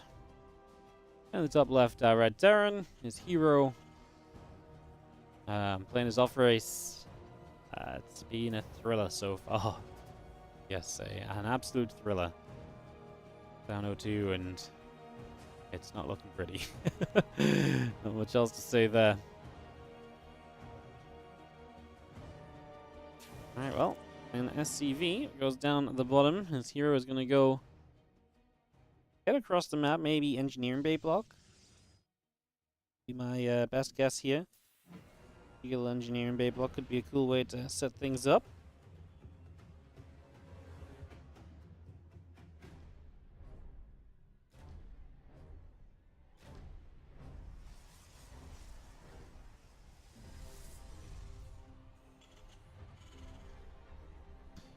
Engineering bay is building, so it is going to be the engineering bay block from hero, and that one is going to be something that will act as a bit of an annoyance here. I mean, Maxpax doesn't see it, so it's going to get absolutely like max HP on that engineering bay before the attempted expansion.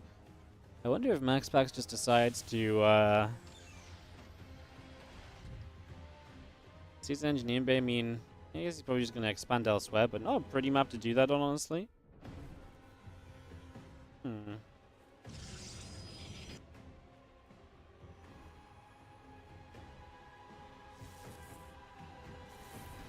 Probably at that SCV taking damage. Factory. Engineering bay orbital coming up. Couple engineering bays on the way out, in fact, here from hero. As the Cybercore is about to finish, Zealot is on the way up. I love that we've engineering bay blocked the second base as well. At this point, I feel like Maxpax maybe should just like full gate him or something. I don't know. Probably wouldn't work out, but the double block obviously is an investment as well, to be fair.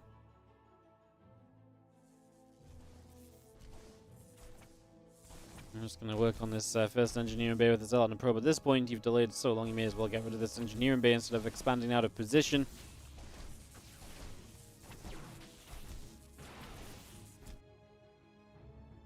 Hero doesn't seem to want a PvP against Maxpax.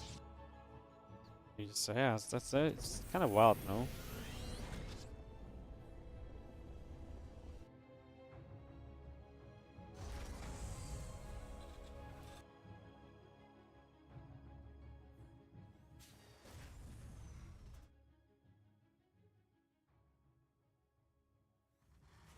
Cycle coming up. Twilight Council building in. Are you going to have this Stalker locked into by a Cyclone? Second Stalker showing up. That's when you can put some more damage onto that Cyclone. We do break the lock on. As Hero is building 2 more Cyclones. They're not going to be ready for a moment or two. And you're not going to get the repair off at least. But that is an SCV dead on this low ground. And Maxpax's units here for the moment at least putting some decent pressure on. Not done yet, but definitely not a bad starting point. As the SCV goes down, another SCV going to fall. Maxpax is getting a lot done here. As now the Cyclone needs to be super careful as well. Again, 2 more Cyclones popping, but we're going to delay this command center even further now. 3 SCVs dead. Finally, 2 more Cyclones are out, and that is going to be absolutely run the hell away time from Maxpax. But he stuck around a little too long, so I don't think he was expecting a double Cyclone. Although, what else were you expecting? You didn't see any Marines popping out or anything. His hero goes stim behind the Cyclone production, so... Well, for the moment, Maxpax doesn't have a lot of army supply. Good delay on his opponent's economy, but this is coming off of his own Nexus being delayed as well off the engineering bay block.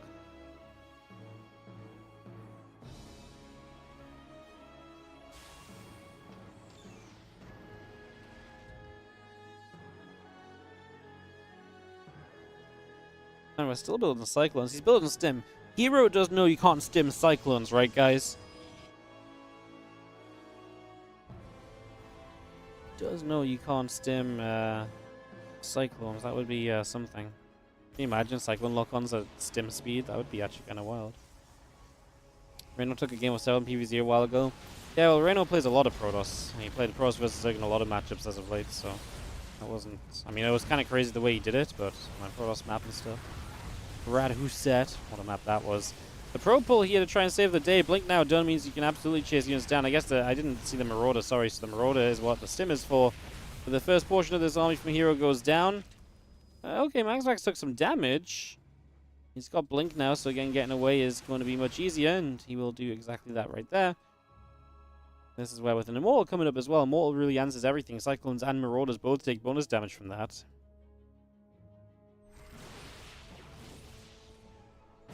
So we can get one more Marauder, so another pick off here again, utilizing the mobility of these Stalkers that we will just blink back and break the lock-ons.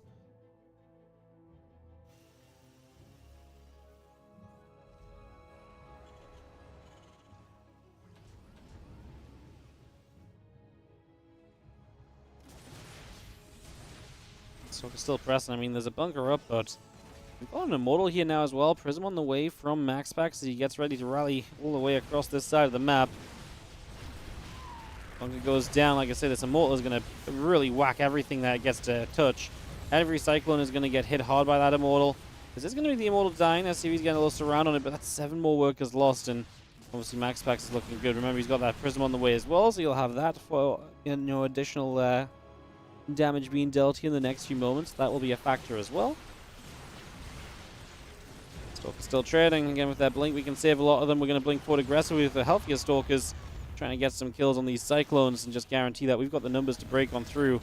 There's not a lot left here. Marauder, a couple Cyclones. We are low HP on these Stalkers, mine, and that is definitely not ideal. We're going to get one more Cyclone. A couple of healthier Stalkers again would be really nice, and we do have a warp in due apparently, so that will help you with exactly that cause. The Stalkers move up, the Marauder and the Cyclone fighting back. Just going to sit here. A few SCVs beginning to go down.